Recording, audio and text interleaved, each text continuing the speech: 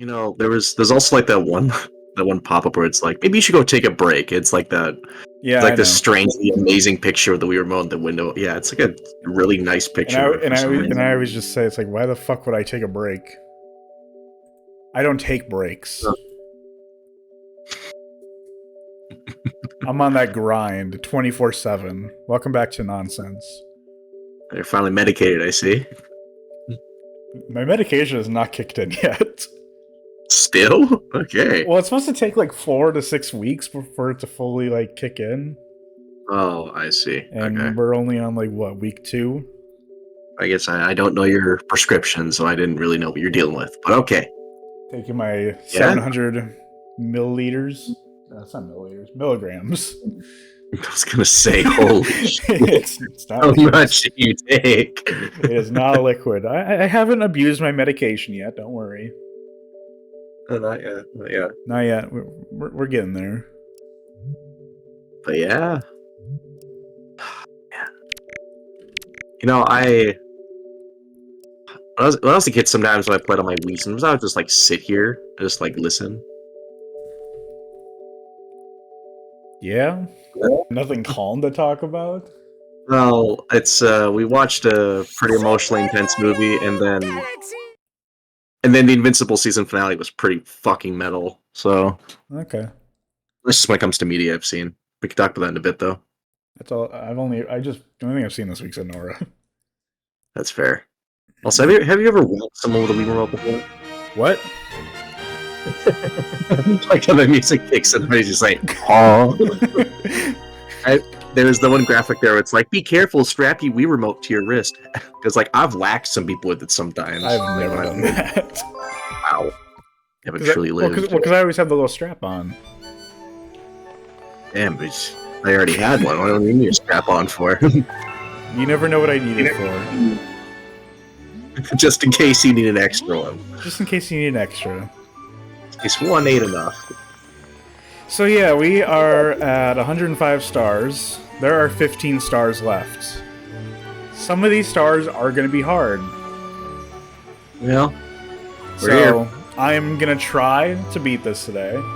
If I somehow, for whatever reason, don't end up beating it, this is still going to be the last episode. Sorry. I'm Alright, like Congressman. Congress Daylight Savings. No. Stop. All right, so we're doing Halo next time. Then, no matter what, even if we don't finish today. Exactly. Wait, what's he? Okay. You got to get the comments Right. going. Oh boy. So many more. Because all we're doing today are, well, there's maybe 2 regular stars left, and then the rest are comments. Fair enough. Oh boy. But to start off the tone of this conversation, so like you mentioned, we watched Honora this week, We the did. Oscar winner. Video is edited. Universal does not like the video. No, they don't like anything. No. So Garbage production company. you never know when it'll come out. We'll see. Fingers We'll crossed. see. But We'll see. it is a very good movie, though. It's a fantastic movie. It's one of the rare movies we both gave a 10 out of 10. That hasn't happened since. All that jazz. Yeah, all that jazz. I was tempted to give After Sun it, but I just kind of had the issues were just a little too much there. Did I give it a... I don't even remember what I gave it. Did I It's give your it a 10 favorite movie of the 2020s so far. I hope I it's know. a 10 out. Well, Honora is kind of close, but Fair enough. I don't remember if I gave it... Because I also had issues with After Sun too. Oh, Beach Bowl. Oh, Fun. great. Love to see it. Yeah, when it comes to Nora, though, It's fucking great. I'm gonna repeat a little bit of what I said in my Letterboxd review. It's a movie that has so much charm and character in its world and its characters. Like every actor is just giving it 100%. Like everyone's distinct. The music is great. The lighting is immaculate. Shot composition is good for what it needs to be. Like it's the scenes themselves are carried by the performances. Oh yeah. Just to be real. Like there's some wacky shenanigans, especially the whole car towing scene. But that's about as And the 20, I think it's 25-minute long scene in the house. Oh yeah, that. Which That's more for dialogue. which I've looked it up. It is 25 minutes long.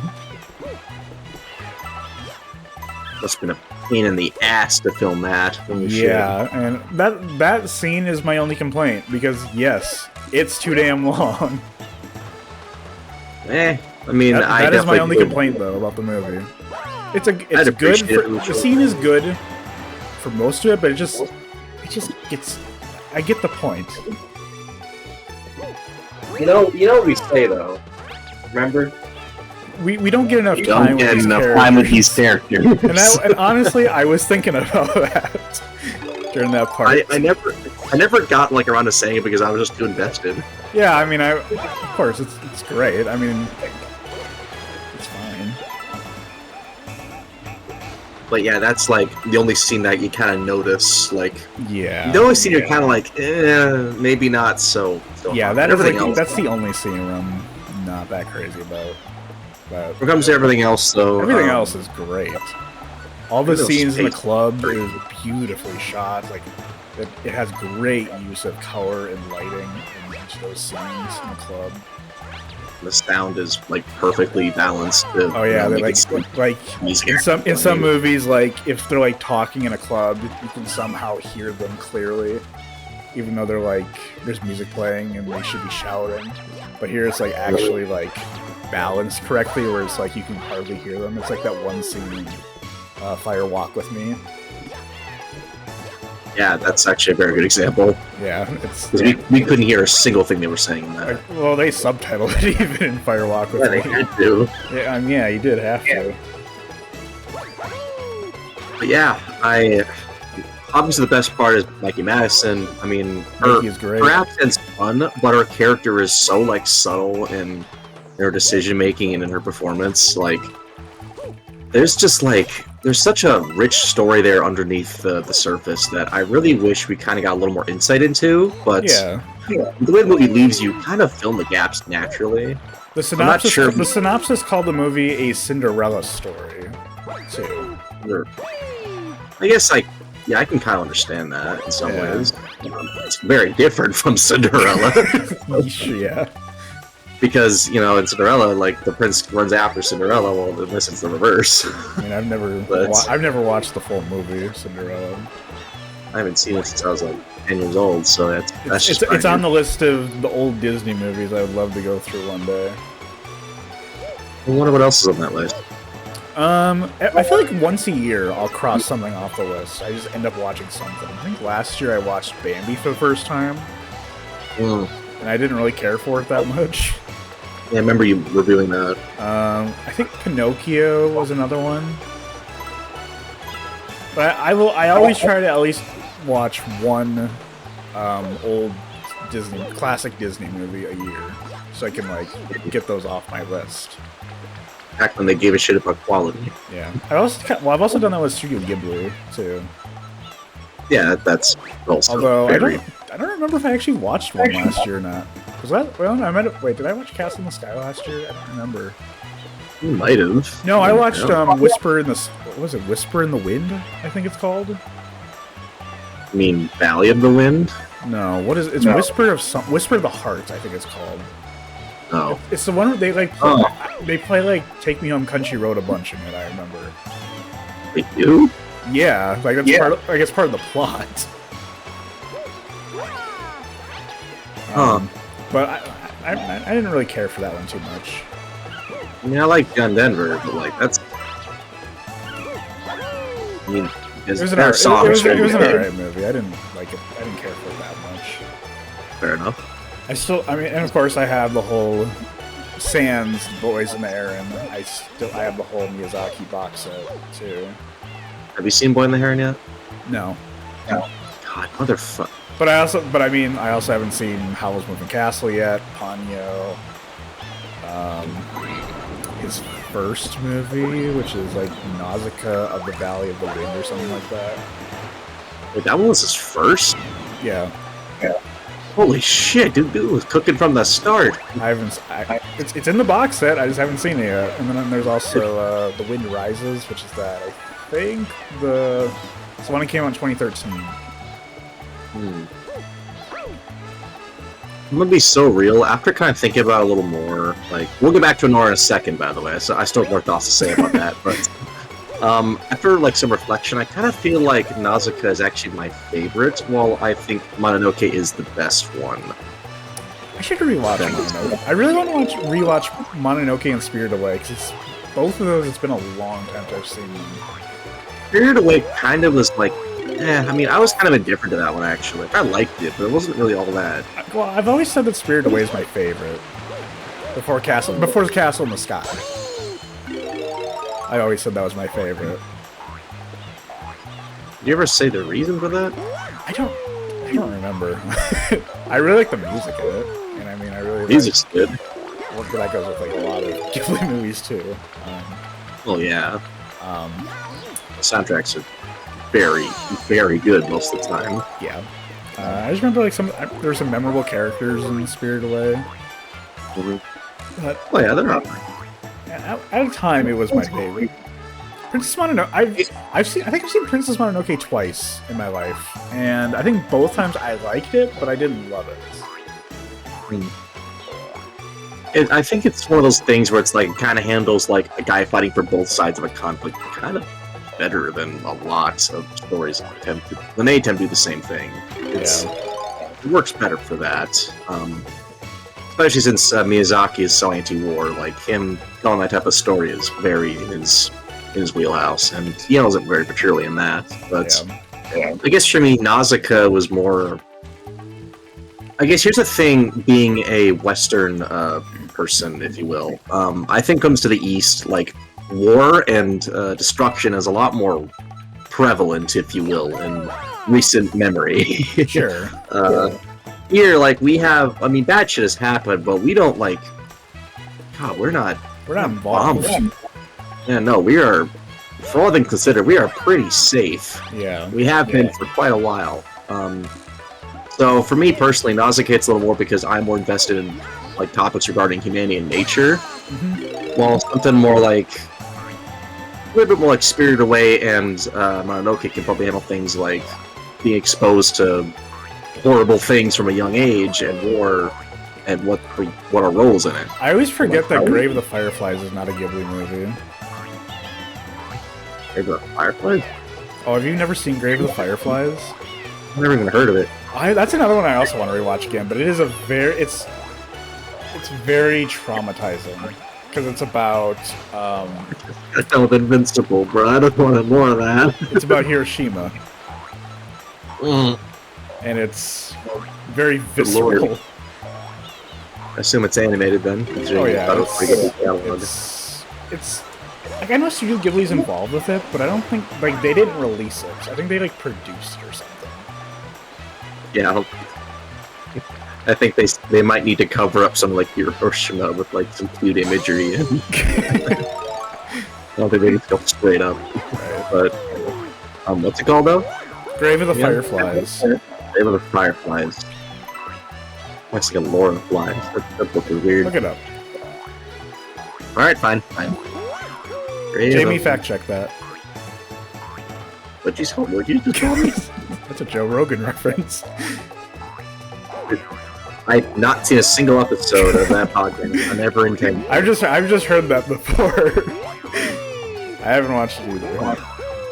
Get the coin, Mario.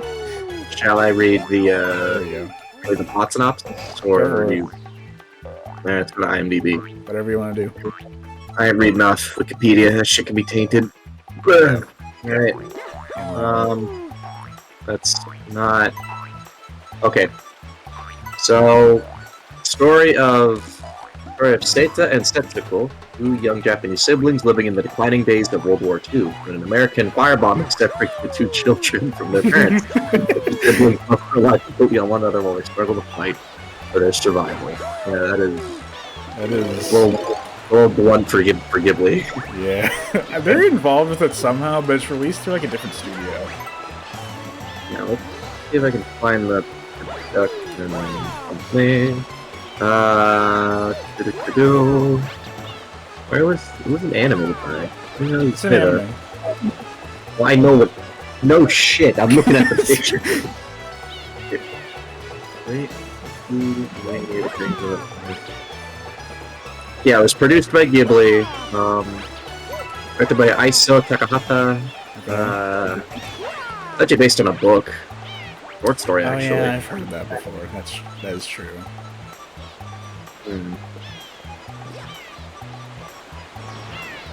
Yeah, that's kind of heavy.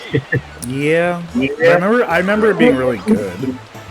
Well, I'm sure it's good. I'm sure make me call my eyes out, but like, I think it's also free on YouTube. I think too. Well, that does not make me want to watch it anymore. Probably Sunday. I just I'm not starting my doom and gloom, if you will. Fair. But well, that's not about Nora though. Yeah. Like I said, it's still a 10 out of 10. My score still does not change if I think about it post viewing. Yeah. Although I do think that I kind of forget the guy's name. Good was his name? The bald, rape eyes guy. Igor? Yeah. Yeah. I think I did think his character. When it comes to the whole like subtle character arc, like pattern of the film, he works pretty well. I just kind of feel like we wish we could have seen him do a little bit more. I don't know what that would be, but that's just me. Yeah, that's fair. I don't know. Like I like when he gives her back. Okay, I'm not gonna spoil that. Actually, it's still pretty recent. It's in the video. I like, but okay, fine. I like when he gives her back the ring at the end. I like when he voluntarily stays with her during all this shit because he normally do. But at the same time, he did kind of straggle her, kind of hold her down. And that kind of sucks. Bro didn't apologize. He never. If he would have just apologized, I'd be so much more lenient on him. Then again, I don't think Honor would have taken that with any merit. So whatever. I would just appreciate seeing some accountability. That's the way it is. Point being, I just like their back and forth, even though the relationship starts off kind of a little rocky. If you know what I mean? Right. Kind of a little kidnappy. Some kidnapping. Anyway, though. Yeah, that's all my thoughts, though. Yeah, it's a great movie. It is. But in terms of other, sorry. I'll go for it. I was gonna go back to the old Disney movie, list there. I mean, if you had, I know Happy Feet was a pretty popular one for your childhood, but was there ever a Disney movie you watched, quite a bit as a kid? Nice job. Wow. There we go. What else? There are definitely some other movies that I like. I remember I watched 101 Dalmatians as a kid. Yeah, classic. Oh, Cars was a classic of mine. Life is a highway. That's more of a modern one. And very, very American for them. Very American. I also remember watching Lady and the Tramp when I was younger too. Interesting. Actually, that's not really surprising at all. What do you mean? You like love stories. What does that mean? You like love stories. Just don't deny it. Okay, I do love love stories. I'm looking for my own love story. Damn right. Well, I would say we all, but shut up. That's the goal. I will ruin your happiness somehow. You will. I will ruin it. Bro, where are these last 3 coins? You will A-train the fuck out of me one day. Where are these last 3 coins? And if only you knew that joke. What? I didn't hear it. What? I just said you'll whatever. Whatever. The kind of people at home will know what I'm talking about. Alright. Jeez. You really want to piss that guy off? I'll fight him. I could take him on. No, you couldn't. I probably could. Baby versus hydrogen bomb. No. They're up there though. So I also watched Fox and the Hound too. That's the only Disney movies I could think of that I watched when I was younger. Interesting. I don't recall watching any. Okay, they're up I here. knew it. That's where they were. Healing. For me, though, it was mostly like Princess and the Frog, Beauty and the Beast. I've never seen Princess and the Frog. Dude, it is so good. It is, in my opinion, it is their best film. I don't think I've seen Beauty and the Beast either. They're on the list, right? Yeah, they're on the list. I only just, like, within the past couple years have seen, like, Little Mermaid for the first time. Yeah, I've seen Aladdin when I was younger, and The Lion King. I did watch Little Mermaid quite a bit too. I only just first watched it, like, very recently. But Aladdin I had seen when I was younger, The Lion King I had seen when I was younger. Yeah, that tracks. I've never seen Hercules, I've never seen Tarzan. I've never seen Hercules either. I've never seen Tarzan. Tarzan I like a lot.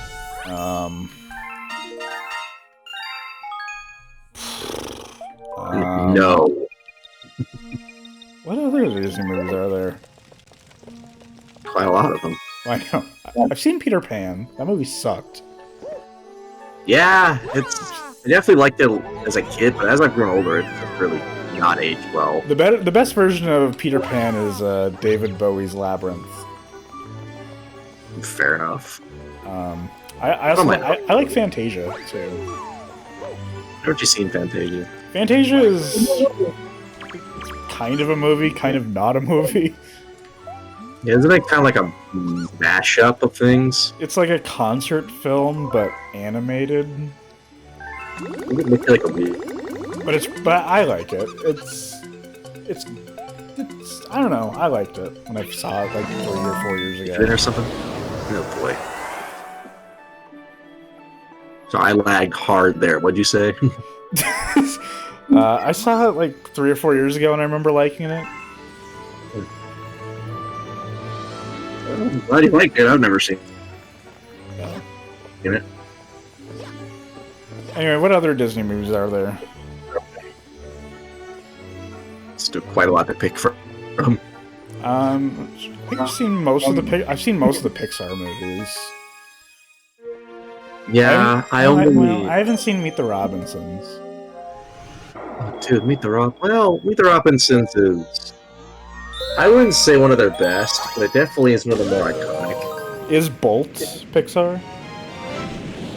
I don't think so, actually. Let me double check that. I remember thinking as a kid it was. I feel like it is.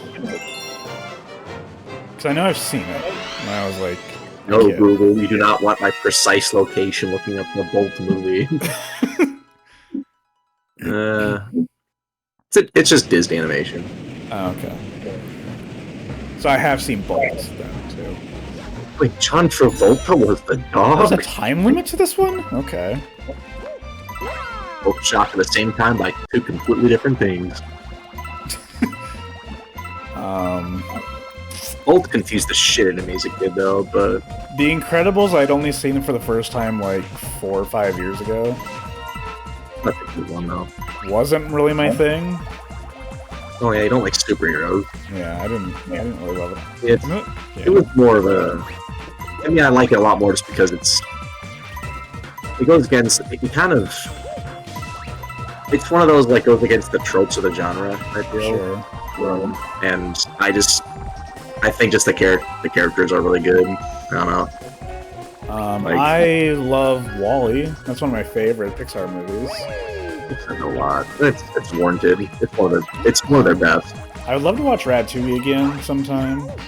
Oh, this music, hold up. Yeah. Good, it's so good. It's good. I think we're gonna not make the time limit. Yeah, have faith. Gotta have faith. Gotta have faith. Oh, gotta have faith. Have a faith. I really want to rewatch Nightmare for Christmas sometime. Ooh, that's a good one. Because I haven't seen that movie in fucking forever. Like, I think everyone always thinks it's like a... Everyone always thinks it's Tim Burton, but it's not Tim Burton. It's Henry Selick. Tim Burton produced it. Yeah, but he's the name everyone always remembers. I know, which I get it, but it's like... That can be... I imagine that's probably really annoying, though. Well, yeah, I mean, imagine... It's stop motion. Imagine that. Yeah. Like, I'm not the most familiar with it, but you have first-hand experience knowing how annoying that is. I have experience with stop motion, which is something I hate with a passion. Yeah. Oh, dude, stop snoozing. Gotta go. I know, I'm trying. Not really. Yeah, I can tell you sleeping on the keyboard. I am actually pretty awake I right now. can hear you snoring right now. Oh my god. Just hit the. I don't think we're gonna make it, honestly. Honestly, I feel like we could have. You just missed the coins. If I didn't wait. Like, come on. You were slacking. You were Do I have 2 seconds to get the star? Yeah. Fuck you, Nintendo, for doing that. That's stupid. The timer should be off when I complete the goal. I mean, yeah.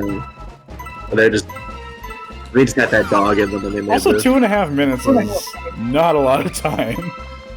No, it's not. It's why you gotta lock in. I will say this: I really have noticed like a lack of like timed objectives in games as of like the last like decade or so. Yeah. Like, I remember a lot of like previous like console generations had, at least well, the ones I grew up with, to be frank. One of the final objectives, or like most of like the end game or post like campaign like challenges always were time based. I don't like that. Really? I like to be in control. Well, too bad. I have control issues. I need to be the one in charge. Too bad. Nintendo has the belt, and you're the LeBron plushie. What? don't ask where I got that joke. I don't know where you got that from. Anyway, though, I kind of a little bit. There's a. Why does it freak you out? I don't know. It just kind of freaks me out a little bit. Why? I don't know. Was he freaked out by a chipmunk? Jesus. I saw the Alvin and the Chipmunks movie when I was younger.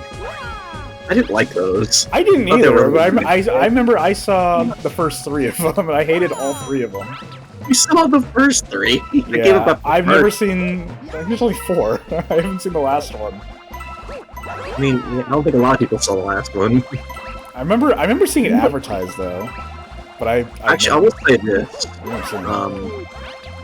Before, I know we both have a very, like, strong, like, dislike of Ryan Reynolds, but would it have been better if, because that guy, Dave, what's the guy's name? Yeah. That actor was almost Deadpool. Would he have been better to you? Hold on, I gotta lock in to get the star. Come on. Because I don't know where it is. It's the problem. There it is, okay. Oh, geez, that was fast. Okay, Yay. Repeat that? So, let me look up his name real quick, because I forgot who he is. For which guy? Jason Lee played Dave and Alvin and the Chipmunks. Yeah, he did. He was almost Deadpool. Would you have preferred him? No. I don't like Deadpool. Nah, fair enough. You just don't like the character, no one's going to seem like a preferable choice. No. In fairness, I feel like he would have been a little less grating on the ears. Maybe. But I don't care. Because I know we had a different voice in mind for him. That's whatever. That's just studios doing what they do best. Anyway, but I remember also seeing the Marmaduke movie in theaters. Wasn't that like a crime movie made into something else, like a completely different last minute? No. Wait, that was Kangaroo Jack. Never mind. That's Kangaroo Jack. I think I saw that when I was younger too, but I don't remember it very well. But Marmaduke, listen, Marmaduke, I haven't seen that movie since it came out in 2010 in theaters. And I still remember it to this day. Not iconic, huh? It's so iconic. Cinematic masterpiece, Marmaduke. It's Great Dane, played by Owen Wilson. You hear that a lot. There's a cat voiced by George Lopez. Holy shit, I never do need to hear George Lopez as a cat. I forget the main guy's name. His name's not coming to me. Feline. Emma Stone's in it too. Why do she to me? She plays like the love interest, I remember. To the dog? No. To the guy. Oh no. I forgot. I've never seen it, so. Yeah. I was like, is there another dog I involved? even remember some of the music that they like put in it too. They had California Love in one scene, and another scene, like the end of the movie is like the dogs dancing to What I Like About You by the Romantics. It's kind of crazy that I remember that movie as well as I do. A little bit, but It's weird. Yeah, you have selective memory. The movie so sucks, I should mention too, if that wasn't obvious. Yeah, it's Marmaduke. It's a fucking Marmaduke movie by 20th Century Fox in 2010, and it's talking dogs. Of course it sucks. You know, there was like a nice job. Whatever. There's a very interesting because like animated animal movies became like they were really big for a time, but the second the internet really kind of became big, they just died out basically instantly. I think it started with Cats and Dogs movie. Yeah, there was yeah, I remember seeing that. I saw the second one in theaters. Eaters. Cats and Dogs 2, The Revenge of Kitty Galore. You really just went out and saw anything, did you? It was I think it came out in 2010. 2010 was a big year for dog movies. It was. How do I get out of here? I'll go pretty big. You don't. That's the funny thing. Get out. You just in. There we go. What the fuck? But yeah, I saw that movie in theaters. I like how we just not gonna acknowledge that Mario turned into like a Playmobil copter for a second there. We don't need to. Yeah, like the part. We don't need to acknowledge it. No, we don't. We don't. Yeah, the 2010s. Now that one, Cats and Dogs 2, I do not remember anything about. Wasn't I think I may have only seen the first one, but I remember there was some act that played the villain cat. Oh, the first one I haven't seen in forever either. Tobey Maguire's in this? That doesn't surprise me. Spider-Man, what the fuck you doing here? That doesn't surprise me. Let's see. Tobey Maguire was in a good movie that came out in '98 called Pleasantville. It's not a great movie, but it's kind of fun. It's like they go into like their TV and they're like in this old like sitcom, and they like change the world around it based on like, because you know like old shows are like super outdated. Yeah. Like it's actually kind of a neat idea for a movie, and it's executed decently well.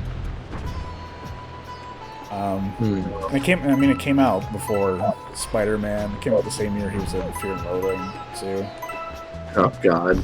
But, and then there's another movie that's similar to that topic called, I think it's called Stay Tuned, I think, which came out in '92. Which is another movie that's about like they go into like the TV and they like go into these like shows within the TV, which I don't know, I just kind of like that idea for a movie. It reminds me of there's an episode of The Fairly Odd Parents called Channel Chasers where they did the same thing. They went into the TV, and in that one I remember they went to like a bunch of like real shows. Like I remember they they did like a bunch of parodies of different shows like Peanuts, The Flintstones, Scooby-Doo. They even did like a parody of the Batman animated series. I remember. Did they? Which I like. That was one of my favorite episodes of that show too. Interesting. So. Wait, they parodied one of the like full-on episodes? Well, it's a 90-minute episode, but they like parody a bunch of different shows, and one of the shows they parody is Batman animated series. Sorry, I misheard. Not that. I thought it was. Sometimes I thought like the way you're talking was like they went to like a different like TV show like per episode. Oh no.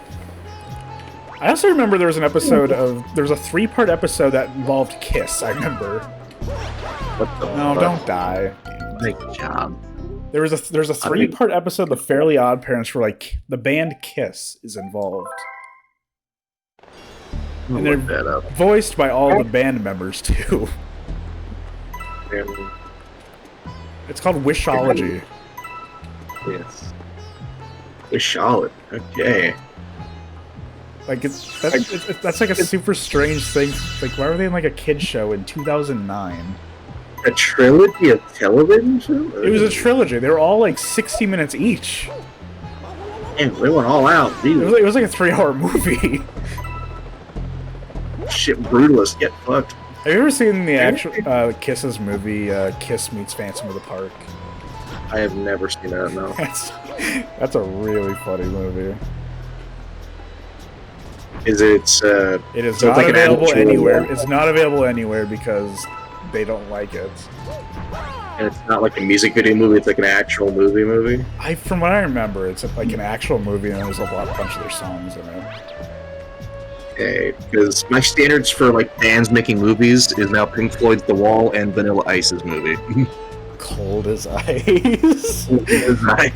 Oh man, that's a. The chick that drives the whole. Have you actually watched that movie, or have you only ever seen like the John Tron video? Yeah, I heard it with the guys a few years back. Oh, okay. I'd love to like watch the whole movie. You really don't. Because it looks. I've only ever seen the John Tron video, and it looks so bad. John Tron video's better than the movie. It is, but the movie looks so bad. Like, I gotta see it. It is such an ego trip. Like, I'm every sure it is. scene, it's just the most smug, asshole-ish face possible. And that doesn't surprise me. It's Vanilla Ice. Actually is.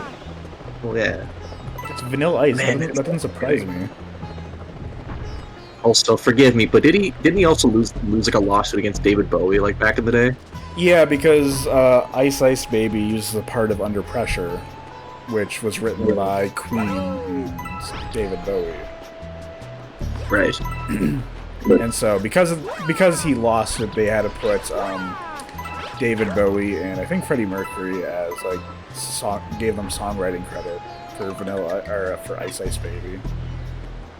I mean, yeah. Because they like sampled that like dun dun dun dun dun. Like that part of Under Pressure. It's a good sound bit though. Yeah. And like we're used to seeing like artists like take like certain sound bites today. Like yeah. But the difference is they actually credit who it's from. Yeah, they should. Like that jackass. Yeah. Sorry, he looks so fucking stupid as the helicopter. He really does, honestly. He just like has like he says like Mr. Gaiman watching. He's like, come out. Whatever. Or sorry, no, not Mr. Gaiman. There was like these hands from Super Smash Brothers. I forget what they're called. Is the what is the name of it? I don't remember. I know what you're talking about though. It's not Mr. Gaiman Watch. No, it's not. I forget the name of it. Different. Just call him the Mitts. Oh boy, how am I gonna get those up there? The Mitts, baby. How about the tornadoes up there? Yeah, about that? that's like I'm gonna be able to get those all the way back. Bro, like Minecraft over there. Gonna go see the warden. You're gonna die horribly. You excited for the Minecraft movie?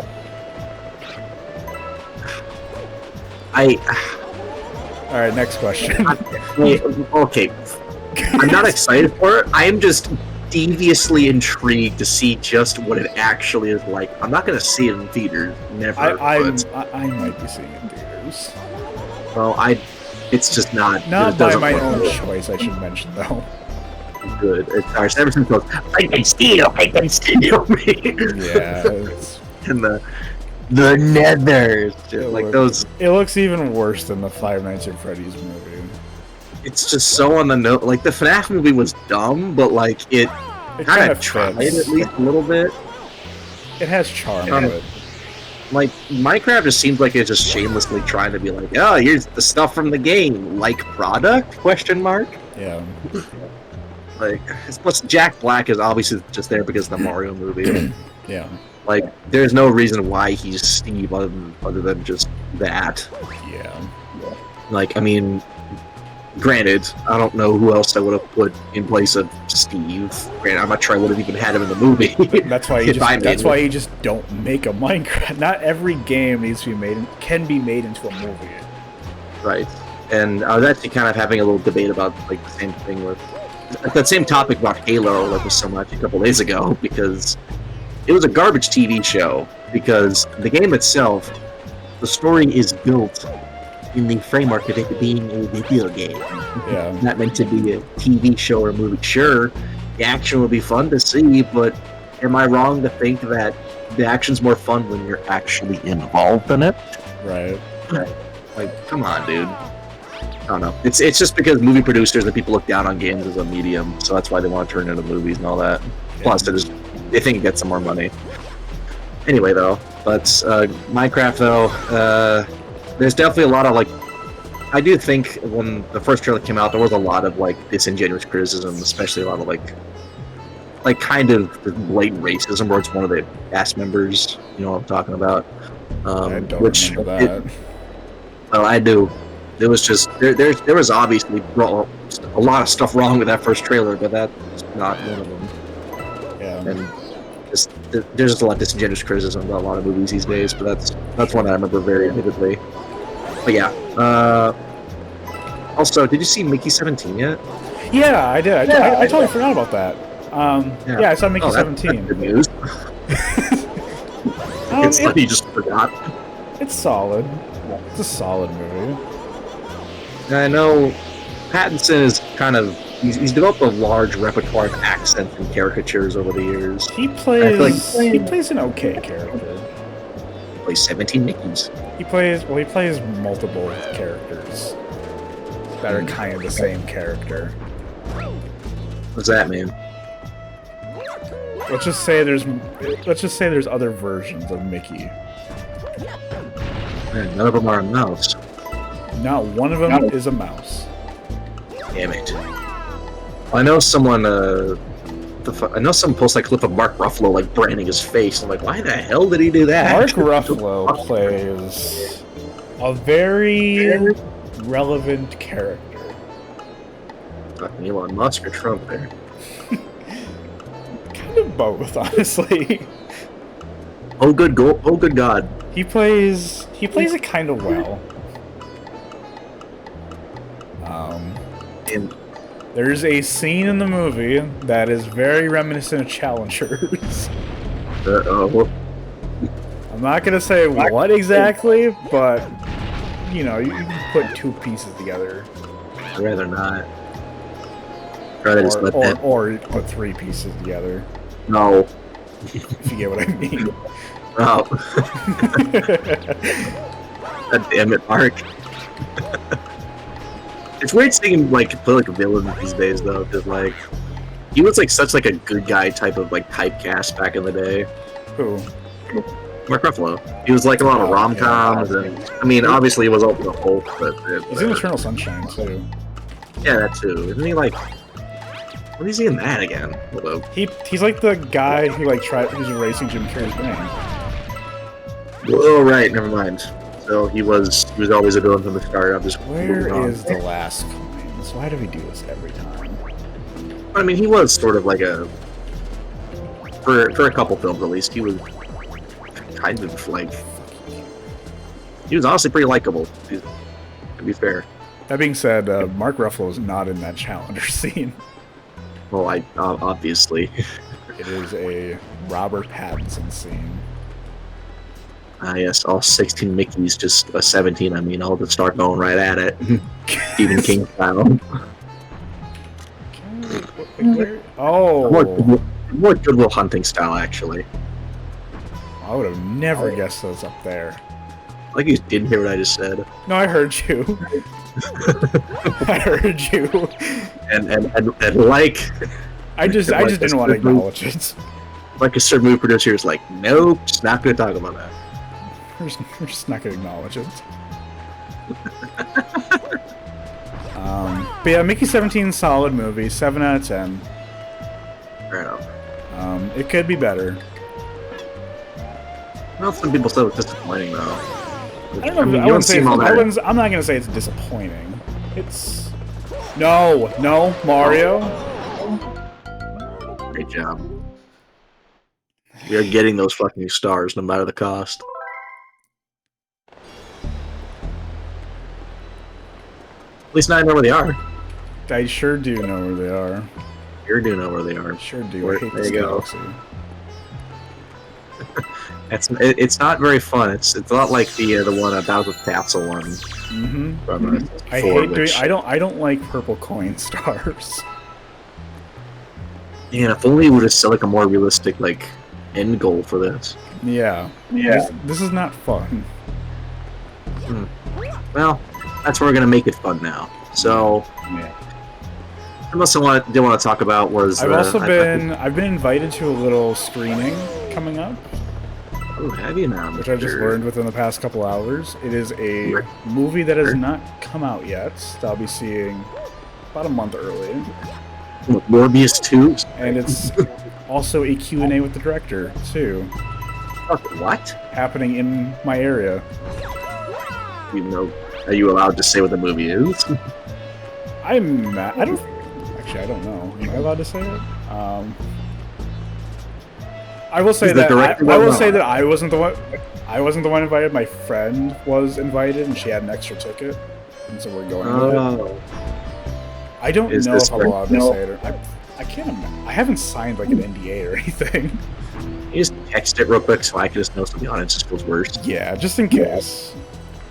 Because I don't know if I'm allowed to say it. This Discord is on the screen. Yeah, you don't see it. Fair enough. Huh. Oh, holy shit, it's him? Yeah, and he's gonna be there. Well, shit, okay. And it's a free screening. Can you ask him how he feels about treason?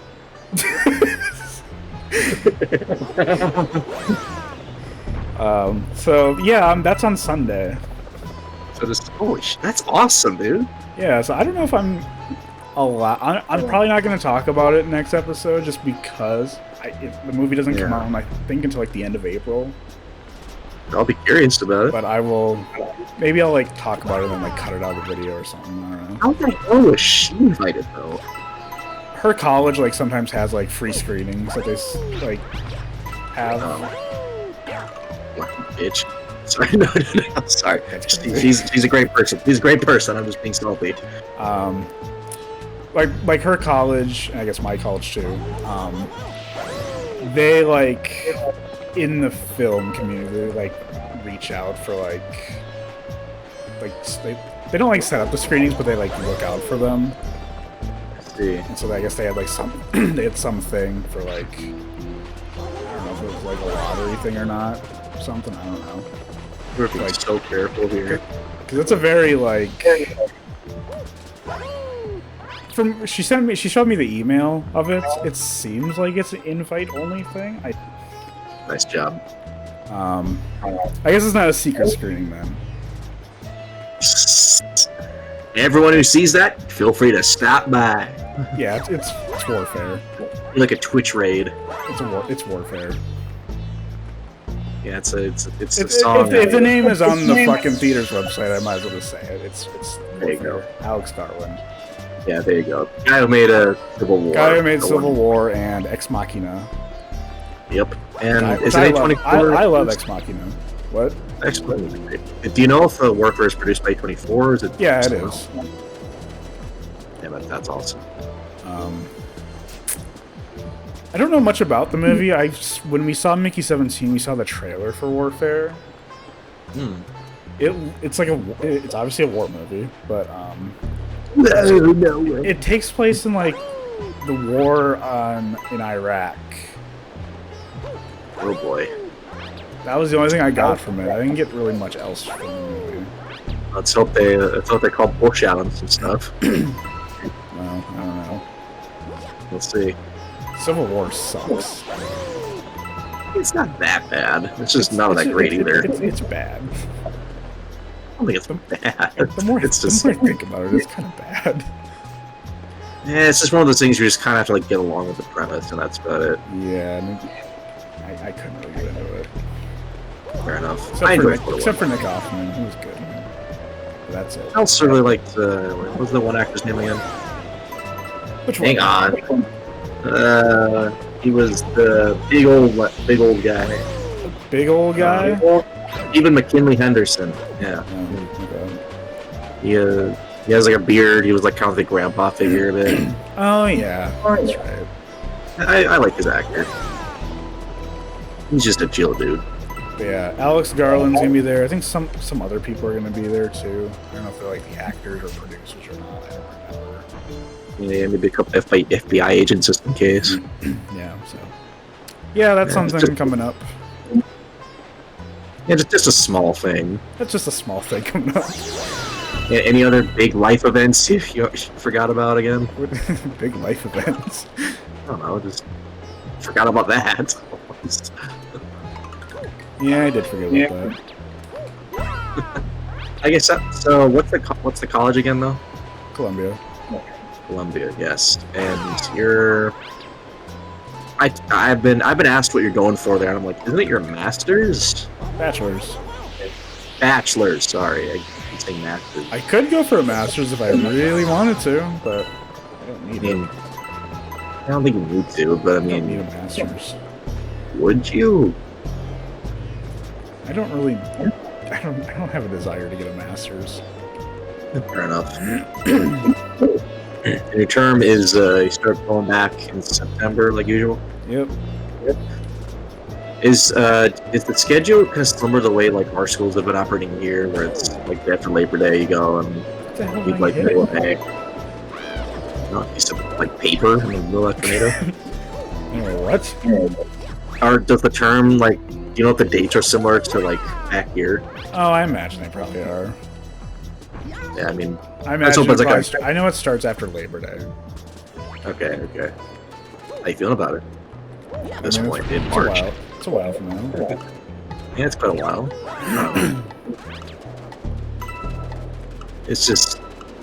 It's funny because you were like so. I mean, it makes sense why you're feeling that way, but you were just so scared, like have like no school or anything really keeping you occupied after you graduated, and now just you're in fucking Chicago. I am in Chicago now. It's because I think back to like our old like recordings where you're like, you know, I'm graduating. Sure am. But I gotta do it again. I get out and they all because no one wants to hire someone with an associate's degree. Oh, true. Or without connections either, because I don't have many connections, especially here. Yeah, and I won't say I had much chance of connecting with Alex Garland. No, I'm not gonna. I could be the obnoxious one that like gives Alex Garland my business card. Yeah, let him know your portfolio, your website. And, it's like, can you check all this stuff out and then hire me for your next movie? I don't care how dog shit it is. I'll work on it. Would you actually? I don't know. You may need the experience. I'm just saying. Depends on the movie. Yes, so actually, that's an interesting question. Is there a director that's currently working that you'd be hesitant to work for, but ultimately would? I don't know. Fair answer, I guess. I don't know. Because I was recently offered, like, to audition for this one movie that my girlfriend's school is doing. Yeah. And the guy directing it is apparently kind of weird. So what does that mean? Well, he's kind of a misogynist, and oh boy.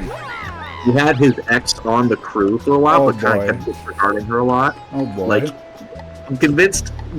Okay, these are just the stories I've heard, but he only kept her on just to kind of shit talk her in her face. That's really sad.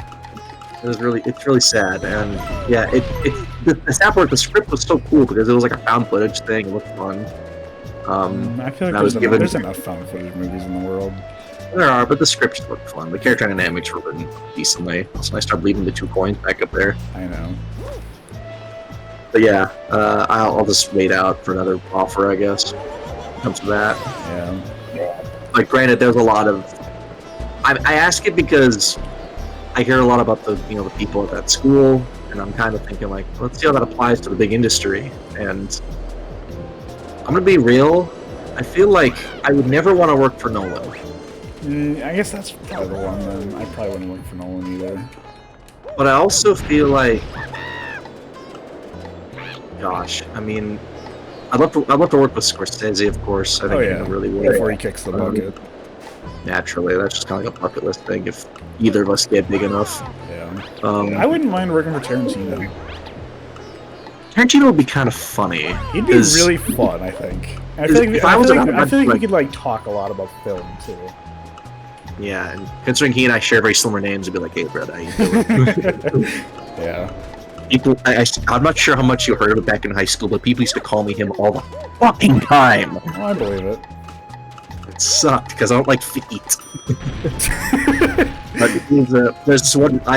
It's a very famous interview, like on the news, where this lady was like, "Why is there just so much violence in your film?" He's like, "Because it's fun, Jan. Yeah, Leave me alone." I've seen that, and I like that a lot because it's true. It's fun. It's very fun. Why did we become such prudes about things these days? I don't know, but like, first everyone hates the violence and all the, like the gore in movies. Now it's in today's age, everyone hates also the sex in movies. It's like, why are we becoming such prudes? It's kind of a cycle, you know? Like, why? Who cares if they're having sex in a movie? I mean, why do you care? People do it all the time. Yeah, it's a normal part of society. It is a normal part of life. And frankly, I mean, people look down on actors and actresses for doing nude scenes. It's just such a wrong concept. It is. Such a fucked up thing, because, like, doing those scenes is brave, man. Yeah. Like, I may exercise, but I'm not at the point where I'm like, I'd be okay letting millions of people see my bare ass. Just right. Yeah, I would never want to do that. No. And to any actor, actress that has dealt with that or does it, kudos to you. You're braver than I am. You're brave. Probably a lot more attractive, to be fair. But yeah. What other directors though? Let's see. Let me just look up a list. Let's just refresh my memory. Because I kind of lose like a big picture thinking stuff like this. How do we get up there? I'm not sure I want to look for Spielberg if he's still doing things. No, I don't like Spielberg in general. I feel like he'd just be kind of sterile. I don't know. Every movie he's made his entire career is just like the most like bland cookie cutter thing. Oh, and this is just my principle, but James Cameron never. Like, I don't know. I kind of respect James Cameron a little bit. I don't.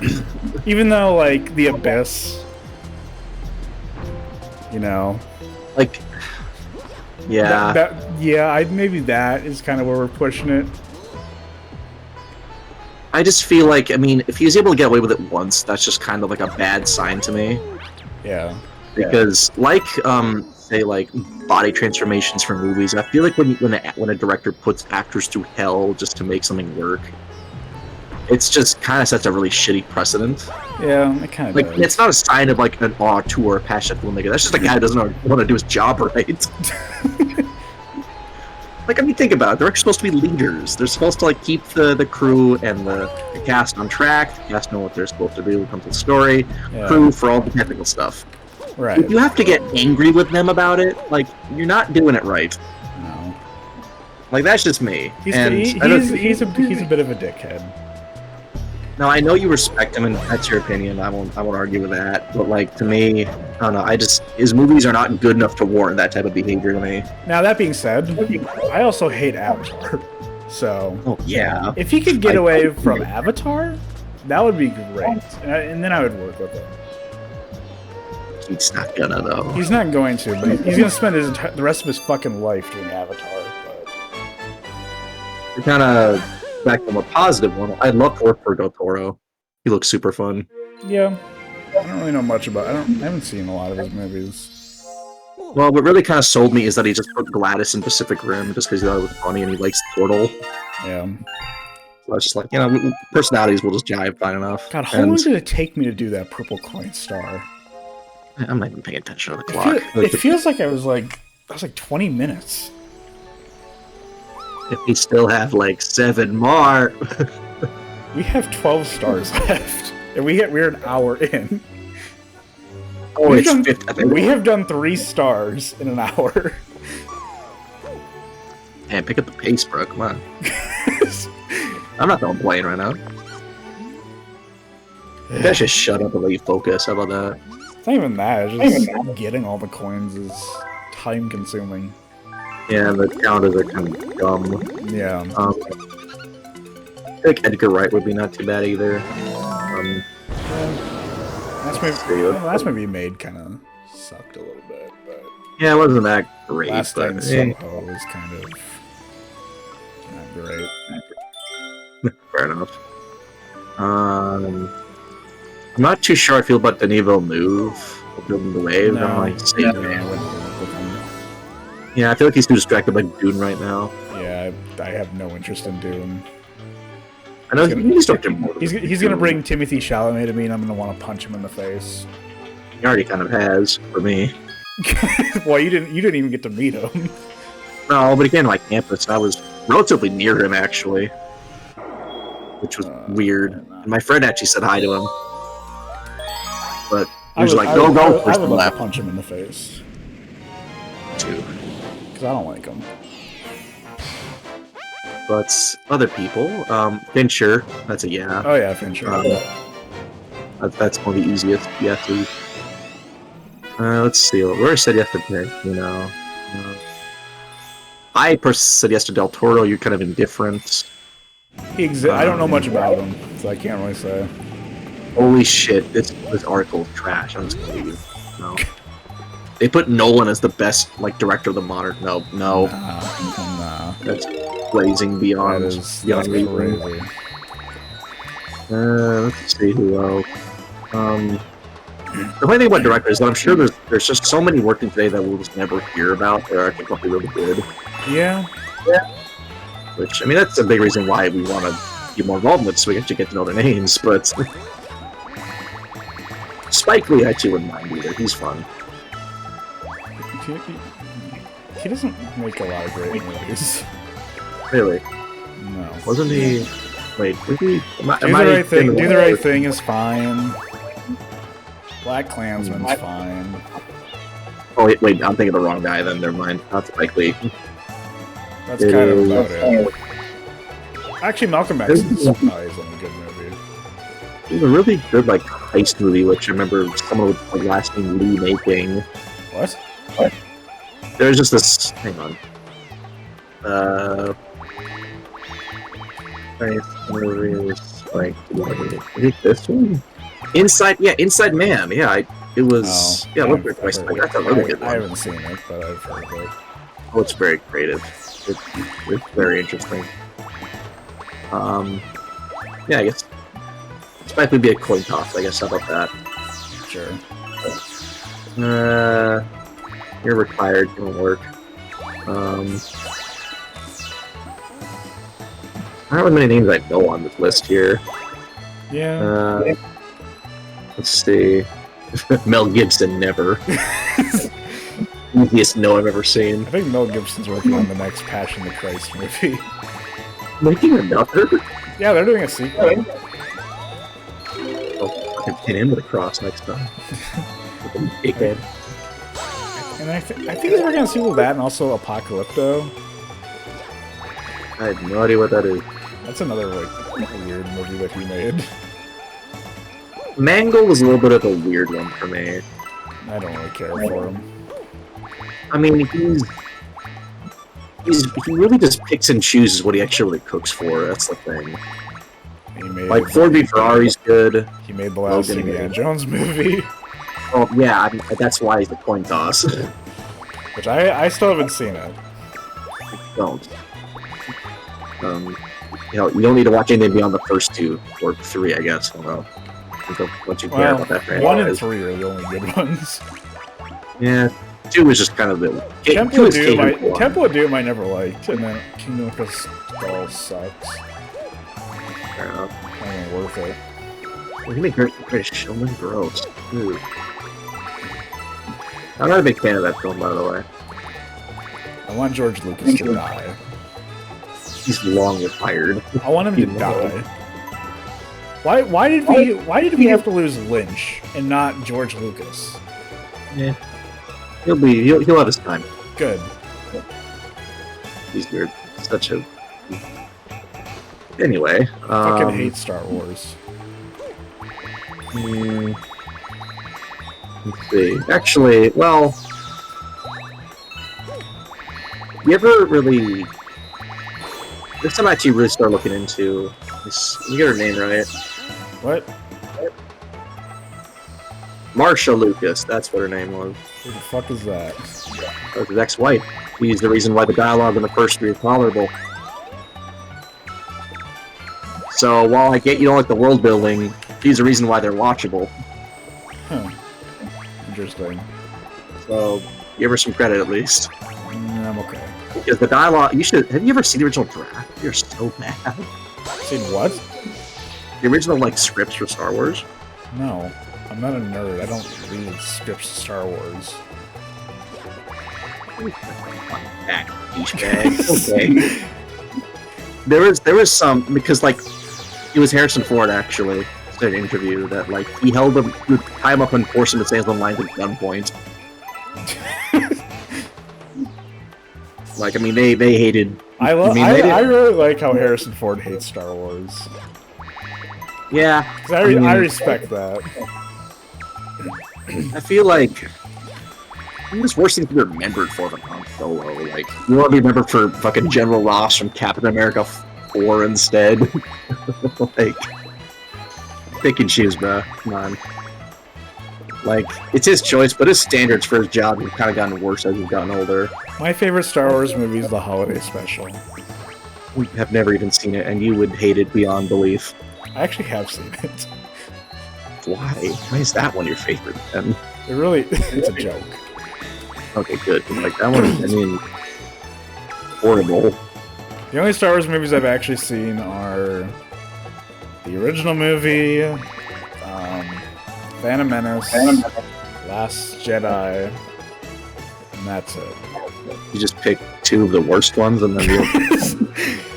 He's well, okay. Phantom Menace is... I don't remember what were this... I don't even remember Phantom Menace at all. Last Jedi, I was dragged to the movie theater to see it. By who? I don't even remember, to be honest. I just remember I saw it in a theater. You didn't want to be there, I know that for sure. I really didn't. You've just been exposed to some of the worst of it, man. No wonder they don't like it. And then I've seen the original one. I thought it was kind of boring. Fair enough.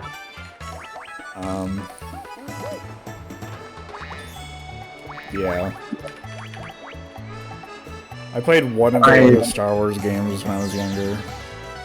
I would say I feel like you'd appreciate Empire a lot more as a film compared to the other ones. I'm not watching it. Jesus, man. Why? I don't care about. I don't care about Star Wars. I don't care about the fact that it's like this such celebrated series. I don't care. All I'm saying is, closed-minded people are never usually that nice to talk with. That's why they go on Fox News. That's all I'm gonna say. I don't care about Star Wars. I just want George Lucas to drop dead. Okay, how about this? When George Lucas dies, Nonsense is going to do a full video going through the entire Star Wars series. You'll give it an honest try. If the day he dies, we will do a video where we go through the whole series. We're not doing all 9. We're not doing that. We'll do like, I don't know, if you want to do like the 6?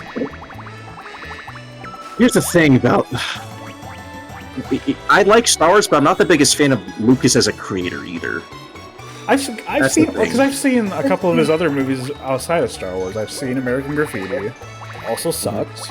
I've seen THX 1138, that also sucks. He's just not a good director or writer. Yes, he's just a better ideas guy. His ideas are kind of whatever. Well, I would say the idea of the story about... I mean, granted, it's only so mind-boggling, but it's heartwarming to want to tell a story about redemption and finding the good. As if that has never happened before. Not that's completely original, dude.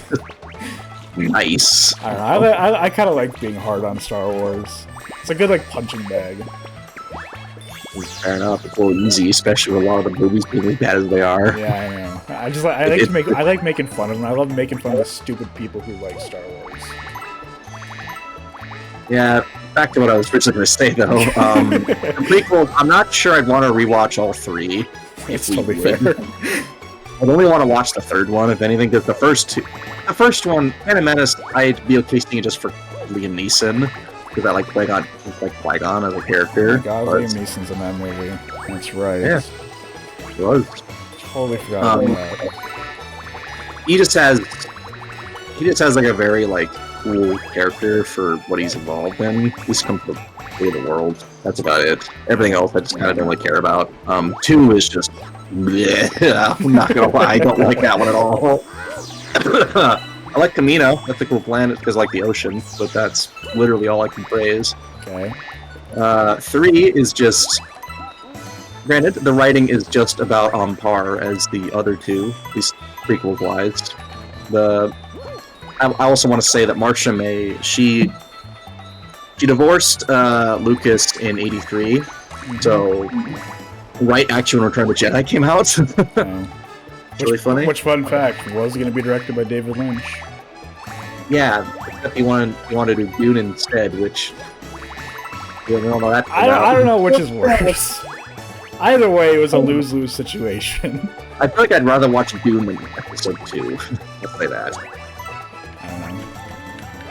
I will say that. But back on the topic, because Lucas had way too much power with the prequels. Way too much fucking power. He really got lost in his own... He got lost in the sauce. He just didn't have much sauce to begin with. But the reason why I like 3 is because I just like the idea of a guy who loves his wife so much that he just tear down an entire government institution just to let her live. Like, to me, that's a baller premise for a movie. Interesting. It's not a very complicated idea. It's really not set up the best in the movies. It's elaborated better on by other people, which, as the franchise went on, you kind of realized that Lucas was good for sprinkling ideas, but he's not the guy you want to go to elaborate on things. Yeah. At most, he's the guy that introduces something, and then other people are like, oh, let's just take that and see where it goes. Don't let him be involved in anything else other than that. Please don't. Please don't. Please don't. But when it comes to the sequels, though, like that's the trilogy that Last Jedi is in. Those are the first 2 are watchable. You can say that. Like they're just kind of. I've heard Force Awakens is decent. I mean, it's a J.J. Abrams movie. It's really not really. He's another one where it's like he makes kind of like cookie-cutter movies. Yeah, he's not great. He peaked on Lost, and that's it. Did he really peak with Lost? Lost is actually a decent show. Well, For a little bit. I just don't like the mystery box idea, and it's really front and center with Force Awakens, and it's really annoying. To me, I mean, it's the sequels and the prequels are bad for 2 completely different reasons, but they're both still fucking terrible. As a movie, though, Revenge of the Sith is still probably not very good. I'll say that. At the same time, I just like that an entire status quo changes. That's just a cool idea. That's just me. The originals, though, I mean, came to the New Hope. I mean, I know we've already talked about that quite a bit. I won't say too much on that. When it comes to Empire is much more raw. Like, a lot of shit happens to the characters that... I mean, of course, as a kid, it was new seeing a villain be villainous. Ooh. It's like when you say Citizen Kane invented storytelling.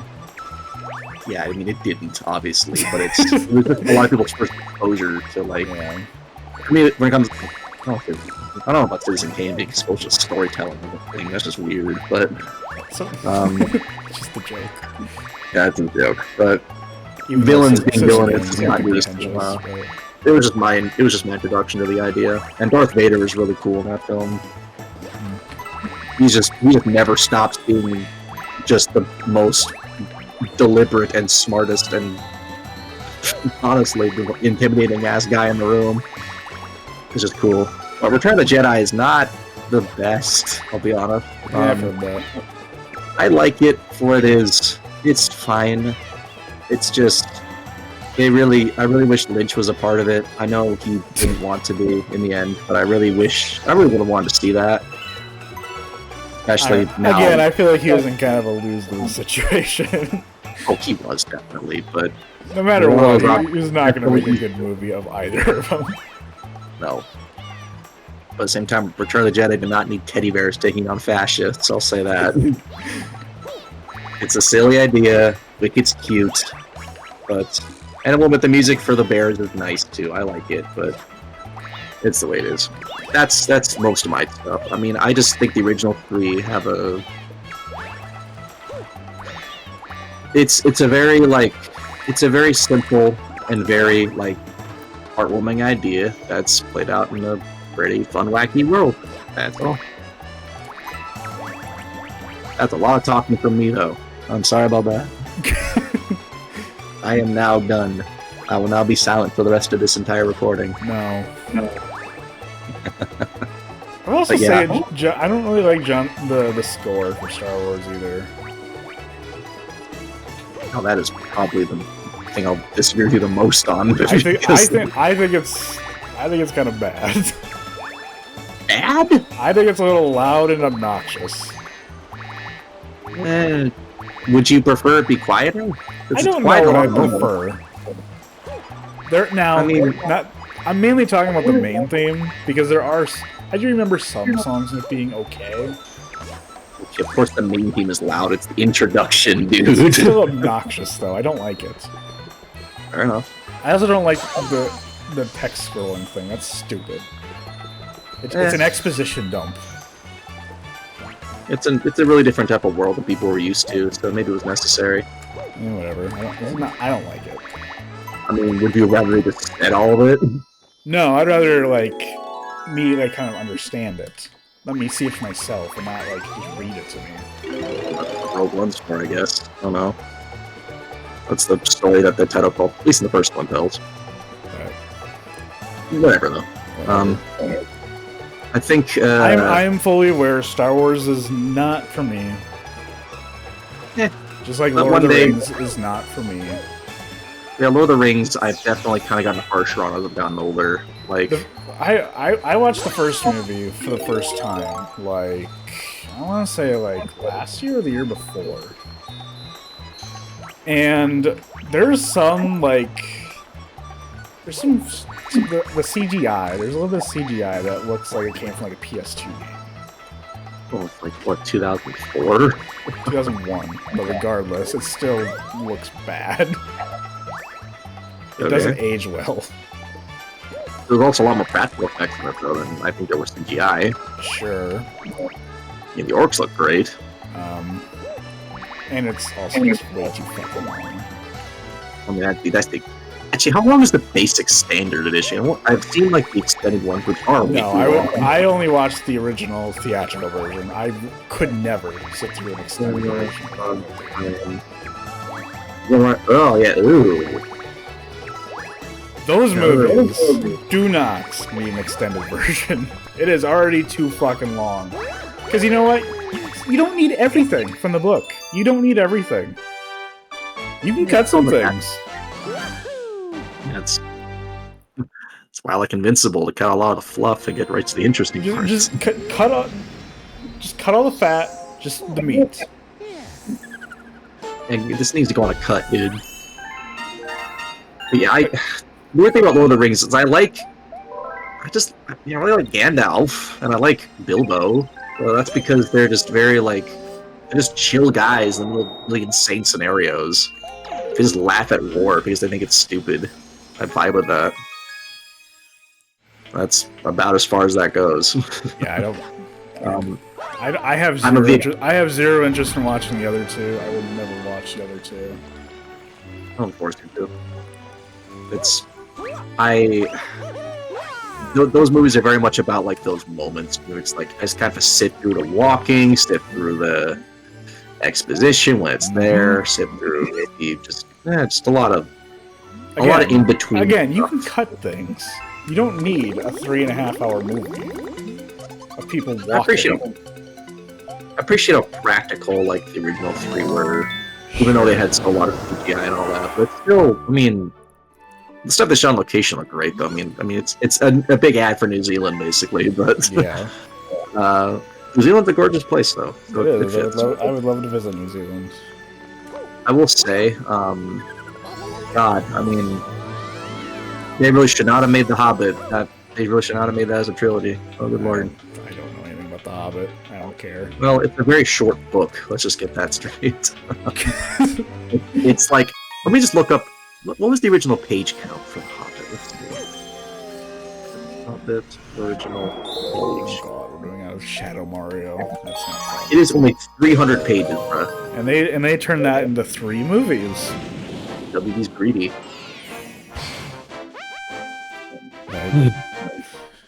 Hey, yo. Peter Jackson doesn't know how to cut things.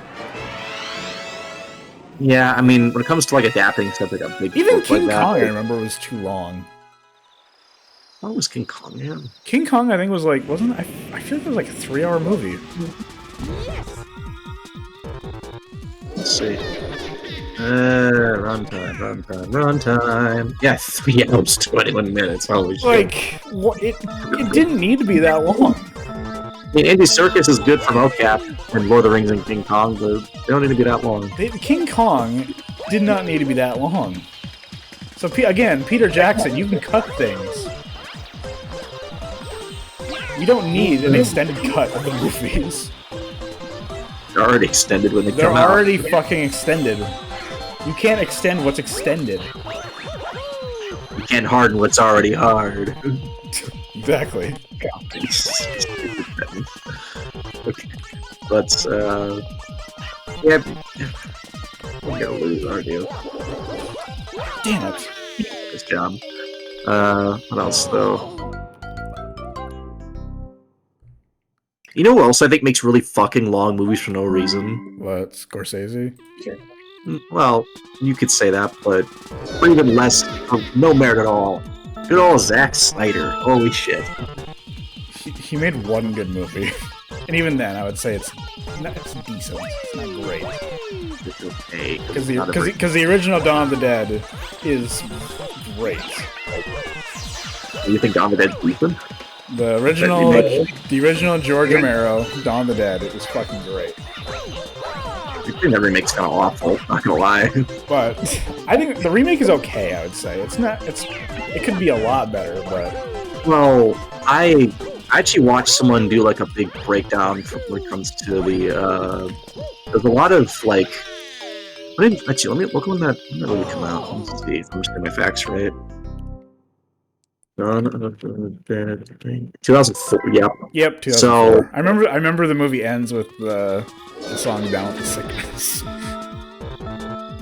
Well, it's funny, actually, I'll get to this point later, but you wanna know what they show in the first 3 seconds of that movie? What? I believe it was a large, like, Islamic prayer, like, mosque or something. Like, people were praying, practicing their religion, and you and I are both not very for religion. I'm not, that's not, just me saying this is not, he's like, oh, I like it now. It's just, the movie demonizes a group of people because 9/11 was recent, basically. Yeah. They attribute, Redondant, the original was more about consumerism and becoming ignorant to, like, what's around you. Yeah. Essentially brain dead, you know what I mean? Mm-hmm. The original was great for that. The remake is more about demonizing things. And you know what really sucks, though? What? Is I'm not sure if it's a Zack Snyder thing or a James Gunn thing, because he wrote that.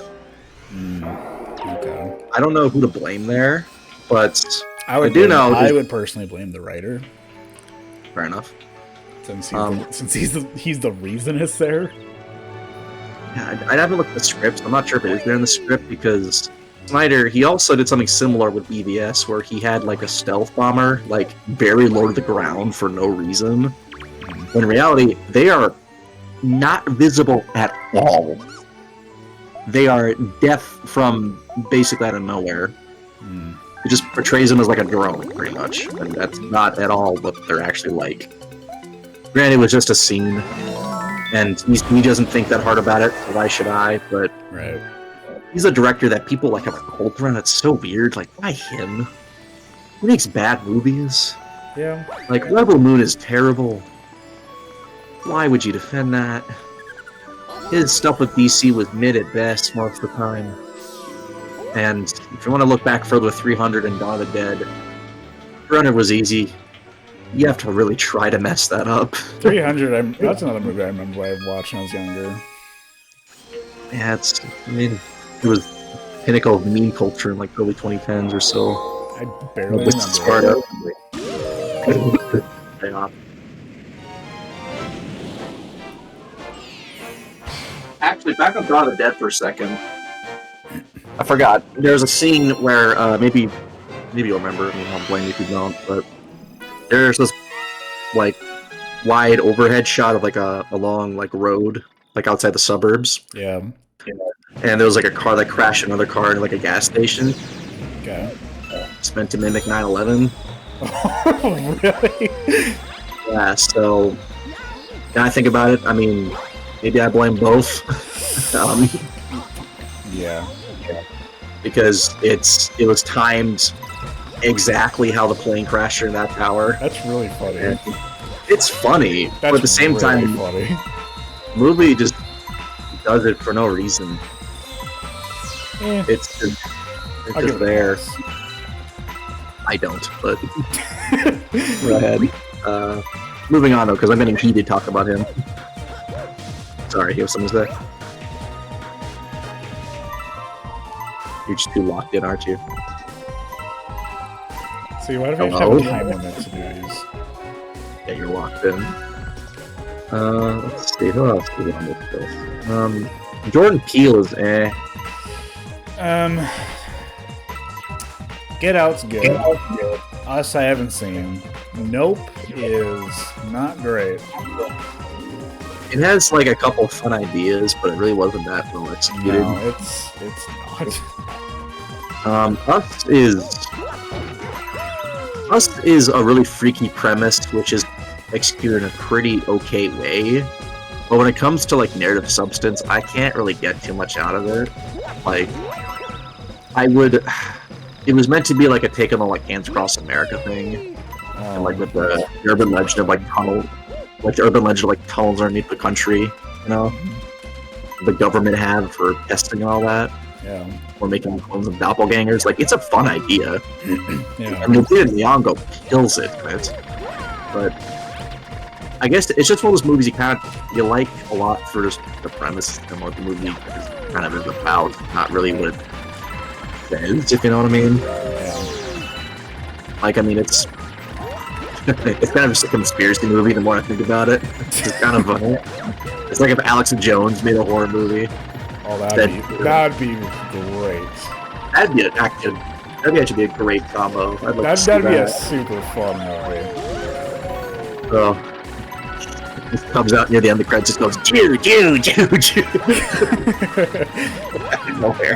Now that would be a movie. That would be a movie. That'd be the movie of all time. That would be the movie of all time. Oh boy. I know Peele is making another one though. Yeah, I've heard that, but I I don't know what it is though. And I'll keep an eye out for it when it comes out. He does have, looking at Nope though, I really did appreciate I like the parts of the monkey, that's about it. The monkey's not bad. I like the scene where like the UFO was like hanging over the house and the blood's raining. Where is the last 3 coins?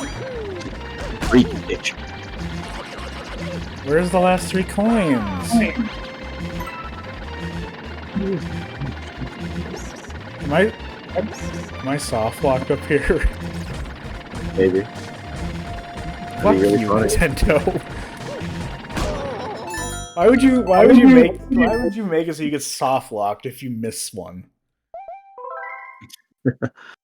I don't know. Stupid. Maybe just because you gotta get good. I don't know. Fuck you, Nintendo. Here's the thing with fucking. Okay, do you ever see Knives Out? Yeah. Did you see its Glass Onion? Like, Yeah, I saw Glass Onion. What do you think of them? Knives Out was okay. I didn't really care for Glass Onion that much. Yeah, because he directed The Last Jedi. Yeah, I know. Okay. I know. He's one of those. Ryan Johnson is one of those directors that's like, He exists. he exists, but at the same time, I feel like he just thinks he's smarter than everyone else. Which, I mean, like, it's not bad to like twist, but we all know from M. Night that if you just force them in there, they're not really gonna be good. I think Knives Out is a little overrated. Knives Out is fine for it is. It's okay. It's a good movie to watch once and then never again. There's no rewatchability to it. I do love Daniel Craig in those films, though. He's the best part. Yeah, but besides that, there's no rewatchability to it. Fair enough. But Benoit Blanc, bro, I can see him. I let him solve the case of where my life went wrong. I remember Among Us is in the Glass Onion. Yeah, it is, isn't it? Yeah, that was really funny. That was the best part of the movie. That was the first movie that really had COVID be involved in it, which is kind of bizarre. There was a movie that came out on Max. I forget what the name of the movie was. It came out in 2021, and it was about COVID. Huh. It was directed by Steven Soderbergh. I forget the name of it. Oh, Kimmy. That's what it was. That's that out of it. But I remember that one was. That one was it was kind of like a remake of Rear Window. What's it called, sir? Kimmy. Kimmy. I think it was only on Max. I think. Oh, it's K-I-M-I. That's what it is. Yeah. But yeah, it's like a remake of Rear Window, but during the pandemic. Oh. And it was kind of neat. It was kind of interesting. No. Zoe Kravitz. Interesting. Yeah, Zoe Kravitz is in it. Blue hair. Ew. Yeah, she does have blue hair. Right. That's right. I remember that. Looks like it was like a borderline cosplayer. Keep your normal hair, dude. Better. Anyway. Interesting. That was good. Yeah. Oh, and we talked about Sean Baker a little bit when we saw Nora. Yeah. I would like to watch other movies sometime. Mm-hmm. I know Tangerine is supposed to be really good. Florida Projects, Red Rocket.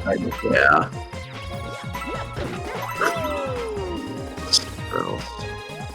Yeah, you said Tangerine is about a transgender sex worker, right? Yeah. I was a little interested in seeing that one because honestly, with how much Amelia Perez fucking fails at what it tries to do, I really wouldn't mind seeing a good trans movie. At least a movie with a really involved in the plot or in the story. Because are there a lot of movies about trans people? To be honest. No, it's not. Well, actually, there's more than you think. I can think of a couple. I know. I've heard of Boys Don't Cry, which is supposed to be interesting. That's the main one I can think of. See for a second. It came out in 99. And it's about a true story, I think, too. It's on this list. Stars the girl who was a $1 Million Baby. And the new Karate Kid. Oh, yeah, I forgot they made They did a fucking remake of Karate Kid in '94 for no reason. Before the Jaden Smith one, and then before this new one that's coming out this year.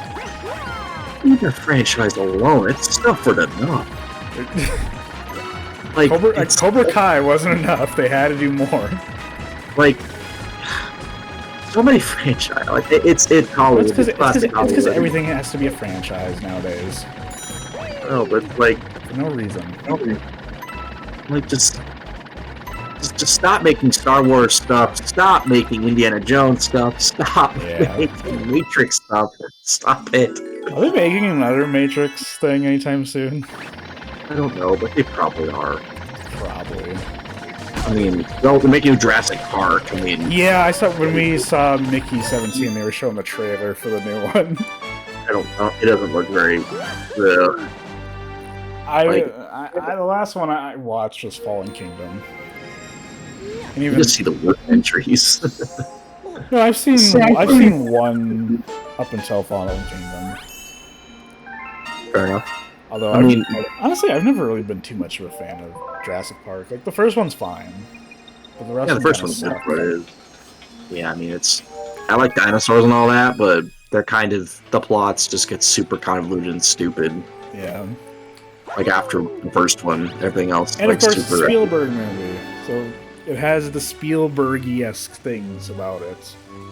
Yeah, I mean, for Spielberg... Everything is disingenuous. I wouldn't say it's disingenuous. It's a bit harsh. What do you mean by that?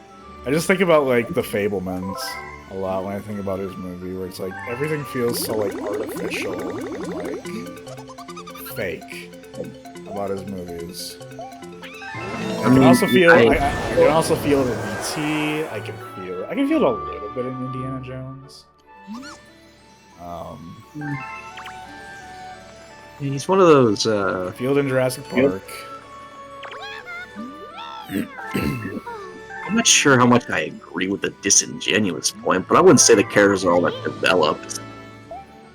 Schindler's List probably isn't a good movie. Yeah, I mean, it's a fucking Holocaust movie. Hope it'd be good. Yeah, that's the only movie he actually tried on. No, didn't, I guess I'm thinking too much on Jurassic Park specifically. That movie itself is, at least we came to that one, there was, he didn't write that one, of course, right? No, it was the Michael Crichton novel. Michael Crichton novel, yeah. I mean, the things I like about Jurassic Park, when it comes to the actual story, it comes from Crichton, mainly. But, I'll give Spielberg this, at least, looking into that one. He showed off scale not too bad. Like, I came to the mechs, like the animatronics, I guess would be the right term. Yeah, I mean, the dinosaurs do look good. Yeah, for CGI, it's aged beautifully. Yeah. For the most part. That's the only thing I remember from it. Fair enough.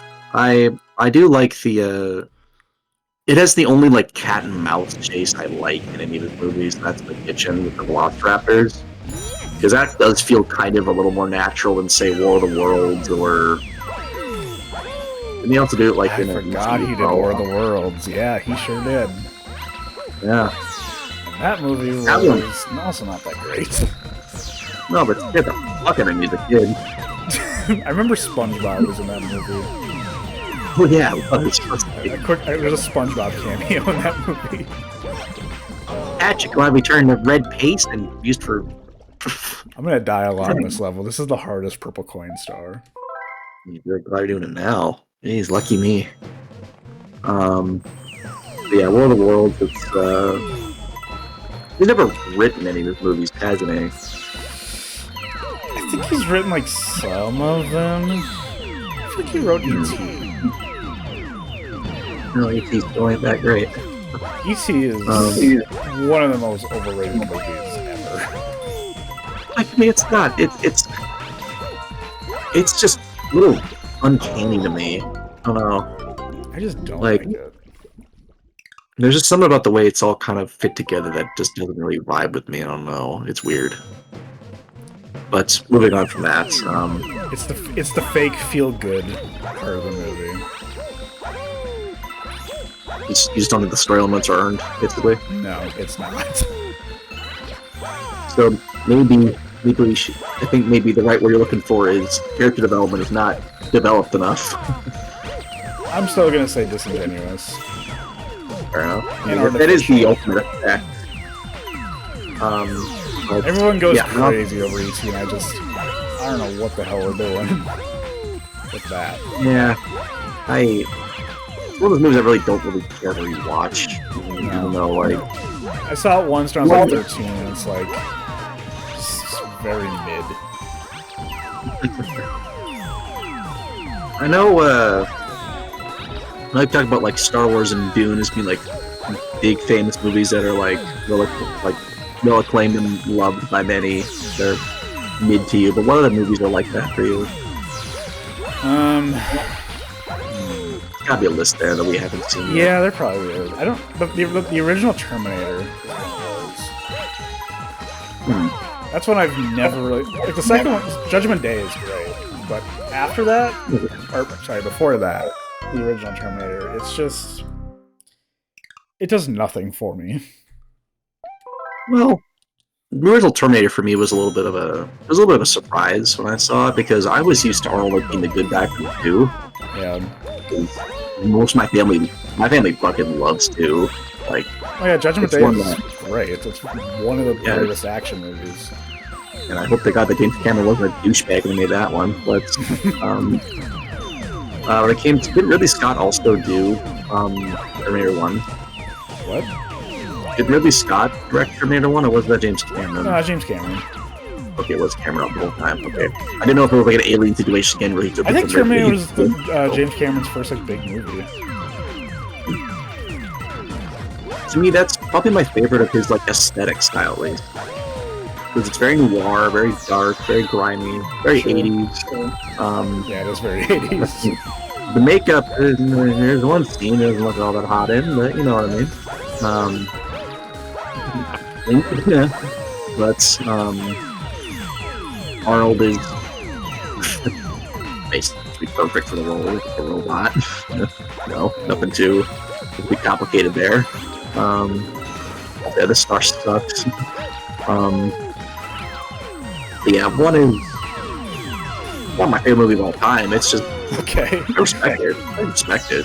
That's fair. I respect what it is. That's fair. And 2, yeah, I mean 2 was a 2 is fantastic. It's just so unexpected too. Like it's so rare when the sequel is just that good. Yeah, the Empire. I do think you'll like that one a bit more. Hold on. Got a lot. Oh, you still got like a minute. Fine. But I gotta get to it. Don't overthink it. Don't overthink it. Wow, that actually did not take me as long as I thought it would. Alright. Nice work. The original Blade Runner also, I feel the same about. I've never seen, so can't We'll comment get to yet. that very soon. Yes, sir. Gremlins is another one that's never done anything for me. Yeah, that one was a bit anime too. Like, it's kind of such an 80s premise. But It kind of is, yeah. I remember liking, like, the last scene, but that was about it. I couldn't tell you anything about it. Yeah, it's a very gimmicky type of movie, which worked for some people, not for me. No, I never cared for it. I feel like I would need like pull up a list or something to remember.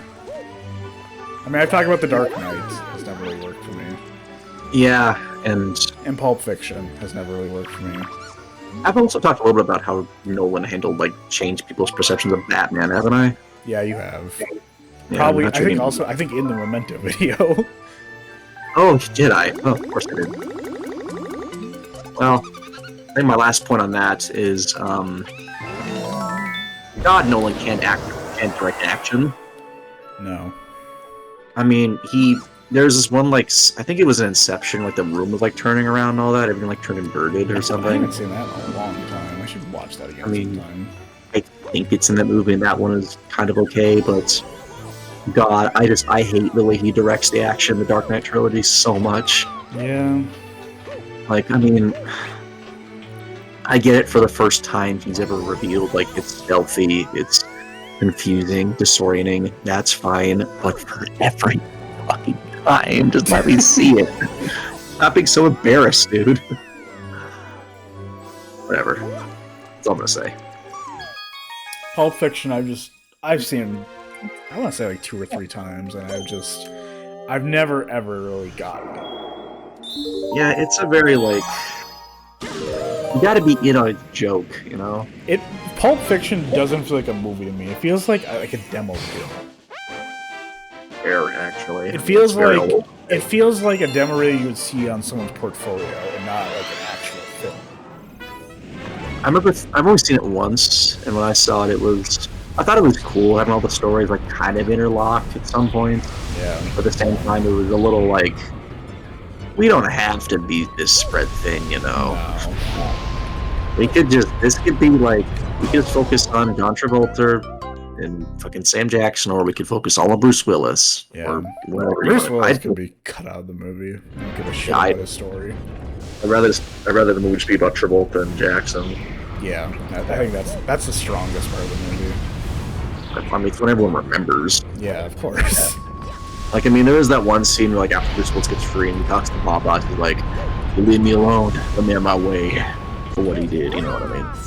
That's, like, the only memorable scene from that entire side plot. Mostly, Bruce Willis isn't actually bad in it, he just has a very forgettable story. Yeah. Which, arguably, is worse.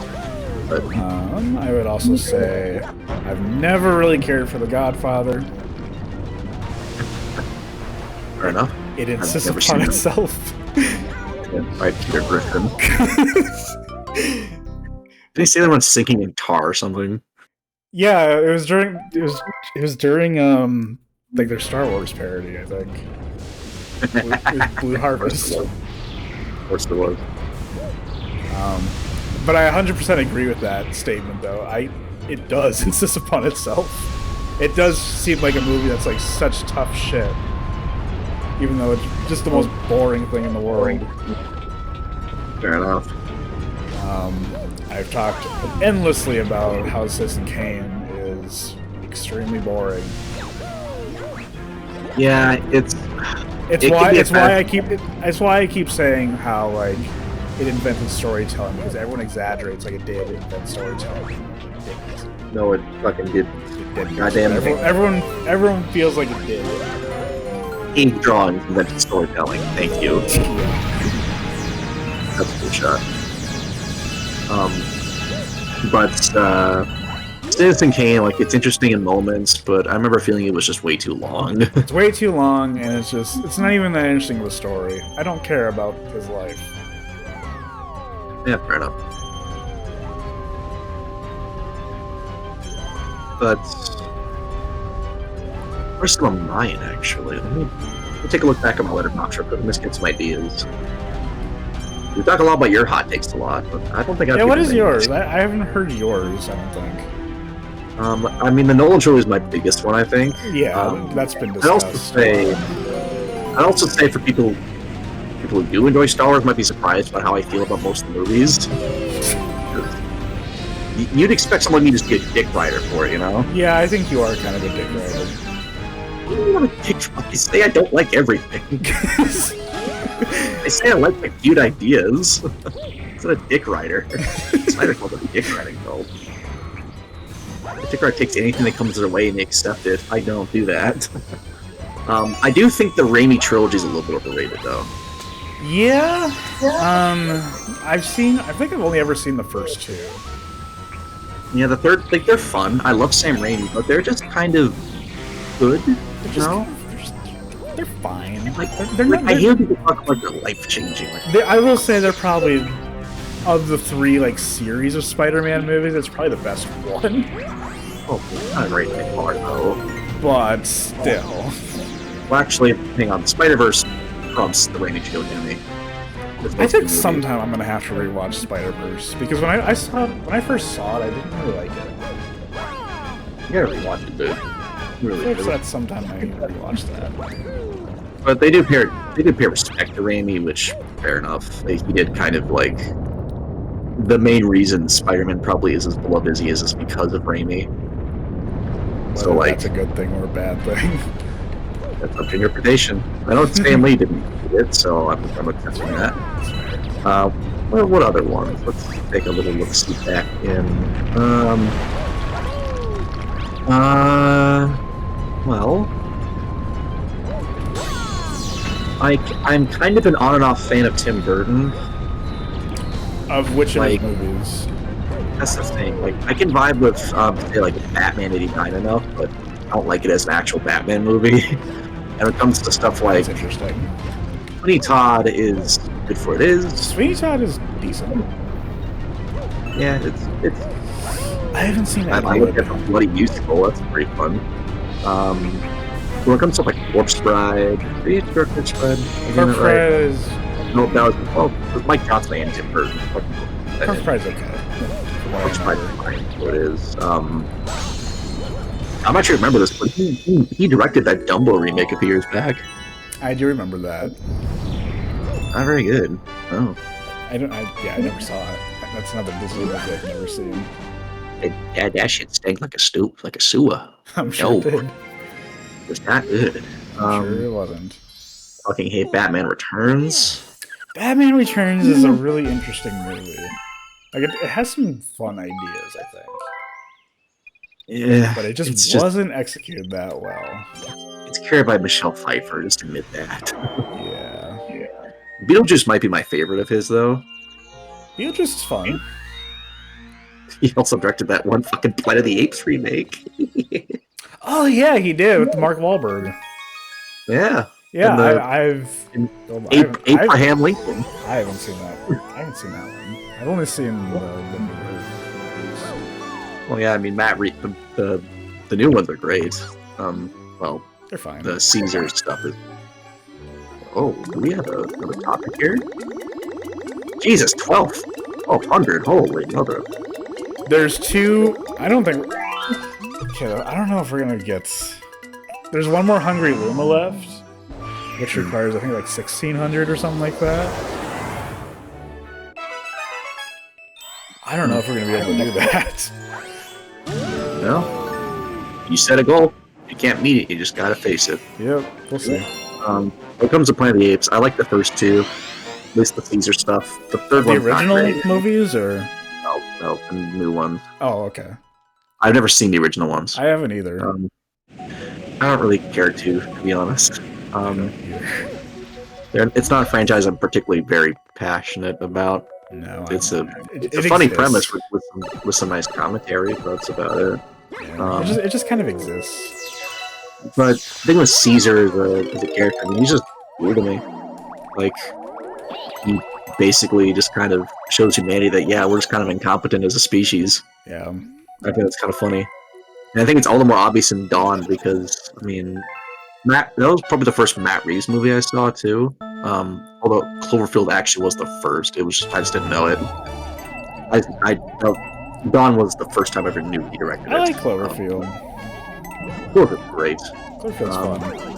Although, Jesus Christ, J.J. Abrams, leave that movie alone, please. Please, for love of God.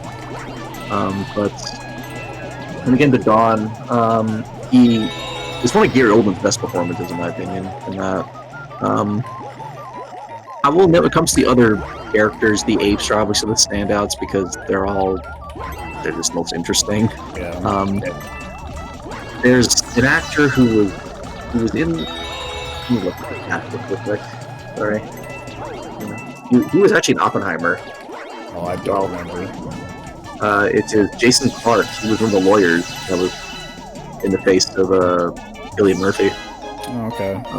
Jason Clarke, to me, is a okay actor, but for quite a little while in the mid-2010s, he was pushed a lot. And I thought, he is just mid. He is okay. And he is the main human in Dawn. And again, I don't like James Franco as a person, but he was a better protagonist than Rise. Right.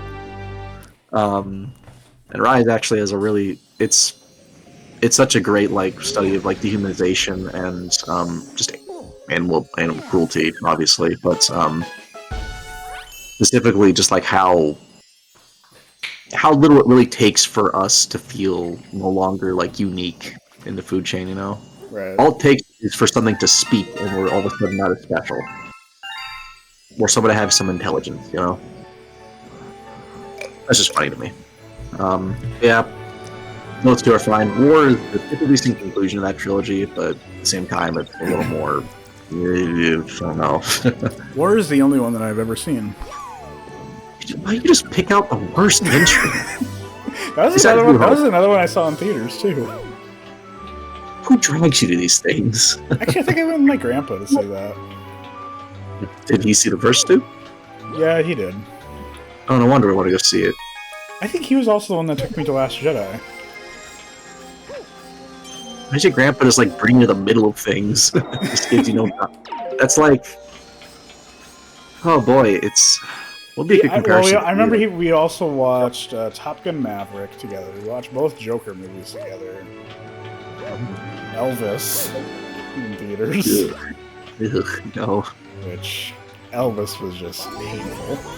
We've said our piece on that. We've said our piece with Elvis. But yeah. It's just, I find it so funny.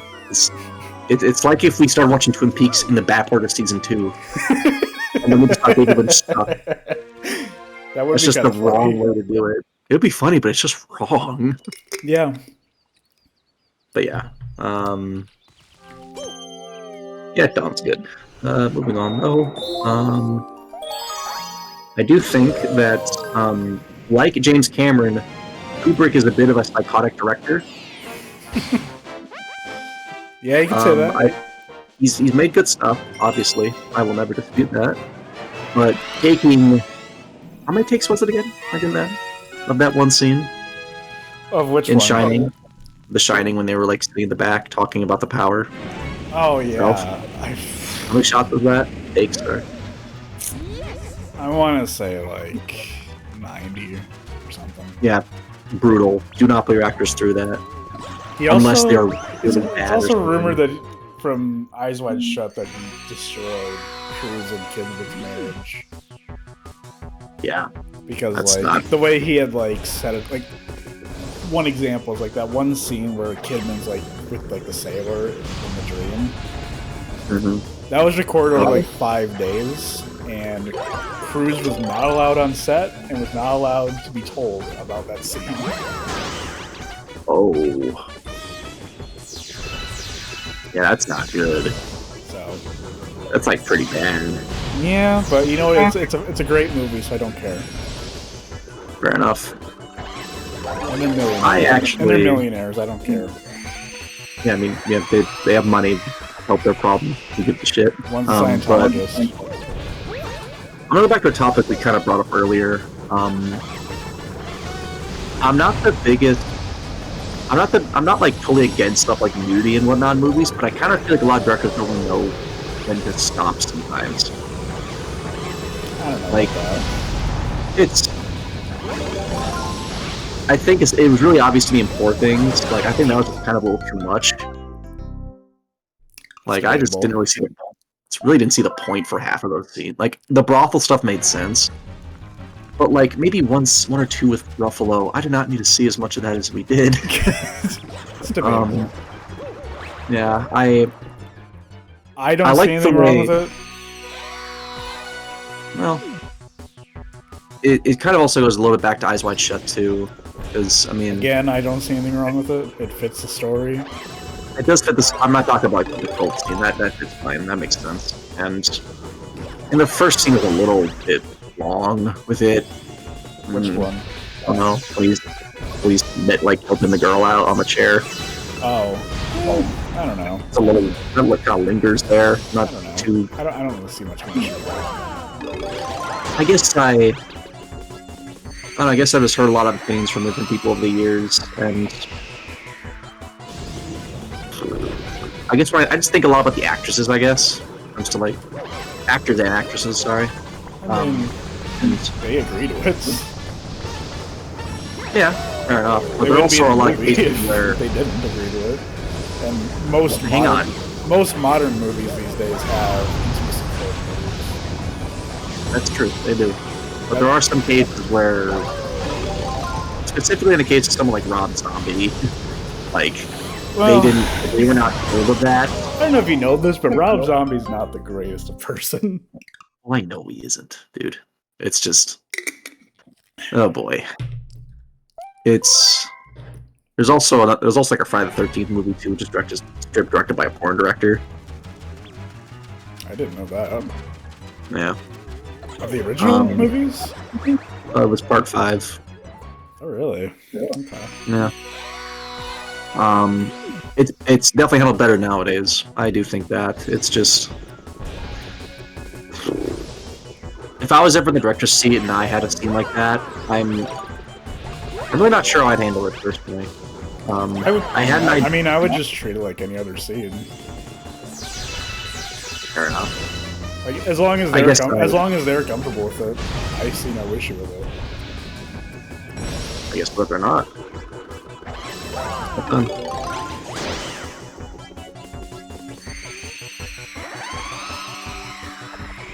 Not an easy question to answer.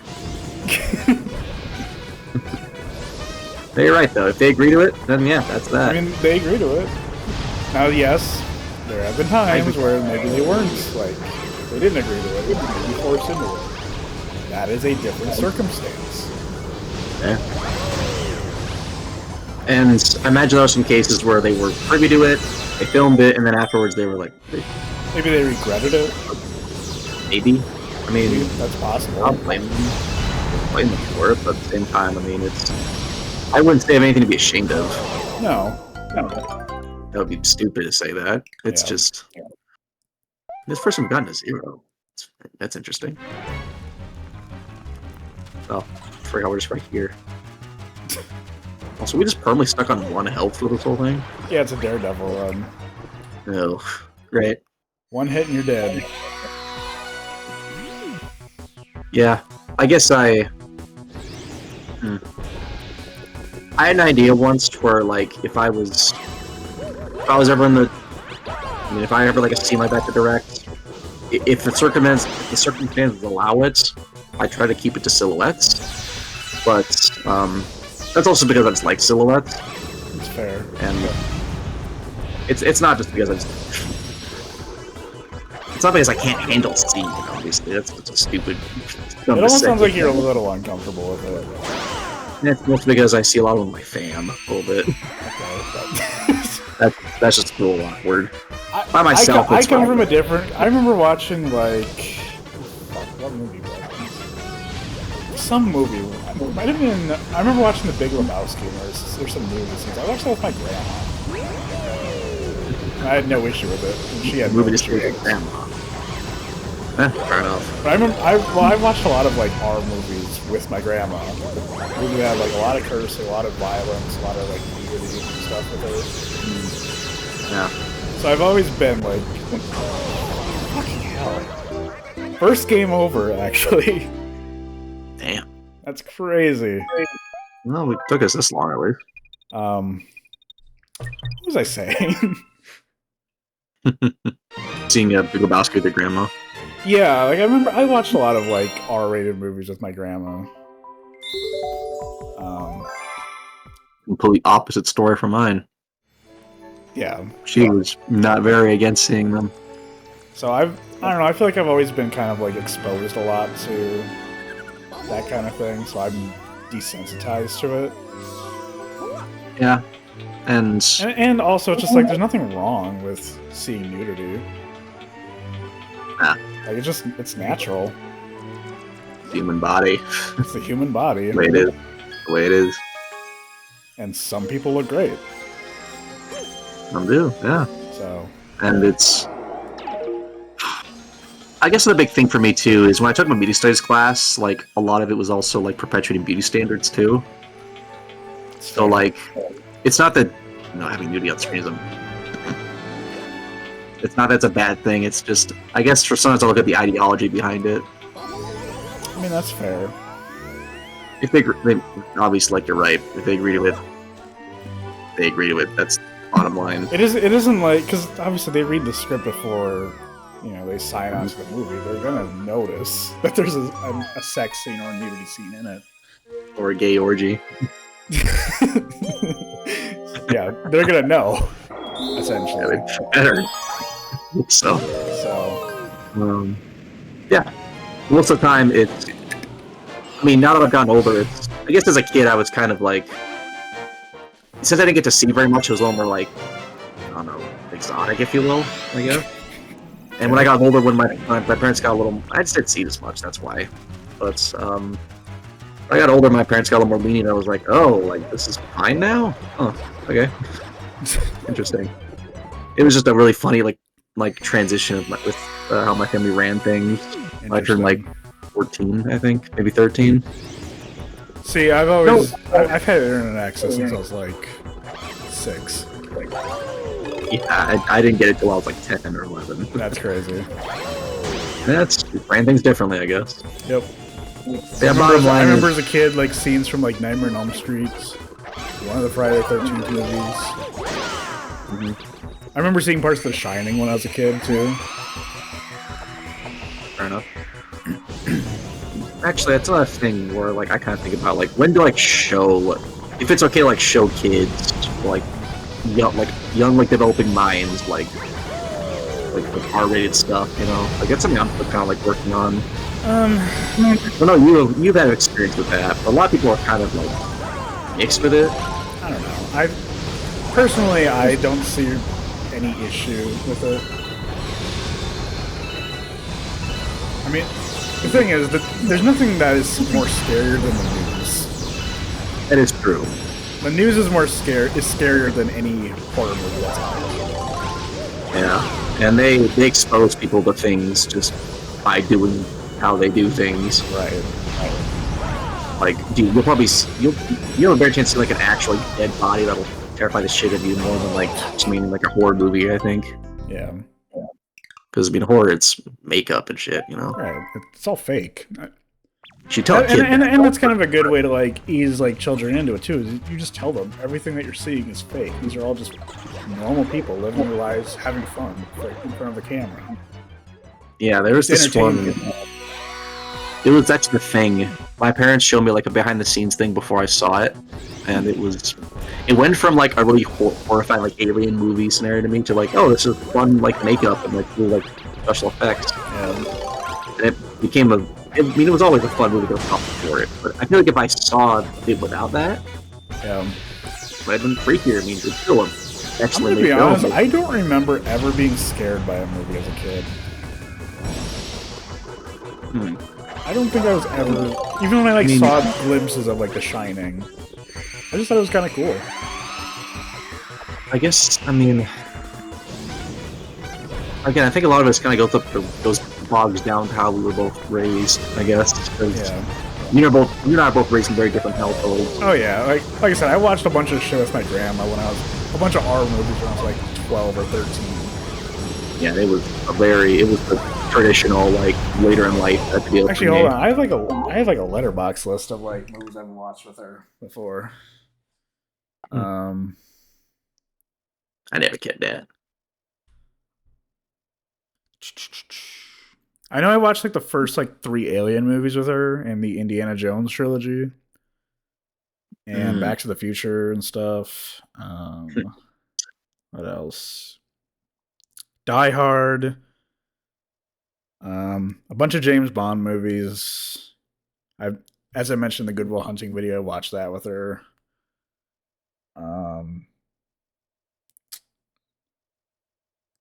Wolf, Night of the Living Dead.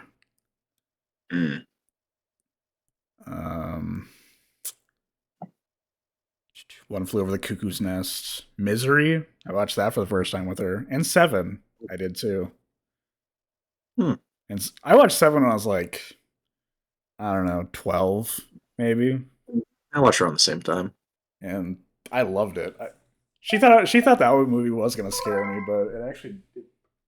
I just loved it. She thought she got you. She thought she got me, and no, I loved it. Stack bitch and that, no.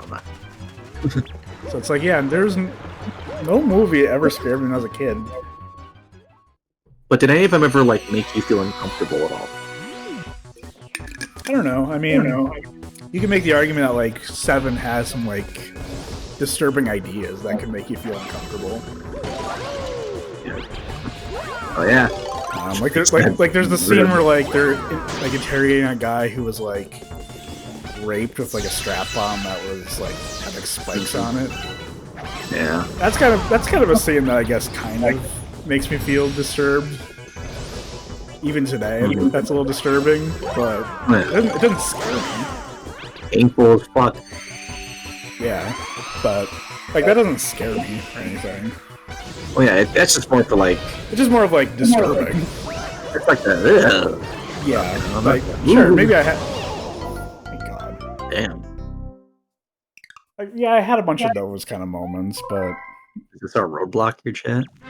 Nothing has really scared me. I will say one of the movies that really did freak me out as a kid though was apparently this is when I was very young. I mean like 4 or 5 years old. Apparently the big ass rats from Princess Bride used to scare the hell out of me. Why? I don't know, because I'm a barely developing mind. It's a big thing. I mentally confused a monster. Although I will say the first time I saw Princess Bride was probably when I was like 16 or 17. There you go. My parents used to watch it. They used to watch it a lot more often when I was younger for some reason. I also remember watching Babe when I was a kid. Babe, what's that? It's about a pig. Oh, the pig. Yeah, I saw that once.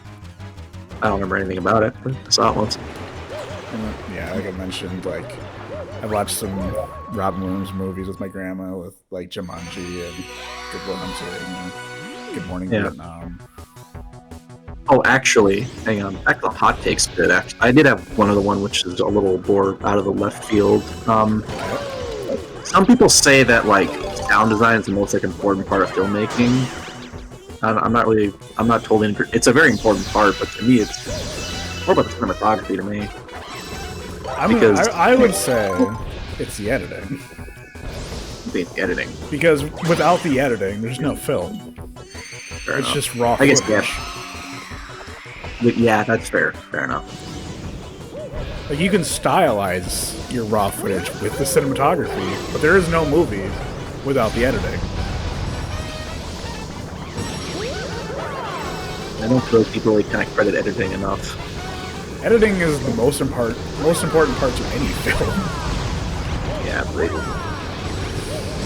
especially now that I'm working as well. Like I'm talking with the people like about the documentary right now, and it's second game over. Oh my god! We'll be good from having a Daredevil, I guess. How many of these do I gotta do? This is I think the last Daredevil. Okay. I think there's this Daredevil. There's I think maybe 2 more purple coins. I think. And then there's that one Hungry Luma one, which I don't even know if we're gonna get to. Fair enough. Because I would have to grind a lot of Starbits to do it. And I really don't want to do that. Yeah, we've been here for quite a long time. So we might honestly stop at 119.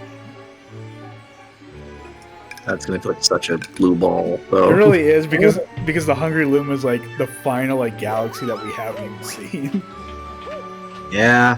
But whatever. I hate that star anyway. The way it is. It's just catching rabbits. And you have a time limit. And they're extremely difficult. What other hot takes you got? Not many more for that. But it's. Let me think for a second. Sorry.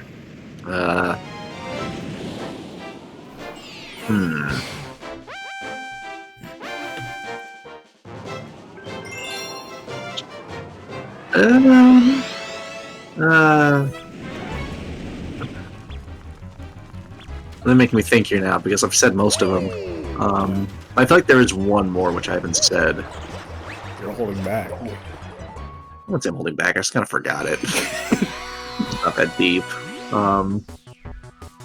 Everything is deep when you think about it. Oh, it's a little bit. Actually, I think you and I think have talked about this a little bit. while I never believe that... Okay, I gotta word this right. So, I don't think, it's actually not even that hard of a take now I think about it, but I just don't think CGI is the worst thing ever, I guess. If it's done right, then there's nothing Yeah. wrong with it. The only time that people complain about CGI is when it's bad CGI. Yeah, but then there's also like cases where go back to Star Wars for a second. There's a lot of when it came to Naboo, that planet, there were a lot of places in real life that looked like what they were trying to portray, but they just didn't go. They filmed them on these giant screens. Yeah, which look really Actually, inhumane. at my college, my new college, they have in their studio they have one of those like big screens to like film shit on. Which looks cool, but it's like, who actually would want to use this? Yeah, it's... That being said, though, I don't know if I talked about it with Eyes Wide Shut, but that scene where like Tom Cruise is like walking down the streets, that was filmed on a rear projection. He wasn't actually walking down the streets. Yeah, I think you may have mentioned that. So it's like, I don't know. You could make the argument for it, I guess. You just gotta be tacked with it. Yeah, it shouldn't be noticeable. Yeah, because I mean, obviously people think like mocap and fucking superhero shit when it comes to CGI, but like settings and like environments are such like important parts of world building and all that. Yeah. And a big reason why I'm not really like watching like a lot of the Star Wars prequels because they don't look that great. No, they don't. It was way too ambitious for what they were trying to do. Like, I love the aesthetic of a planet like Naboo, but man, that first one, and even when it's brought back again for like a half a second in Return of the Jedi, it doesn't look great. The architecture looks nice, but it looks like a video game. It just looks like a video. That's just me. That's really most of them, though. If I ever think of more, I'll let you know. But it's more like they're kind of lukewarm at best from this point on. Lukewarm takes. Lukewarm, yeah. Like, like when oh my god, you ever? I'm assuming you didn't see when Trump gave the speech at the House, right? No. Well, he said fucking woke when he was up there. I'm sure he did. He said, we're woke no longer. Sounds like him. It is it. It just doesn't have any meaning anymore. Because a movie or an institution has diversity doesn't mean everything is woke nowadays. Yeah. But it just doesn't really mean anything anymore. No. Not that it even really did. I mean, originally it was, slang for just being politically aware of things. Yeah. But they don't want you to be aware of anything.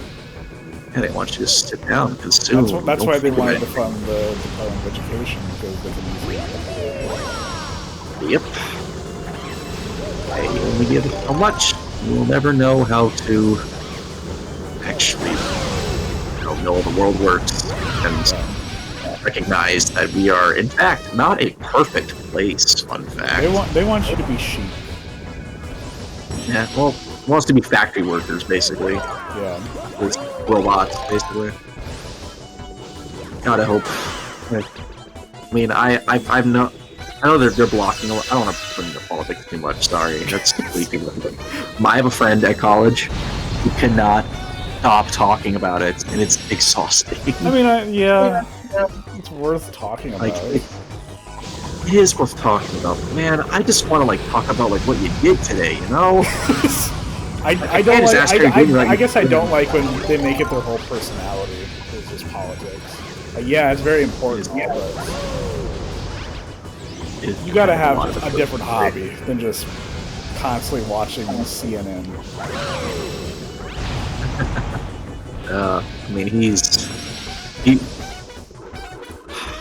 he's one of the guys who looked at a lot like different sources. So like he does a lot of research, obviously, when he talks about it. But man, if you think that Honora scene is long, oh boy.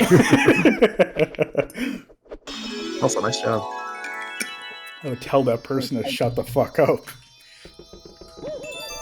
I mean, he is considered, like, if you tell him to stop, he will stop. Good. So you're yapping way too goddamn much. Yeah, like, it's like about things that are probably not going to affect you. Uh-huh. Yeah. And the funny thing is that he talks all like John Malkovich. That's really funny. Like, he has a very distinct and very slow way of speaking. Oh my god, I would get a fucking gun. Yeah. I don't know, like, I met him through someone else, and again, this isn't, he'll never see this, but I have nothing against him at all. He's a good guy. It's just, man, I just, you know, what is the secret I got off of my mind. More here?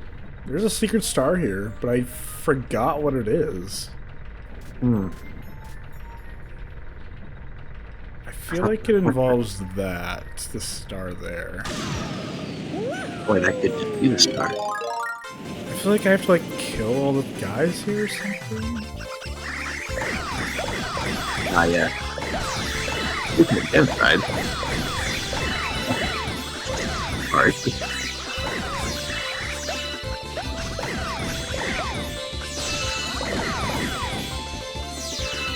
No? Well, James committed so much what am I murder for no supposed to reason. do with that?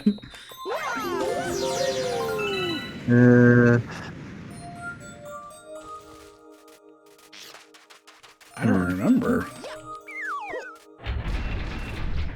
It's up there?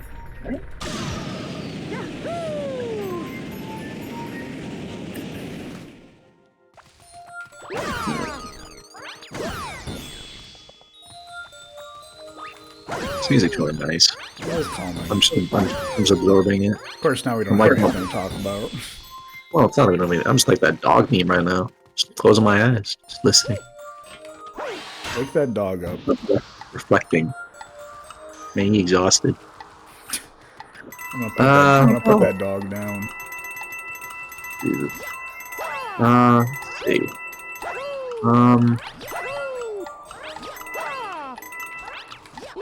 Oh.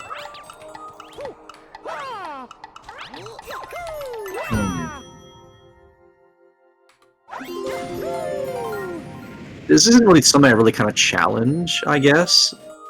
But I feel like there's just other important parts of this. When it comes to games, people say the most important part of things is that it's challenging. I don't know about you that. disagree? What do you think it is then? Fun. Just fun, enjoyable. Let me enjoy the game. Then I guess some people would say that. Let me say something that I said during Elden Ring a lot. Let me enjoy the game that I paid money for.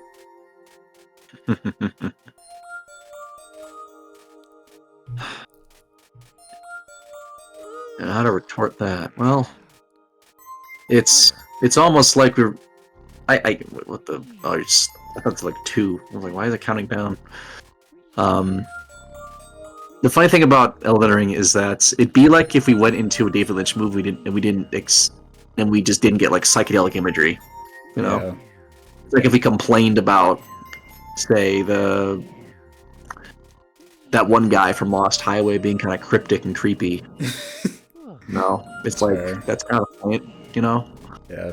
Souls games, like, yeah, challenging for everybody. Not every game's for everybody, of course. That's from any entertainment medium. Yeah. Tastes are different. It makes them distinct and important. But challenge to me, it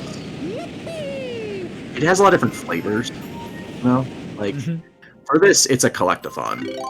It's just getting everything, and sometimes there are parameters and conditions to collecting everything, which makes it kind of a little bullshit, but also kind of interesting sometimes. Yeah. Like, I mean, exploring levels is interesting when they're well designed, when they're interesting, you know? and intricate. You gotta use your brain. Granted, something like lighting 2 torches ain't the most challenging thing in the world, but it makes you do something, you know? Right. So, like, for me, the biggest part of any game is just the gameplay, which kind of goes a little bit of the fun angle, like you said. Yeah.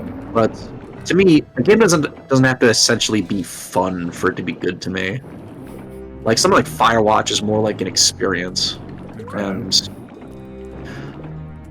granted, I mean, it should be enjoyable. Obviously, entertaining is more the word I'm looking for, because fun implies like jovial, you know, like I'm elated, you know.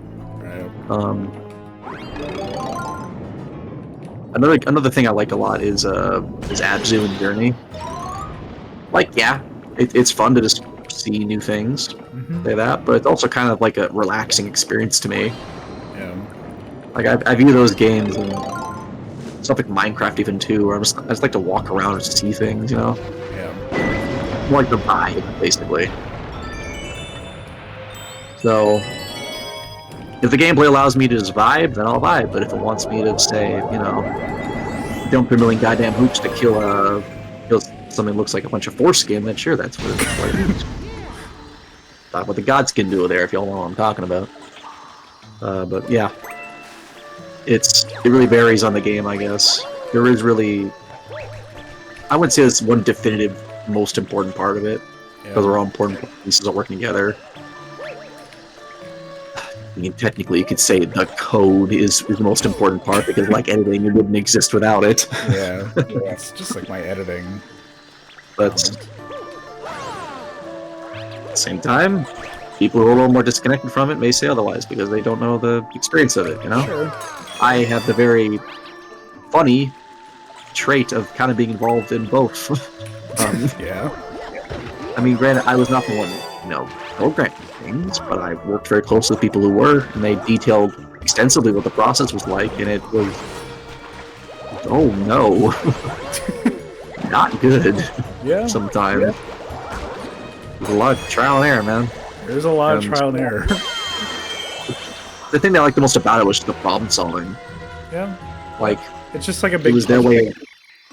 Yeah. It was their way of kind of like.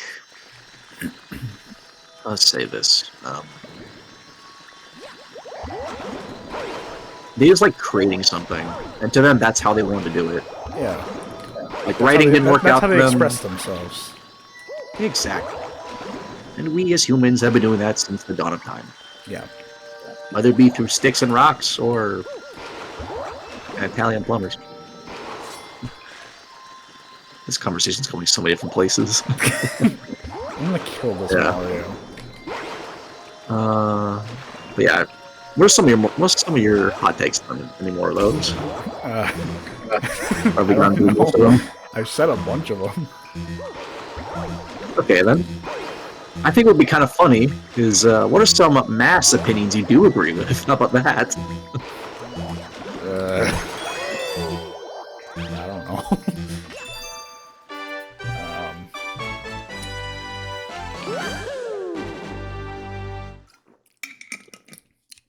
Be woke.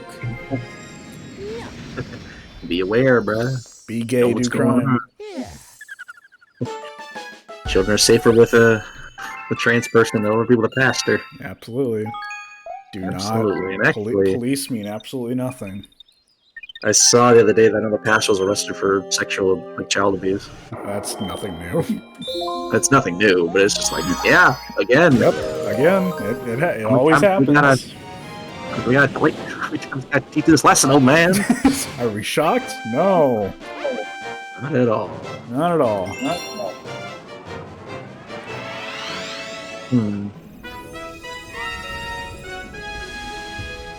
It's a diabolical question. Oh my gosh. It's a lot of my friends at college like to ask like would you rather type questions. Okay. Throw some. And they're one that they asked me was if I could remove one type of hate from the world, what would it be? That's not a would you rather question. Oh, sorry. Would you rather like these are fucking stupid. Yeah, I get it. Would I rather like remove say like homophobia or racism basically? That's hard. Yeah, both are That's terrible. fucking hard. Um, Now, personally, I like people of color more than white people, so that's my stance on it. yeah. And I didn't really know what to answer either because I'm like, yeah, both are bad. They're both. You're saying, which of these two bad things should we get rid of? Yeah, like I'd rather get rid of like Hitler or cancer. What do you want? But here's a little lighter one they asked me. Would I rather like only have one food for the rest of my life, but you get to choose it, or like have a different one every day, but you never get to have the same one twice? Well, you're always going to get sick of it eventually, so Yeah. that's why I would say different one every day. Different one every day. Fair enough.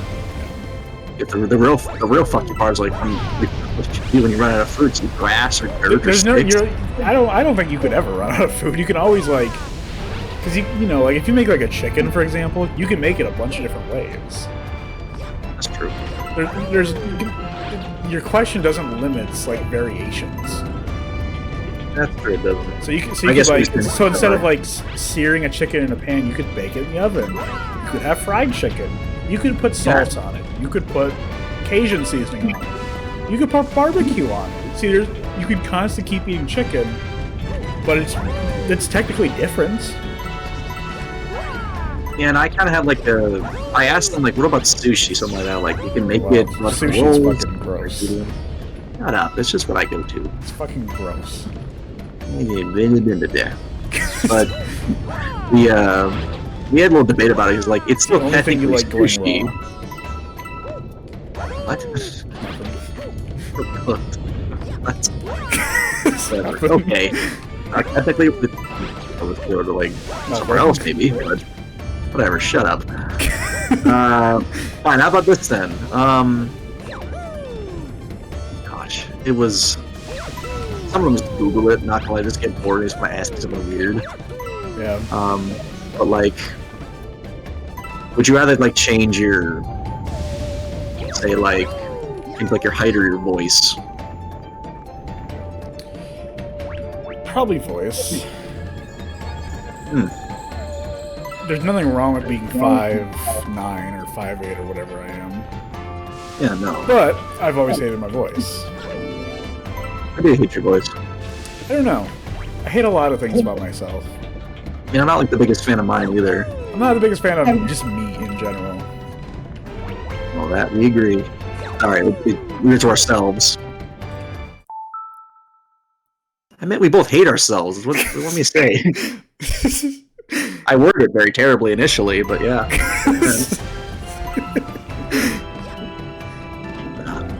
It's the weird thing is that when people like watch our podcast, they like your voice more than mine. Who has said that? Quite a few people, actually. Really? Yeah. I mean, Really? I mean, one of them. I mean, he didn't say it like directly, but like, I mean, I just kind of tell, you know. Elaborate. So, I mean, you haven't been married. I'm curious now. How? I'm curious.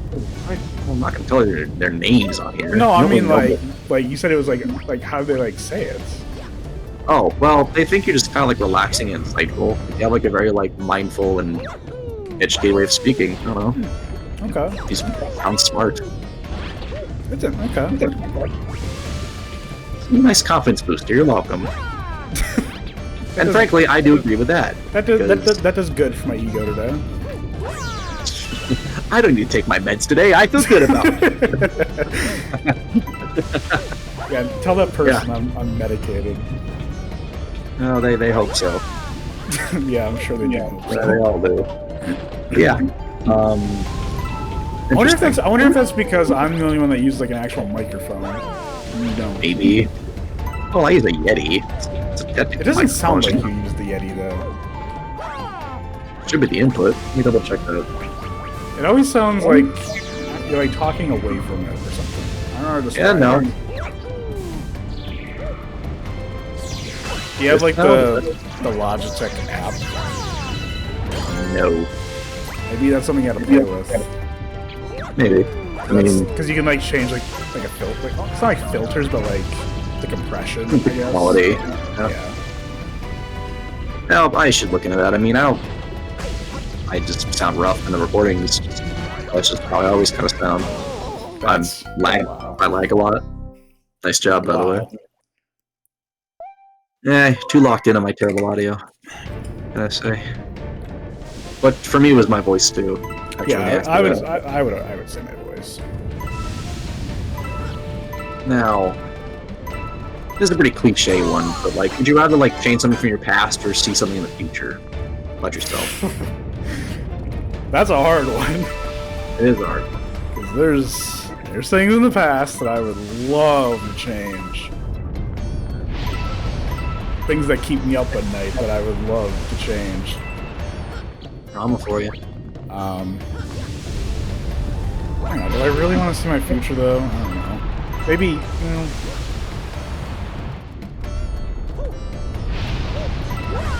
I think I'd rather see my future. Is it the past is harder to deal with, maybe? Yeah. That's I fair. think so. For me, it was delicate because, I mean, I'm the type of guy that like I'm trying to get a little more comfortable with not knowing where I'm gonna be. Like, I'm not saying I don't make plans. I'm not saying I don't have goals. It's just right now I'm looking at an internship. I don't know exactly which one's gonna take me. I don't know where my next like big bit of experience, you know. Right. But just because I don't have it right now doesn't mean I won't eventually. Yeah. I'm used to that process. That's how life is. But there are a couple things in my past I would like to change. Just very minor things. I can imagine a couple. Yeah, of course. But actually, you'll find one of them very funny. It will be tying my shoe that fateful day I broke a bit of my nose. What? The big reason why I think my nose is shaped the way it is because I bonked it really fucking hard one day on a corner of a table in middle school. Oh my god, this is like lore that I've never heard before. You're not in there with me loud. I have never heard that lore before. Holy shit. Well, remember I used to wear glasses. I remember that. I stopped wearing them because of that. What? That's crazy. Yeah, no, there was okay, fine. I guess you don't know it. I didn't know. I never knew this lore. In 7th grade, I was, I was in lunch doing what you do. I was walking over to throw my stuff out, chip bags and all that, and it's in the middle of winter, so I'm wearing like my boots because a change. There's what I can do to it more convenient. Yeah. It was uncomfortable, but it was convenient. I didn't notice that one of the laces weren't exactly fully tied, or they were a little more loose actually. Like they were tied, but it was wearing down. And right as I'm kind of like say 8-ish feet from like the recycling bin, trash and all that, I snap one of the laces, I fall forward and hit my schnoz on the blunt and very mean corner of one of those lunch tables. Oh my god. And it hurts. And the best part was, it's the rim, like the part of the glass is like connects the two lenses, like the middle that goes on your I guess on your nose. That like dug into my skin. Oh. And I broke a little bit of the bone, and it swelled a lot. And that's why I look like a villager now. I just go back to the day and say, "Hey, dumbass, look down." That'd be good. There's a lot of things that's crazy. I wasn't there for that. I think you knew that. I had never heard that before. Man, we weren't really friends till like 8th grade, so I guess I feel like I sort of remember youth classes, but not very well. It was a very brief time in my life. Please stop falling in the lava.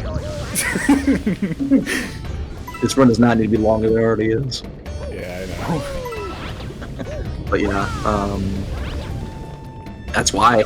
That's why I wear contacts now, because of that day. I just didn't want to deal with glasses. I'm not afraid of wearing glasses. Just I don't know. I don't have to worry if I hit my face. I don't have to deal with metal going into my skin. You guess that's fair. Or blasting my eyes. That's fair, I guess. That is me. Okay, something new. Would you rather meet a very famous person from the past? You can kind of like past and future oriented again, but let me go. Meet a famous person from the past, or influence something very important in the future. From the past. You got someone you want to meet? I have a couple in mind. Anyone you want to list? I mean, like David Lynch or Michael Jackson. Fair enough. Maybe, good old Robin. Robin Williams. Yeah. I'd also want to meet my, I also said, like, meet someone in the past as well. Because I feel like influence the people with a little bit of responsibility. Right. I said I want to meet, like, my great-grandfather. Because a lot of people the reason why is because a lot of people in my family sound a lot like him. Okay. And a lot of it's just kind of in the way I look and in the way I talk. What, did he die before you were born, or long before? Yeah. Okay. That's interesting. Oh yeah, he's my grandfather's dad. Fair. My grandfather was like 85. That's fair. Yeah, I mean, they died when I think my parents were like actually kind of.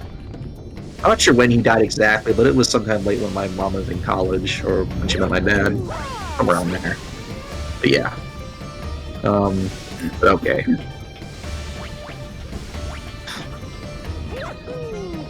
What's some other ones they asked me? Gosh. Would you rather lose your arms or your legs? I'm gonna lose my legs. Really? I mean, I think learning to walk on fake legs, but not fake legs, freaking prosthetic legs is easier than learning how to use a prosthetic hand. That is fair. That's fair. Like, I wouldn't want to lose either, like, obviously. they're both kind of bad situations. Yeah, but I think one is just a little more adaptable because you'll use your legs to balance yourself and to orient yourself around, while you need to, like, configure your hands with muscles and bones, and if they're not there, it's a little more intricate, a little more awkward, I imagine. That's fair. I'm obviously not an amputee, and neither of us are, so I'm not sure what the experience is like. I haven't talked to any of them either, because I've never been able to talk with any for longer than 10 minutes. Yeah. Even then, they didn't really want to talk about it. I can't imagine why. Right. Oh boy. But how about you? I just feel like losing your legs would suck so much. So I would say losing my arms. But I think that makes your like filmmaking life a lot harder. I don't know. You just don't know. I don't know. In the moment, arms. Take my arms away. The way to find out, get the axe. But okay. Another one. Actually, would you rather live somewhere? Oh, I was gonna say, what are some others? Would you rather live somewhere very hot or very cold? Cold. Yeah, I figured that one was easier for you, but tell the people why you want to live somewhere fucking freezing. Because I hate sweating. Yeah, and we've honestly been kind of like, yeah, we had a pretty cold ass winter this time around, but I know I've liked it. Pretty much gone. Yeah, it's getting warm. Getting warmer, and I don't feels like like the that. last quarter too. I don't like that it's getting warmer. No, but I mean, I'm the type of guy that likes like going on walks a lot. I know you do too. Yeah. So like, I mean, cold weather walk. That's not bad to you. No, I don't do cold weather walks. I guess he's like the idea of being inside a lot.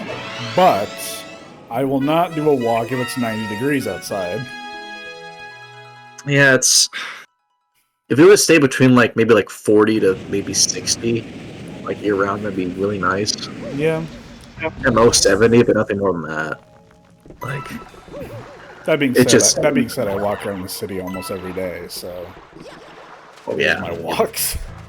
it's a walkable city. They do It's what a they gotta walkable do. city. I walk every day.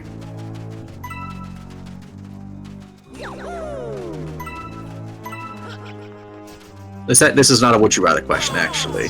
I'll just preface that right now. This is something my buddy, like my good old, my old friend, Zach asked me once. Okay. If I could relive any experience in my life, what would it be? Yes.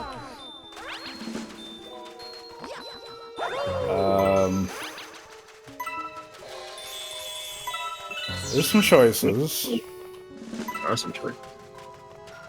There's a couple that I'm not going to mention here. Well, we lived in the exact same way. You wouldn't be able to change them. Why not? But still, there's a couple that I'm not going to mention. Fair enough. But,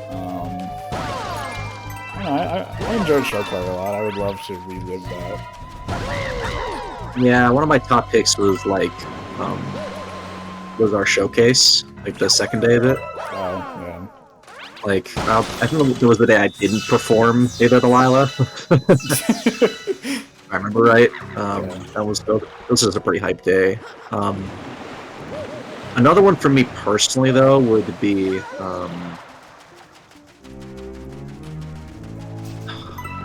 it was just a really fun day. I went out to a park with my sibling, and we played like this.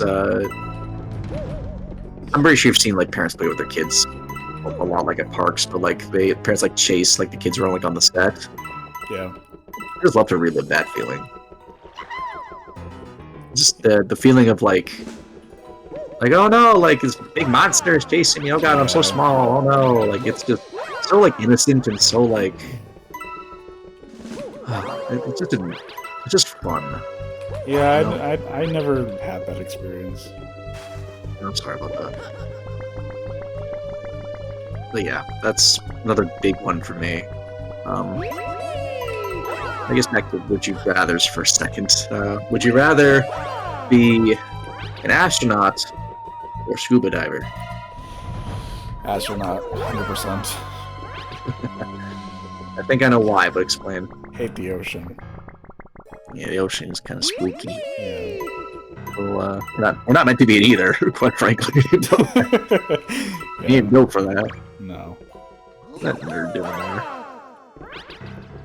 Your glasses, man. That's me back in 7th grade over there. Big ass forehead and glasses. That's you. Literally me. For real. For me, it'd also be astronaut. I do find the ocean very fascinating.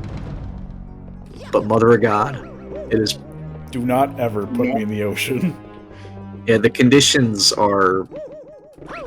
I feel like we're able to predict a lot more when it comes to space than the ocean. Space is also just cooler, I think, than the ocean. Well, far more existential.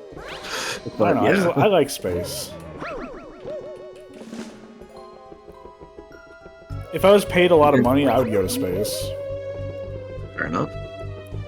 But if you were to pay a lot of money to go to space, would you? I don't have that kind of money. But if you did? I don't know if I still would.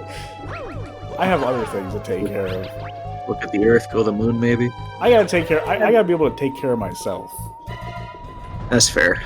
I can barely take care of myself. Yeah.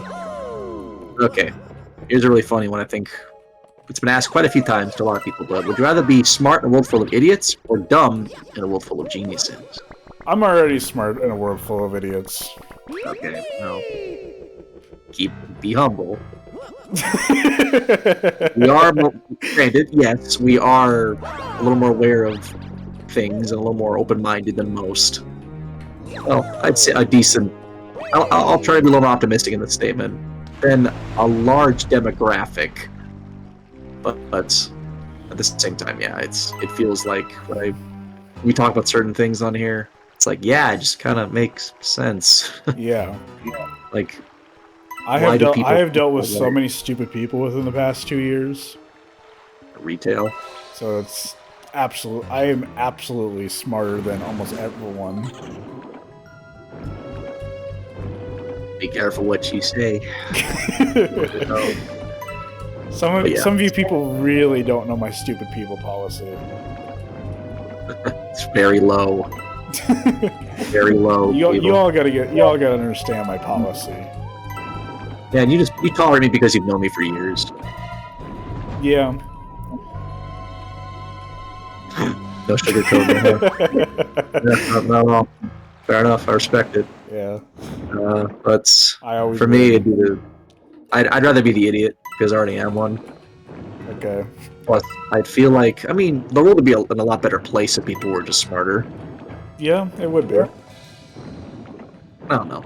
But I also like to spite people. So. I guess the difference is I don't like feeling better than people.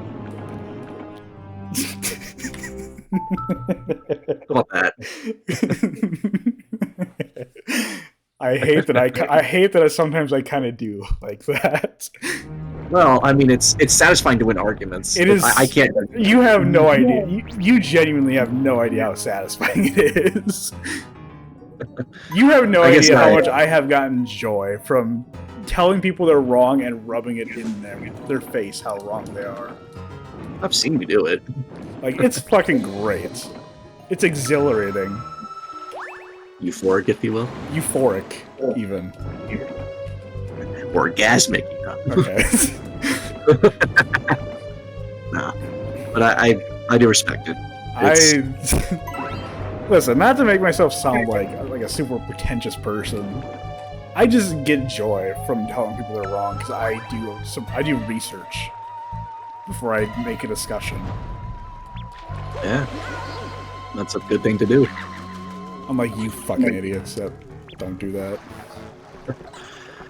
There's this one really great interview from a guy. I don't know his name, but when people value ideology over facts, that's how the world ends. That's dumb. Yeah, that's fucking stupid. That's a stupid. How you fact people? Buy what's real, please. Fucking MAGA people. Nice job. Fucking MAGA people. Really, I keep hearing maggot. Can we start calling them that? I mean, people have been calling them that, like MAGA, MAGGOT, something like that. It's very fun. Yeah, it's great. Gosh. Oh, and by the way, it's both sides kind of do it, but like when they pick and choose, like when their argument criteria applies and when it doesn't, like it's. You remember the really funny moment when Elon put up the Nazi salute? Yeah. People were like trying to defend it, saying like, "Oh, he just has like autism. You're all being insensitive. You don't have to be the mindful one." I'm like, well, let's just say that it's not a good thing to do. Even if you are autistic, that's still something to reprimand. And there's a very specific scenario I brought up with. I brought up with one person. They didn't debate me about it. They agreed with me that it was terrible, but yeah. If I ever was to meet someone who did try to defend it, I'd be like, well, there's this one guy from our middle school that's actually harassed a girl. He was autistic, I guess. I'll text you his name. Okay, I was gonna say maybe I don't know anything about it. Maybe not. I hope you didn't, but you know him though. I do remember hearing about that. It was in tech ed. He was. The girl was thankfully. It wasn't tech ed, yeah. It was not our class, I think, but it was a different one. I might be thinking of something else then. And maybe. I mean, he's done a lot more than just that, so. Point being, though, he was still disciplined, you know? Like, it was acknowledged that he wasn't the most aware, but he had to learn that wasn't a good thing to do, you know? You can't just wave it off, slap him on the wrist and say, oh, well, he just isn't aware of people. What did he do? What can he do? Grabbed a girl's ass. Oh, okay. I won't say her name, but yeah, that's what he did.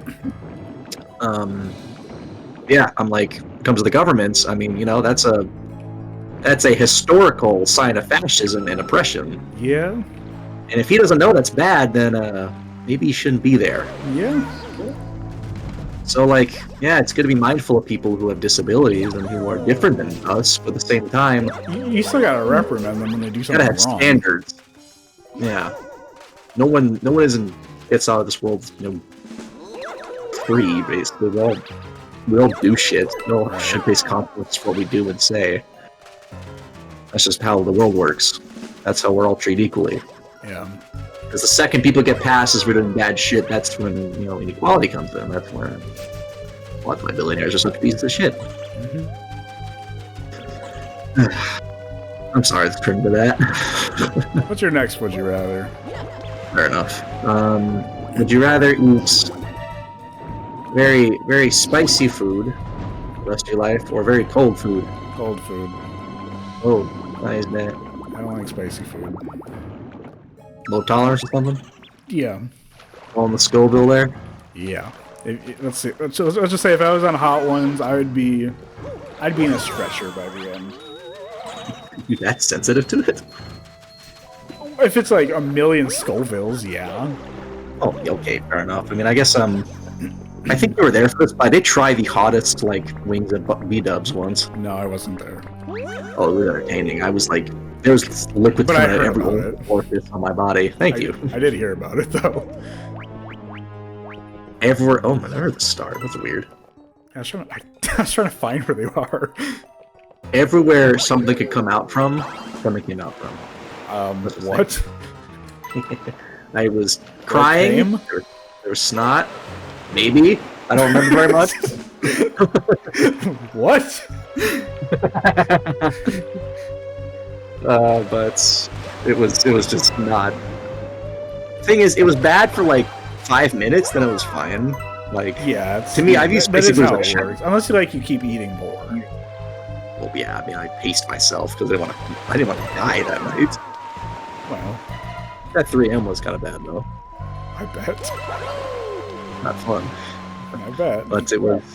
To me, it's more like it's just a fun risk. Sometimes to see how much I can really take. I guess with that. And there have been some cases where I just feel like, yeah, that's just way too goddamn hot. No. Yeah. But I'd still cold food to me, I just get a little worried about. It's to me, it's more like a texture thing. Like some food does not feel very good cold. That's fair. But also I don't really like pasta cold or pizza cold. Yeah. You just have to avoid that for the rest of your life, I guess. Yeah. Which that would really suck. Yeah. But at the same time, it's not like cold chicken ain't bad, I guess. I've never had cold chicken. It's, That sounds like you'd get salmonella. well, it's not like raw chicken. It's like the, there was one day where I was really kind of on time for I leftover, I think it was Popeyes one day. Ugh. I said a chicken sandwich that's cold. It wasn't the worst. I don't like Popeyes. Fair enough. It was just what was available. They have the driest fucking biscuits in the world. So I'm actually not really a big fan of biscuits, so You are fucking weird. Yeah, well, you all are. Almost done, by the way.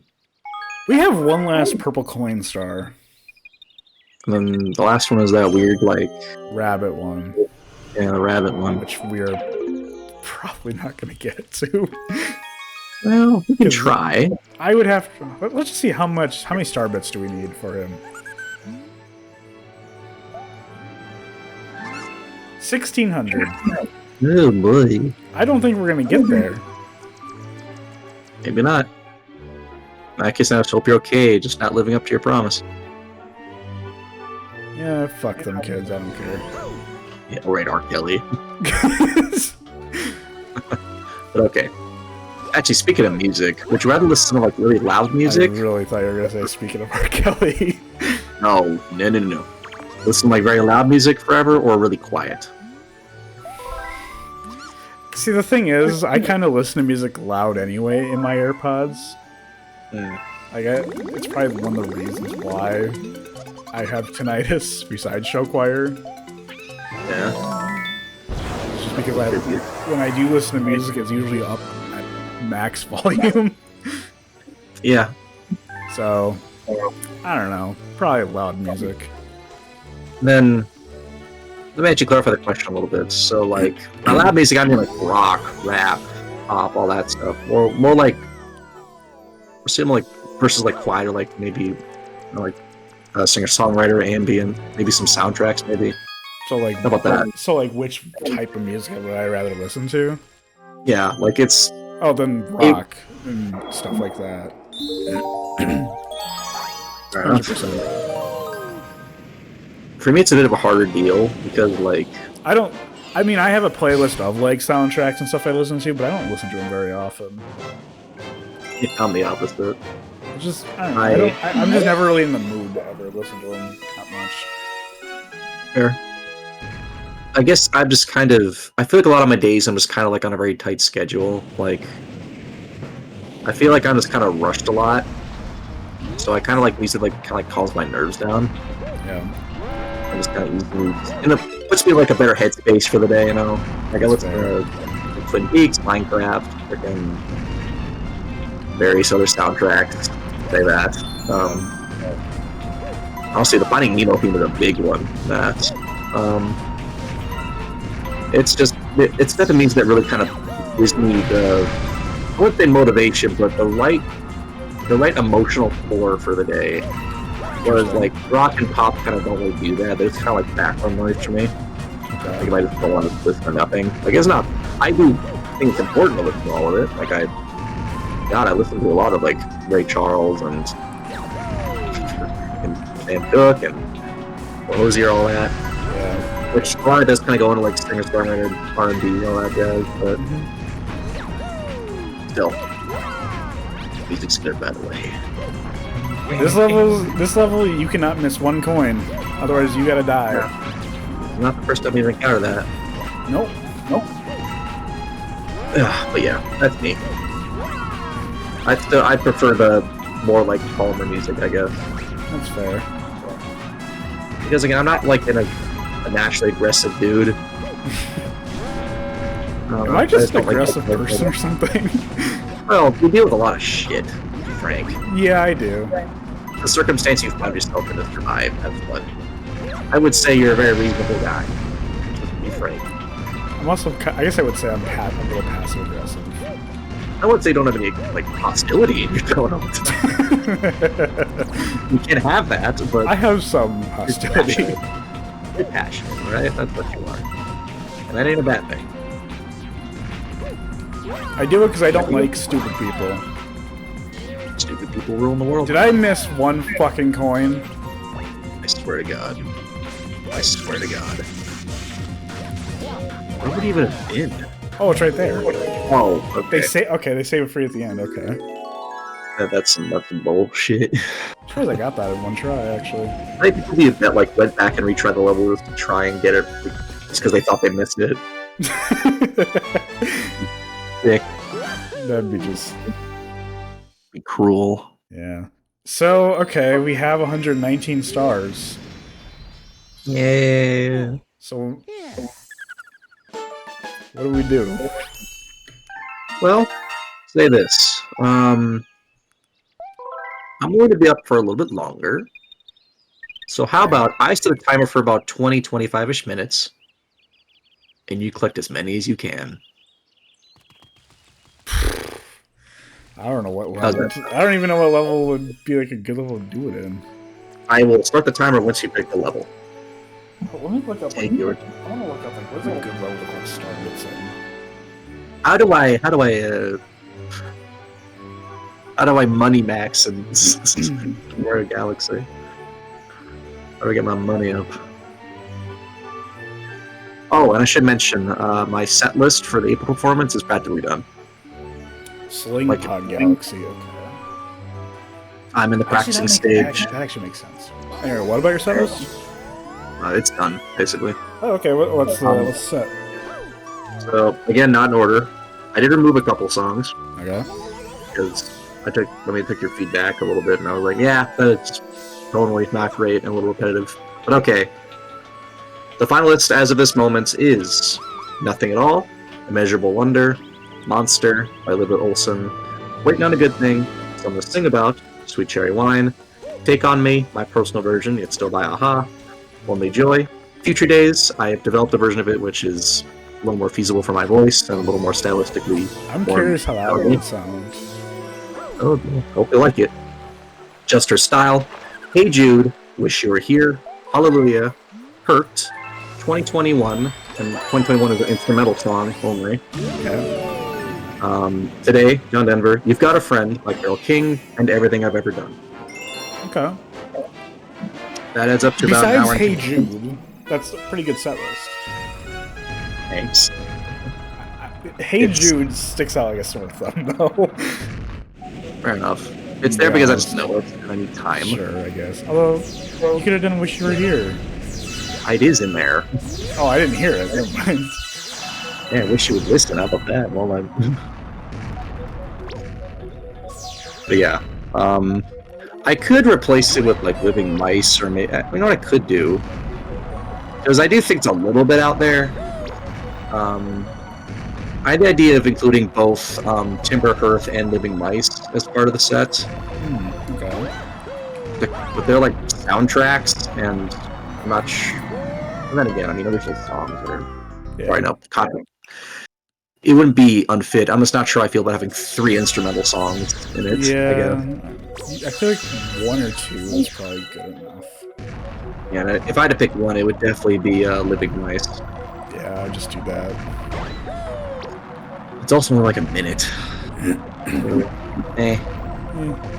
I'll work on it. I'll think through that a little more. I guess the reason I picked Hey Jude because I taught someone it recently, and I developed a little more of a... I developed my own like little way to play it, which I liked. Yeah. So that's... Again, you are right thinking that it's a little bit... It's the elephant in the room there a little bit, but I don't know. The song also just kind of sucks, too.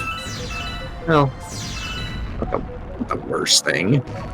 It's not the best Beatles song, like it's Blackbird to me, but and Yesterday's pretty good. I would pick, honestly, I would pick Yesterday or Here Comes the Sun over Hey Jude. Every time I hear Here Comes the Sun, I was thinking of the Atomic Bomb. I'm sorry. Okay, just do Yesterday then. Yesterday is a way better song. I guess I just fit more tonally. Thing is, You've Got a Friend is a song I'm learning right now, and Carole if I can learn song? that, Yeah, Carole King. yeah. If I can learn that relatively quickly, I'd be okay. I am practicing it. It's not a hard song to learn. It's a hard one to replicate. Right. A lot of chords. It's a very good song, though. But I'll look into it, I guess. But with everything I've ever done, I finally have the full song done. It is now at that stage. I think it's performance ready. At least it's the writing part of it. My performance, I'll work on that. Just gotta keep practicing. Yeah, damn right. Well,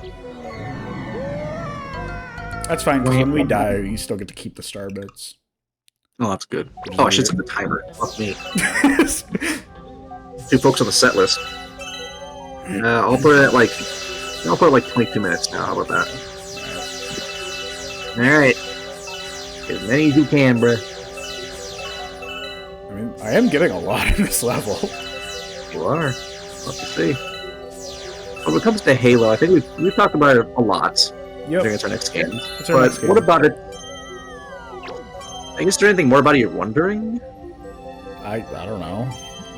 It's a space shooter game. Alright, I'm fine. How about the other thing? No, it's just me. I think I gotta like... What haven't I told you, I guess? I mean, I don't know, you could just surprise me too. It's true. Wouldn't mind doing that. I don't gotta know everything right away. No. I guess it's just, there are cutscenes in it. Not very long, but they're in there. And they If they're are... good cutscenes, I won't skip them. What defines a good cutscene? How about that? I'm interested in the story. Well, I guess I pray to God it will.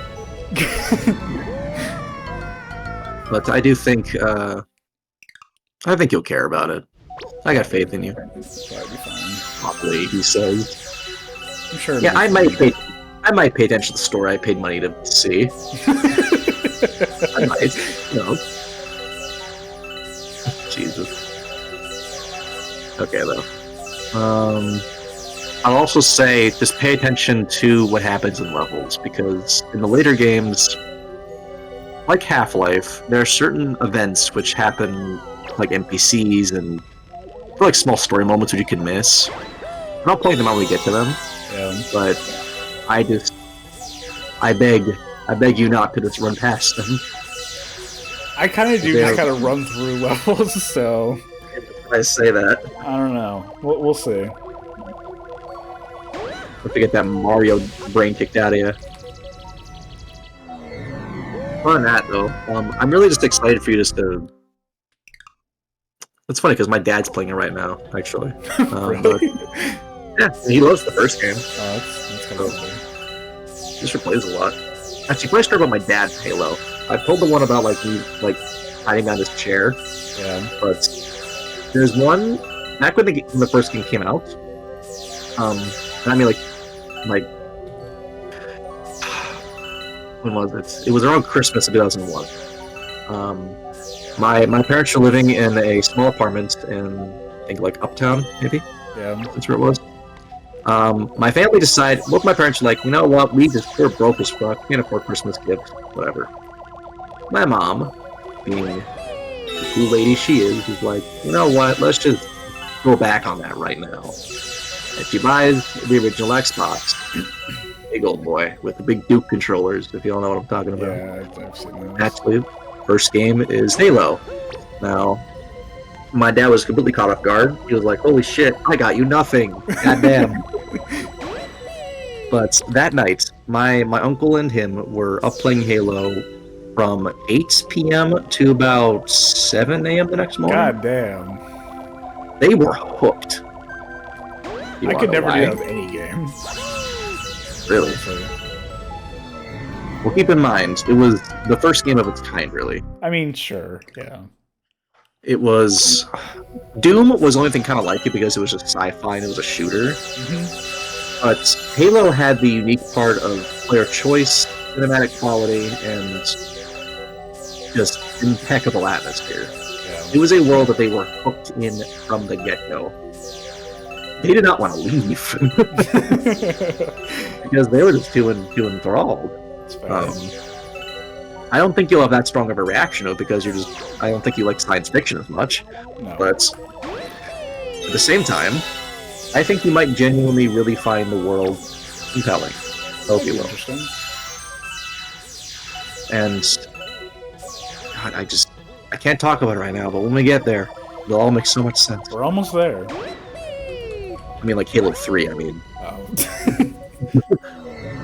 It's just a very cool story. So how many? I'm curious. How many episodes are each game going to be? How many levels do you want to do each episode? I don't know. I mean, we do like I don't know, 3-ish hour videos for these. Let me double check something. Hang on, because 2 is the longest campaign. The levels are a little shorter. Yeah. 1 has Halo 10. Yeah. Here's the thing, though. The library, which is one of the last few levels, a little long. But we won't be playing on the hardest difficulty, so it'll be a lot shorter. Yeah, we're not doing hard. Because on Legendary or Heroic, well, not even Heroic. Heroic is kind of tolerable, but on Legendary, it is unbearable. It is. Sounds like great game design.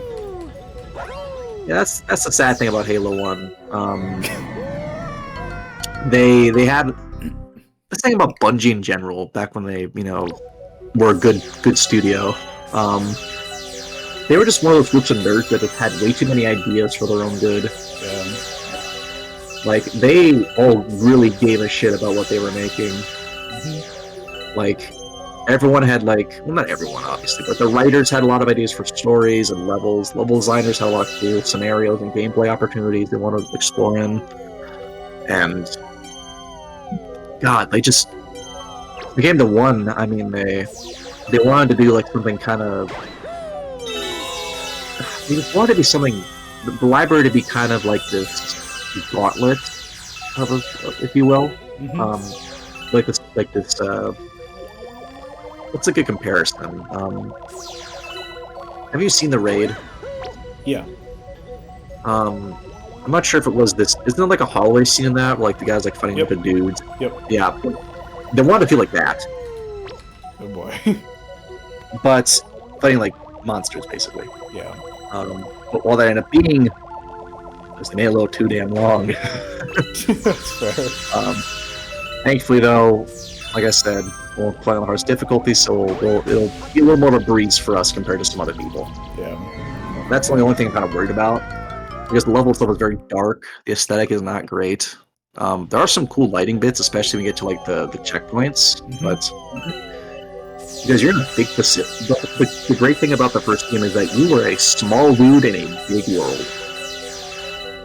There's so much like liminal empty space with so much feeling behind every level. Some of them are a little more, rooted in nature. Some other ones are more rooted in, I'll just say horror. Yeah. Other ones are more involved in just like the grandiose scope of what you're doing, i.e. the shooting and, bang bang die. Right. There's a lot of things to find in it. And we'll look around, we'll enjoy it. And I'm grateful for giving it a chance. Well, I mean, as I've said, I have wanted to play it before, so Yeah. it was more like something I was eventually going to get to. Yeah. And come the other ones. The funny thing about 2 and 3 is that they were originally meant to be one game. Like when Halo 1 was a success, they really they got the go ahead to just kind of go all in, Yeah. And as a creative, you like when that happens. Like, Yeah. People like your first thing, and you get the opportunity to expand upon it, or maybe even do it better.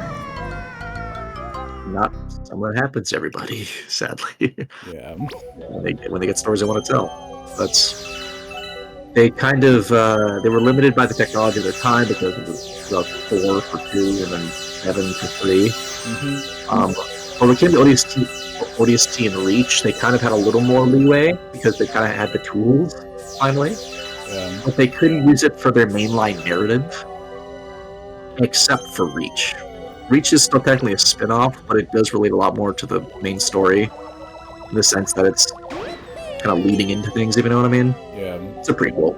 It's just a prequel, but it's a good one. One of the few good ones. But yeah, I'll be able to tell, like, I've looked a lot into it just because the people that made it are just, like, some of my favorite, like, game designers of all time.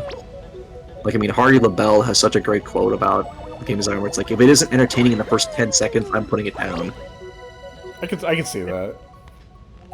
Like, that is a fun guy to make games with. Yeah. Because they want to make something good. Right. And any fixes are all towards that goal. And Jason Jones was just like he was a very passionate leader for the studio at the time. Like, I mean, he kind of burnt himself out with 2, which made it return for 3, which sucks, but that's his choice. Yeah. But Joseph Staten has really great, he has a great, like, grasp on what it means to kind of be like a normal human in such a big world, and he challenges religion in a very cool way. Yeah. I also really like what he has to say about, like, keeping to your word, and, when you make a promise, you gotta keep it, bud. Right. And all there, shit. Almost there. Just gotta go through that one more time. How about like 10 minutes? Come on. But yeah, they're just, and there's so many other people in that, man, which are not there anymore. Bungie's studio now is just some, they make Destiny. What do you expect? I've never played Destiny. Good, don't ever. Bad. But the saddest thing about it, though, is that, I mean, Microsoft is a shit company, so they just thought, Halo is the future, and if you don't want to they didn't let Bungie do anything else. Yeah. Because once they included Halo, they were just forced to keep making them. Right. You know, and that sucks. You should never do that to creatives who give you, you know, your success. To be quite frank. But yeah, I mean, thankfully, Bungie was when they originally actually got bought out by Microsoft. They were, or sorry, more like employed by them. They stuck up to them a lot. They were defiant against like corporate meddling. Good. It's another big reason why I respect the earlier Halo games, because they took the risk of being quiet in moments, of not having every moment be some big shootout. Right. Alongside copying things like COD or Medal of Honor at the time. Man, Microsoft just wanted just like a big like title for their console, and they just the way they only know how to do that is just like copy something else. They're not original. Right. They look through formulas, not through creativity. That goes for movie studios as well, all the time.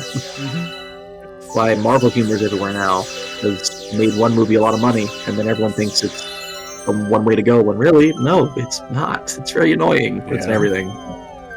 Grating, in fact, and people catch on very quickly. That's why people didn't like 4 and 5, because they saw like traits of other games in it, and they didn't really buy it as, you know, a genuine equal to the originals. Is that why we're not playing 4? Yes. Okay. Because it's not the same game, and it is a lot. That is the one game I'm like, well, these cutscenes suck. They're boring, and they're so filled with pointless melodrama that you just don't even want to engage with it. Yeah. The dialogue is so bad. Like 1 through 3 have the humility to know that dialogue is best served in small bits. And when the story has to happen, you gotta make each line count. Right.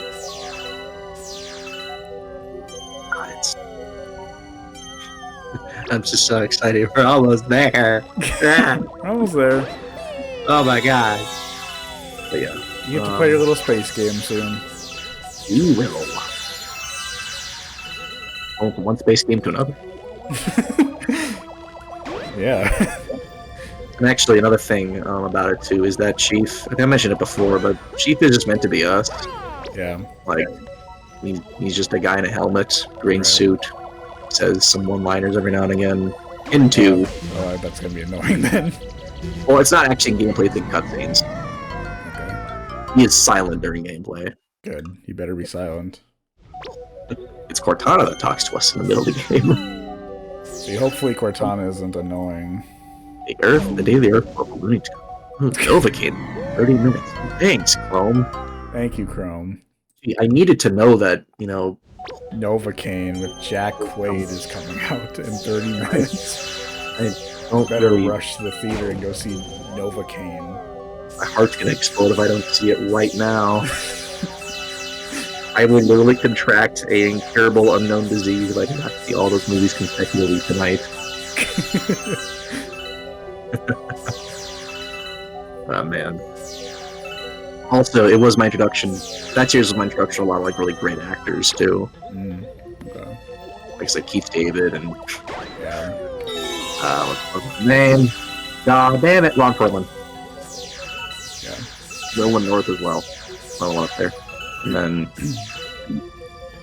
what was dude, he's been playing a lot of things. Let me look up his name real quick.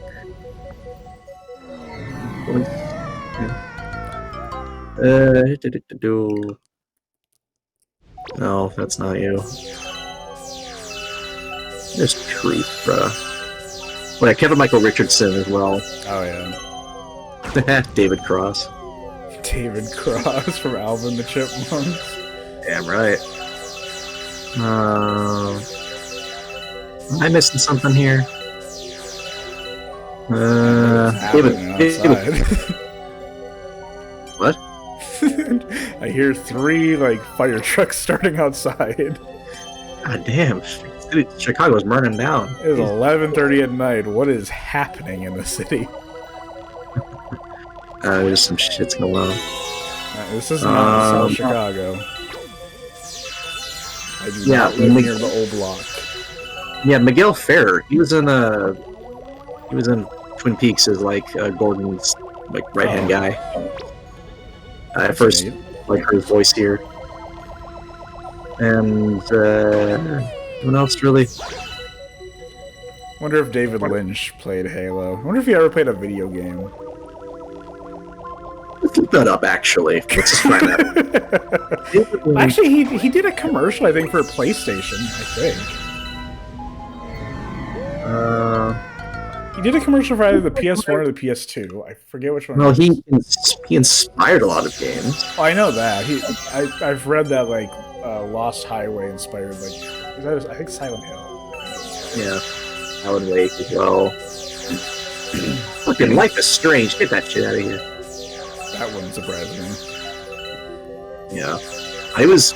Dude, when that game first came out, when we were like in middle school, like that, like 2015. Yeah, that would have been. I was kind of invested. Then I realized the dialogue sucked like a decade later. I never played it, but I've heard things about it. I watched like Markiplier playthrough back in the day. I mean, they also criticized it. What? Markiplier. Yeah. Again, I Mr. Bite. I never watched Markiplier ever. I know you didn't. He was not my guy. What? We've talked about this before. We have talked about this before. We do not need to retread that. We're two people in the nursing home talking about things we've talked about already. Well, it comes up naturally. Our conversations work. Yeah, it's just how the dementia works. Not dementia, it's conversation. What's dementia is not remembering me breaking my nose. I just don't think you ever told me that. Yeah, maybe not. I just feel like everyone saw it, so when we start talking about it, so... Yeah, I don't remember it. There's a lot of people there, and they all saw me. It was very loud. Please tell me you cried. I mean, I didn't. Aw, come on. It hurt. It was just like, damn, this feels weird. Oh, I was hoping that you cried. I may be a sappy fuck, but I don't cry to that. You just cry about everything else. Yeah? You're just a very sensitive man. Can I say? Bro's so sensitive. Yeah, what's wrong with just feeling? Nothing. There you go. We're almost there, by the way. I know, I'm just getting to 600 and then we'll be good. Sure, you want to get a little more just in case? Well, we were at like 1100, I think. Where are we? Something like that. I mean, I can always come back here if I need to. Nope. I'd rather be safe than sorry. We'll just get this one. We'll actually try to get to the end of the level now. Oh, good. Music is so good, too. So yeah, we have to do that bunny level, and then we gotta fight Bowser again. Hell yeah. We're actually getting at a finale. A proper again. Finale. Yeah, it's gonna be very similar to last. I did not mean to do that. Okay. Are there gonna be credits again? Yep. Let's sit through the credits again. That'll be a lot more fitting. Yeah. Alright, I'm gonna try to make it to the end, I think, now. Also, I do want to say the majority of the dialogue in Halo is going to come from the enemies. That's interesting. We're not really going to hear the main characters talk unless they get to certain points. Good. So, there's your... I hope that is good news. That is great news. No yapping in my video game. The funny thing is that the grunts are called yip yaps. They talk a lot. Good. I will shoot them. I think you'll punch them too. I'll do a lot of things to them. Jesus. Geneva Convention, dude. Keep it in mind. I don't care. That's fair. All bets are off in that game. Yay. So what's the Bowser fight gonna look like? Exactly the same. Oh, love reuse content. It's like Elden Ring. This is the Elden Ring of Mario games. The Dark Souls of Elden Ring. Hey. Hey, thanks Nintendo.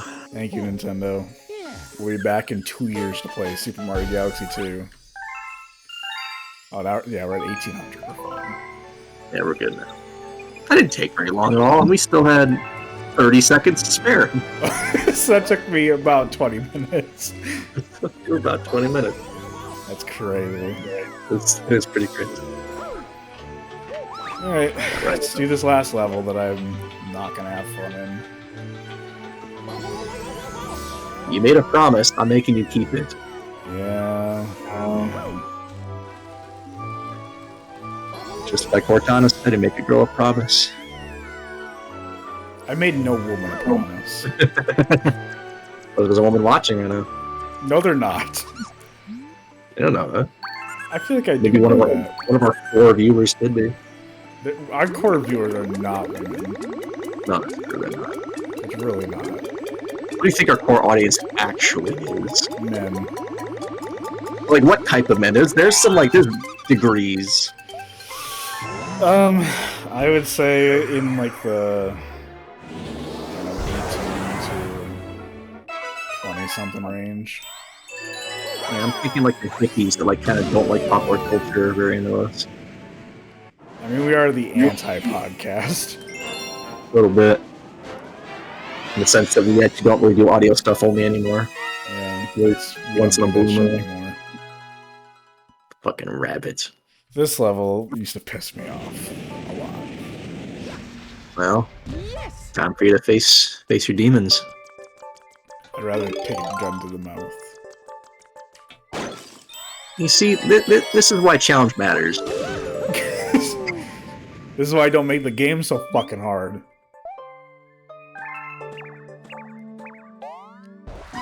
You get 150 seconds.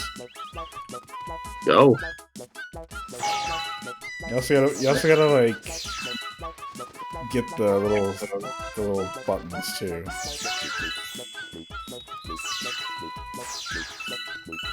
Music is so stupid. It sucks. You gotta get the little buttons. No, You gotta get the I have to little live up to the buttons. standard I set for myself. You gotta get the little buttons because it unlocks a fire flower to destroy the snow with the snow. Well, memorize where they're at. Problem is, I don't know. I never remember where they are. Maybe it'll finally be the time where you can.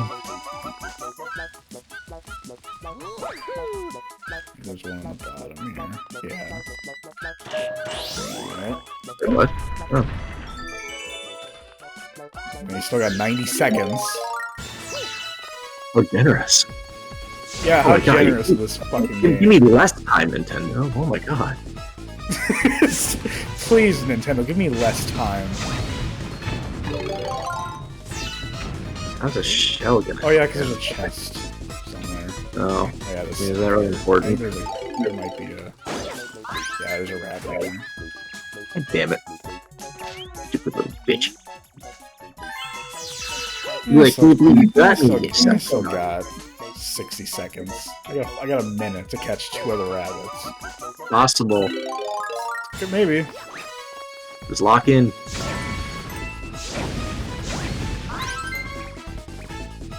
Lock the fuck in. Sounds like a really annoying game show theme. It really is. My fucking god. This is why this sucks. Come on. Come on. Stop. I'm tired of this. Imagine Flippy the Bird. Just...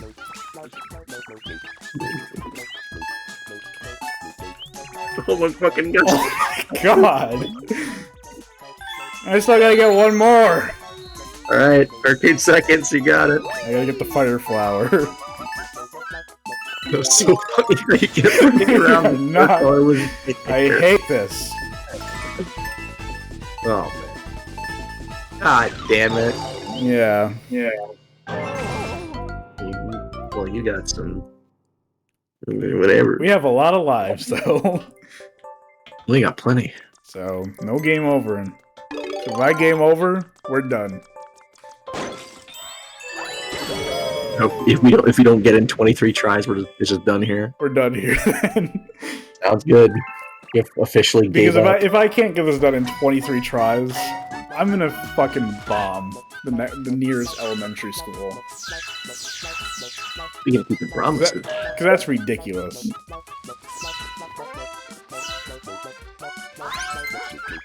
What? What? What? Oh my god. What? Okay. The Alright. game just felt bad. Alright. Please, for the love of God. Oh, please. This is so disorienting. It really is. It's really annoying. I'm literally gonna spend my entire time trying to catch this one fucking rabbit. And it's also great because when you walk in the snow, you walk slower. No, really. Yeah. Imagine if that worked.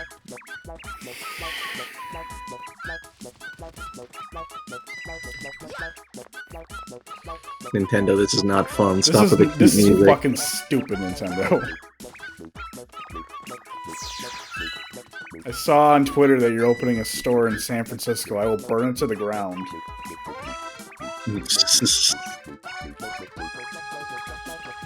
Did you ever see Wallace and Gromit? Yeah, I Curse think the I Were did. Rabbit. She do it that 100 does, like grab a shotgun to shoot all of them. I am Holy shit, you're actually spend this whole time just chasing this one rabbit. Please. Get please, the fuck please, over here. Please. Please. This music is so insulting.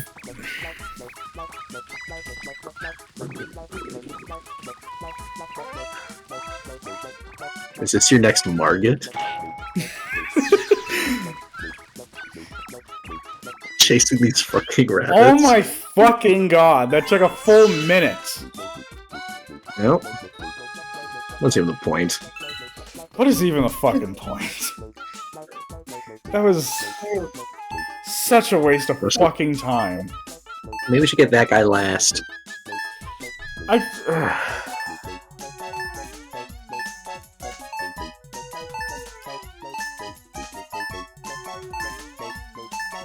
You're face falling right now, aren't you? You've got some practicing to do. Fuck off. Got some dick to suck, more like. Someone should be sucking mine. You.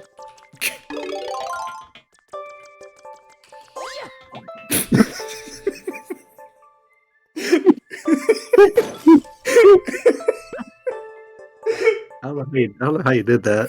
That'd be so real. It's like that's like having a target right in front of your face, and then just shooting just the side of it. Alright, that was pretty good. It was pretty funny. That's pretty Now good. who's the idiot? Alright. It was just a tone reset. Alright. I'm gonna get a gun and shoot these rabbits. You know, I think Elmer Fudd was onto something. It really is rabbit season. It really is it is rabbit season. It really is open season. I really was gonna say that. I'm not getting that rabbit. You know where it is now. Yeah, I do. Yeah. Stupid fucking music. Thing? Need the little switch.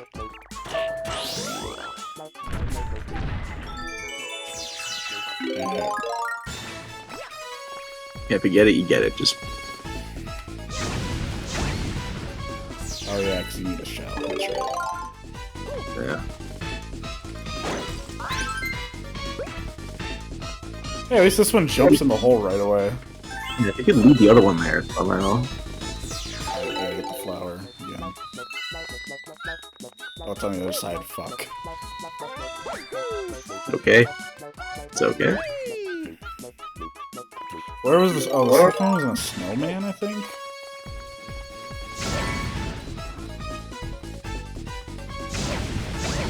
Yep. Oh, please, God. Oh, please, God. Oh, holy shit, they're right next to each other. It'd be nice if I caught all both of them at once. Oh my fucking God. Oh my fucking God. Please. This is... Is there any way you can lead them to the holes? I was actually thinking that. Actually, wait, hold up. Yeah, you can. Gee, what a novel concept. Lead them into the track. Okay. Where's the other one? Where's the other thing? Over there. Yep. Alright, so if we go, like, from up here and try to chase after it. No, don't go that way. Fuck the fucking... Maybe throw a shell at and just kill it. That would be pretty cool if you could do that. Come on, please, please, please. Come on, you're getting Holy close. shit, no way. Holy shit, no way. Just breathe, stop time. No way. Don't fuck up now. Don't freak. So that actually works. That's the strat. I just solved your entire problem. That's a strat. Alright. The last star. That is the last star. We fucking did it! Ugh.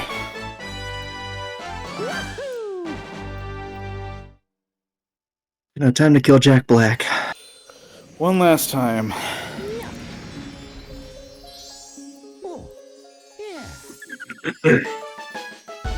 $120. Nice job. Every galaxy. No.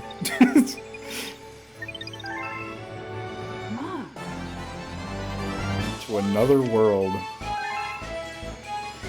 I don't know why they call it another world when it's the same fucking level as last time.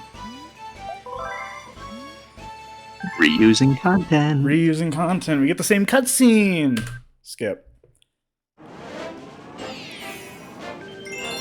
We're in the exact same star. Because we have no shame. Do we get to listen to the music again? Oh, damn, alright. Better shut up then.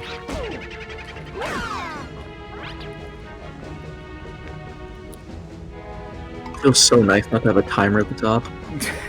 Tell me about it.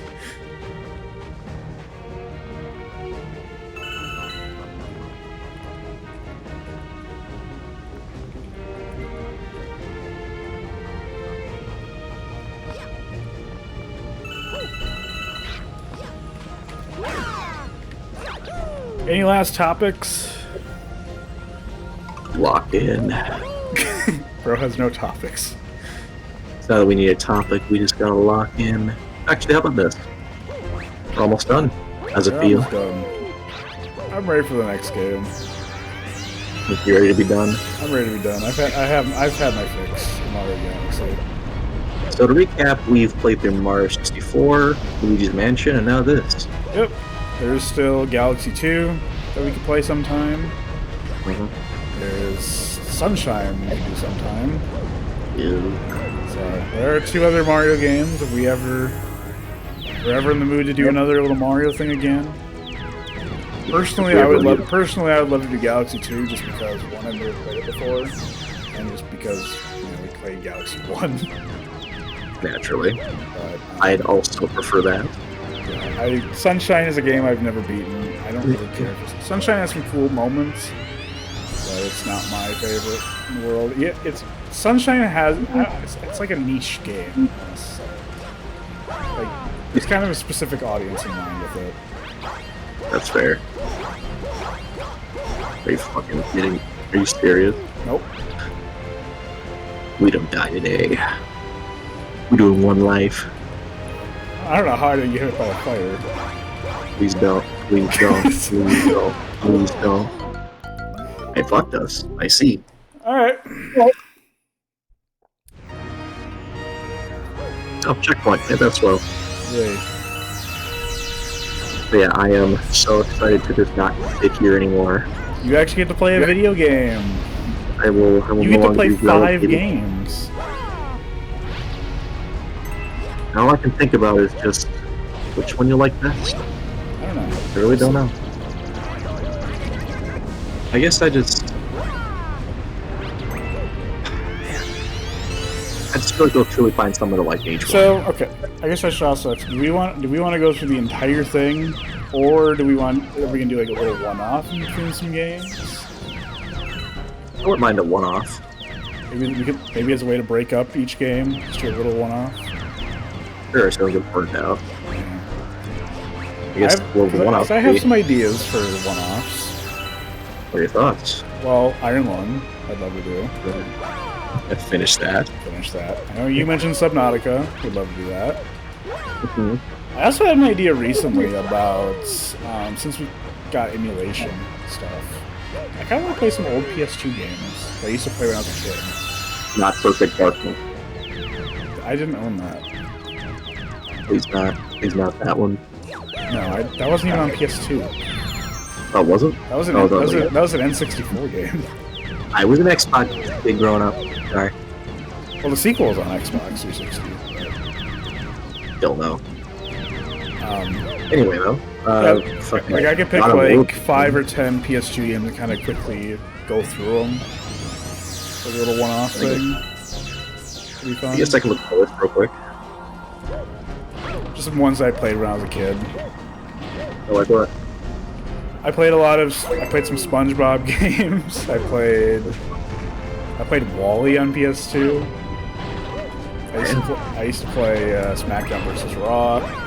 It's like, I'm not talking like, like the big games on the PS2. Just ones that I grew up with. Fair enough. It's like a fun little thing. I grew up with the Halo games, so going back to some of yours on the...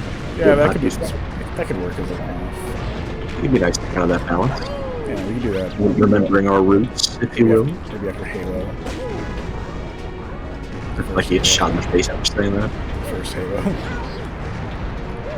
Yeah, I mean, I guess it's just... It might also depend on how you're feeling after, because you may just want to keep going. You know? Maybe. No, I don't know. We'll see. We did something we are cooking. Entirely possible. I will not blame you if you want to take a break. I will not blame you. Yeah. I'm probably going to say I'll need a break between each game, but who knows. Alright, but before that... We gotta finish this game. Kill these nerds again. Which we are almost done with. This feels so redundant after last time. Yeah, it really is. Because epic finale again. Again. I think the only difference is there's an extra cutscene. That better be worth it. And I don't even remember what it is. Be surprised for both of us. And you also unlock New Game Plus. No. They give you a Super Luigi Galaxy as New Game Plus. And if you get all 120 stars in Super Luigi Galaxy, you get to play the 121st star. No. Which I've never done, ever. But I've seen videos of it. It's not worth it. Well, basically, you remember the beginning of the game where you're like in that where the castle is and stuff? Yeah. It's there, and you're collecting purple coins. Oh, that's so stupid. It's like, yeah, that's not worth it. Especially going through also New Game Plus too. That's really not worth it. Like, come on, at least have like a, I don't know, just friggin' date with Peach or something, make it worthwhile. Something cute. Luigi's Mansion also had a New Game Plus too, and that had harder bosses, I think. Good. I've never done that though. Think about it just materializes rock around him. Right.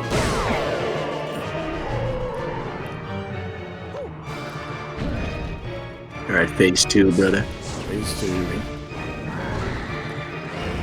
Should put a different song behind this. It's the same song. I know, but if you could replace it with any other song, what would it be? I don't know. I feel like I want to do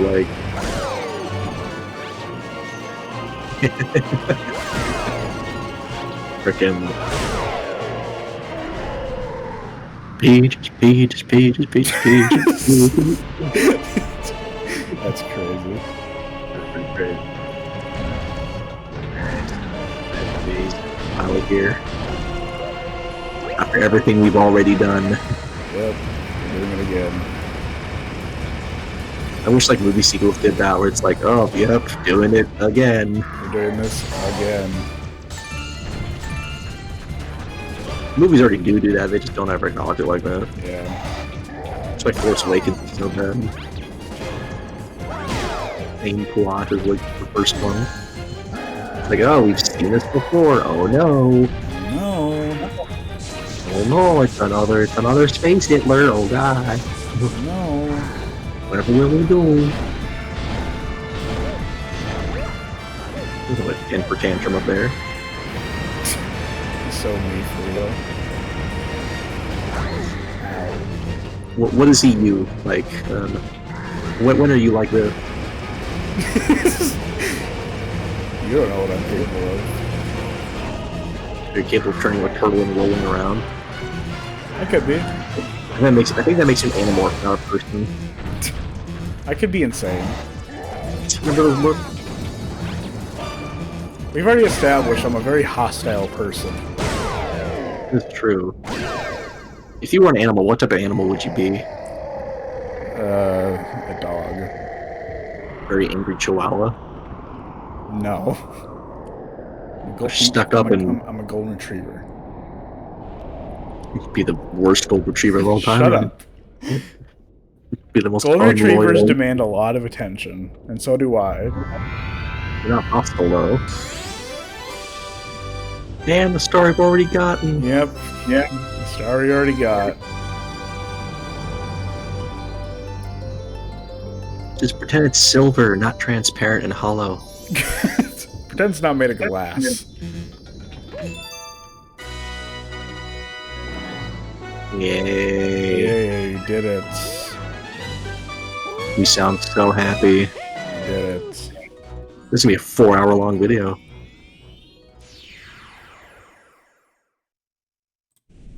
Damn, it is actually almost 4 hours. Game started at 8 o'clock, it's now midnight. Yeah. Almost at noon. Fuck me. It's almost noon. Time to get the day going. What day is it? Day's only just started. Get drinking. Well, you know, it's noon somewhere. It's a broken clock is right twice a day. That's true. Oh, look at that. It's right now. It's right now. Hooray. Hooray. Okay.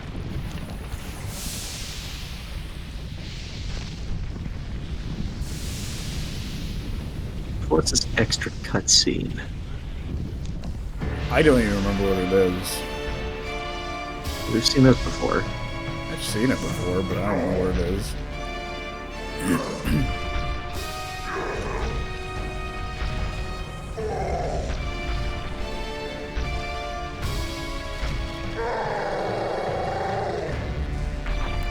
To this day, I've never known how to describe Bowser. He's a turtle. But like he breathes fire. You don't know what turtles Okay, do when dragon. you're not looking. I think the closest thing they would be able to do is just vomit. What if that's their fire attack? Did you ever think of that? Ew.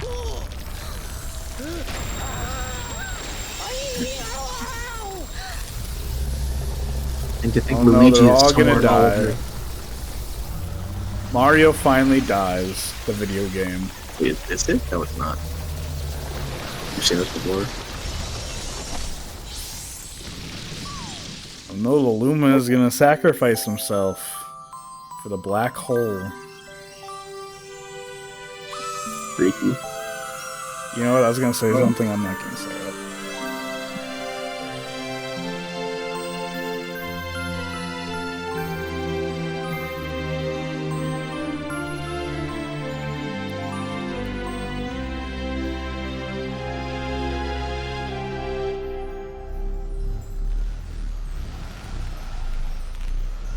That's totally how that works. Definitely. In fact, this game's actually sponsored by NASA. This is all scientifically correct. That'd be funny. If only. If only. No, it was actually sponsored by SpaceX. I wonder why it doesn't work.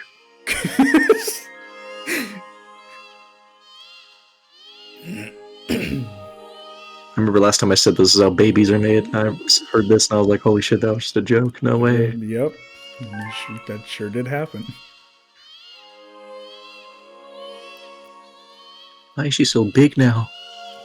I mean, that's fine. Don't.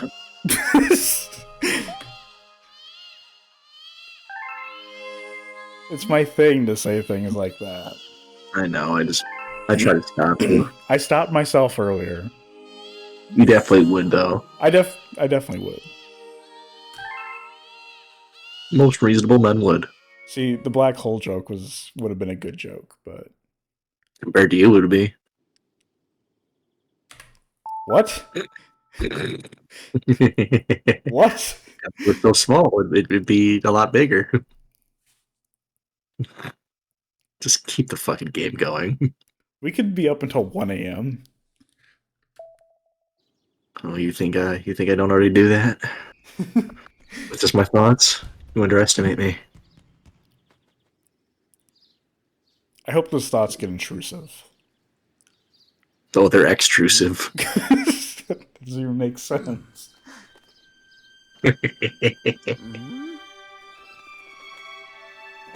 Whoa, fucking birds! I haven't seen those before. I haven't seen birds before. What the? Oh, that guy. Alright, so what's this extra cutscene, huh? We saw this. I know, but...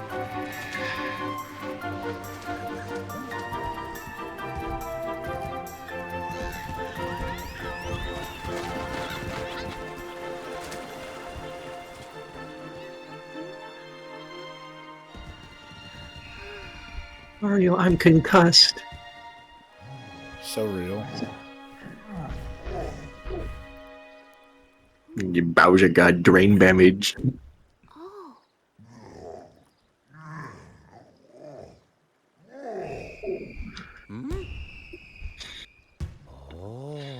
Also, I just realized Mario has white, red, and blue on him. You've never noticed that? He's just a walking Italian-American flag. Welcome! Welcome, new galaxy! There's a golf game on the NES where he actually wears like the American flag on. Jesus. Give us the goddamn cutscene. Wait, what? Alright.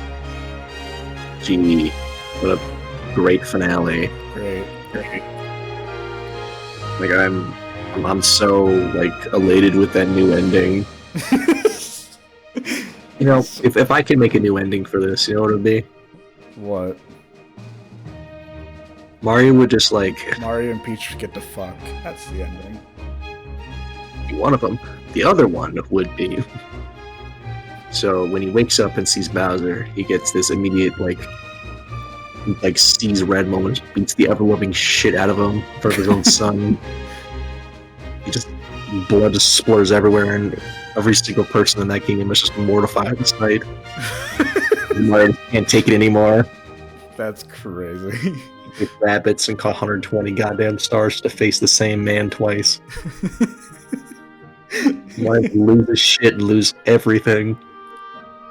He would abandon all his moral principles and just become like a Dark Mario or something. Dark Mario?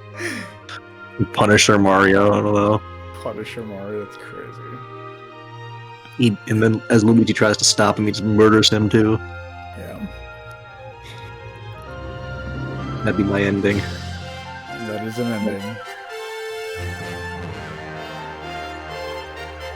What do you think we're playing it again, though? It's fun. That's it? What else do you want me to say about it?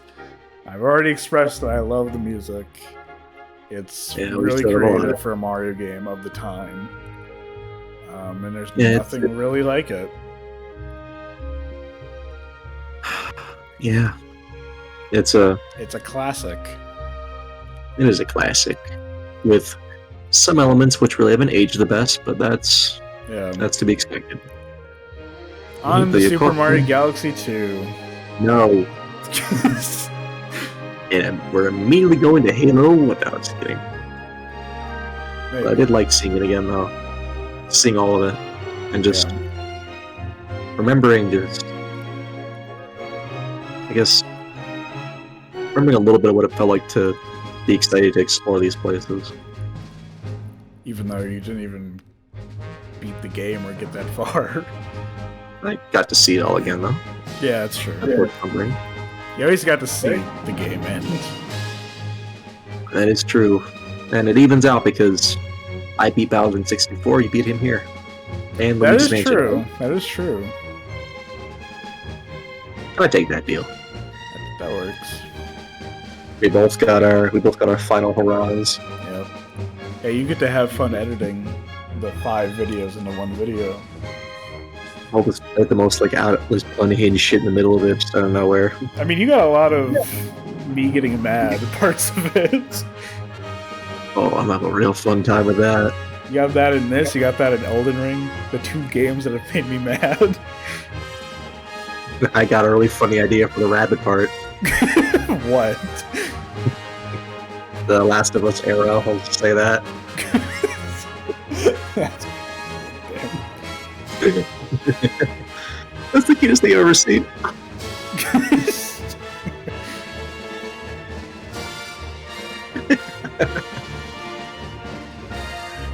I'm having so much fun with that. You have no idea. You have no fucking idea.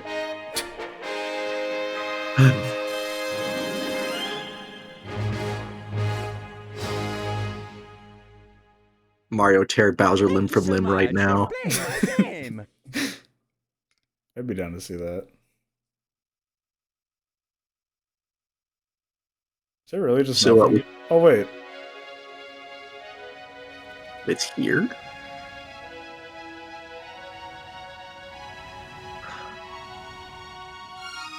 Boo. Sorry. I gotta like the different arrangement of the music.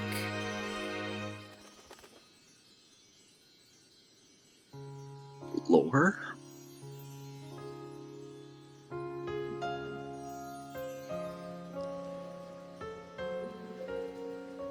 Thank you.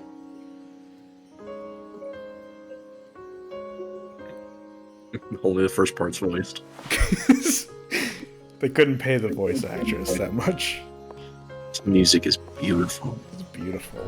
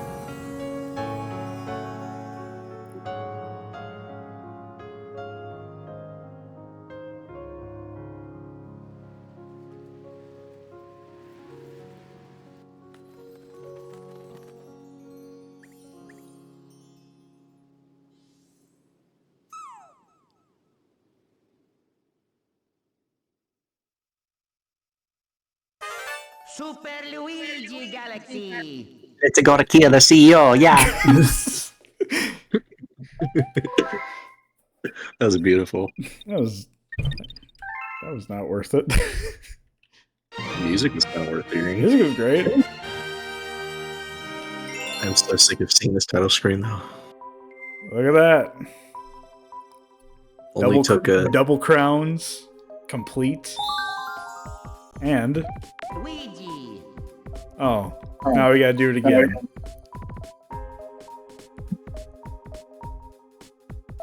Mario. Oh no, we're all good.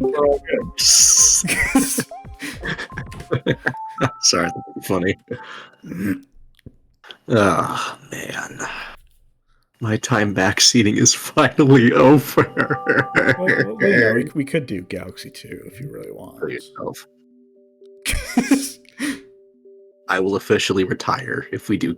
It's crazy. Oh. Yeah, 4 minutes and 4 seconds. That's all we played. Only. I'm just that good. I'm gonna miss this menu, though.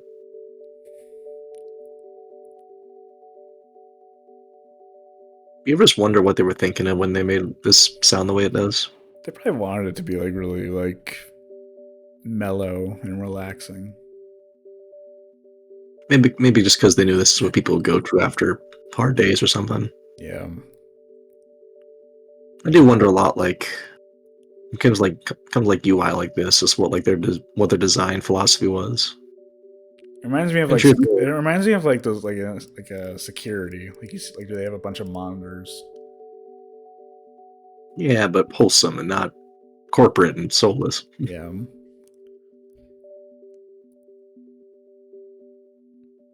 I did enjoy seeing Super Mario Galaxy through, but I am, needless to say, kind of relieved. And we are both very tired. I am very tired. I want to go to bed. I want to do a lot of things. I want to pump one out. Take us home. All right, folks. You heard the man. He's got to do what he's got to do. So do I. We hope you enjoyed this playthrough. Now, I don't know if you stuck with us through it the entire time, or if this is just your first time seeing it. Regardless, thank you for being here. We hope you enjoyed this very chaotic playthrough of a classic game, and you stick around for the next few classic games. Well, we'd even say they're also out of this world. Okay, I'll shut up. But I'm excited to get to the next game, to finally get back in the gamer chair, if you know what I mean. We're gonna have a great time with Halo, and we had a great time here.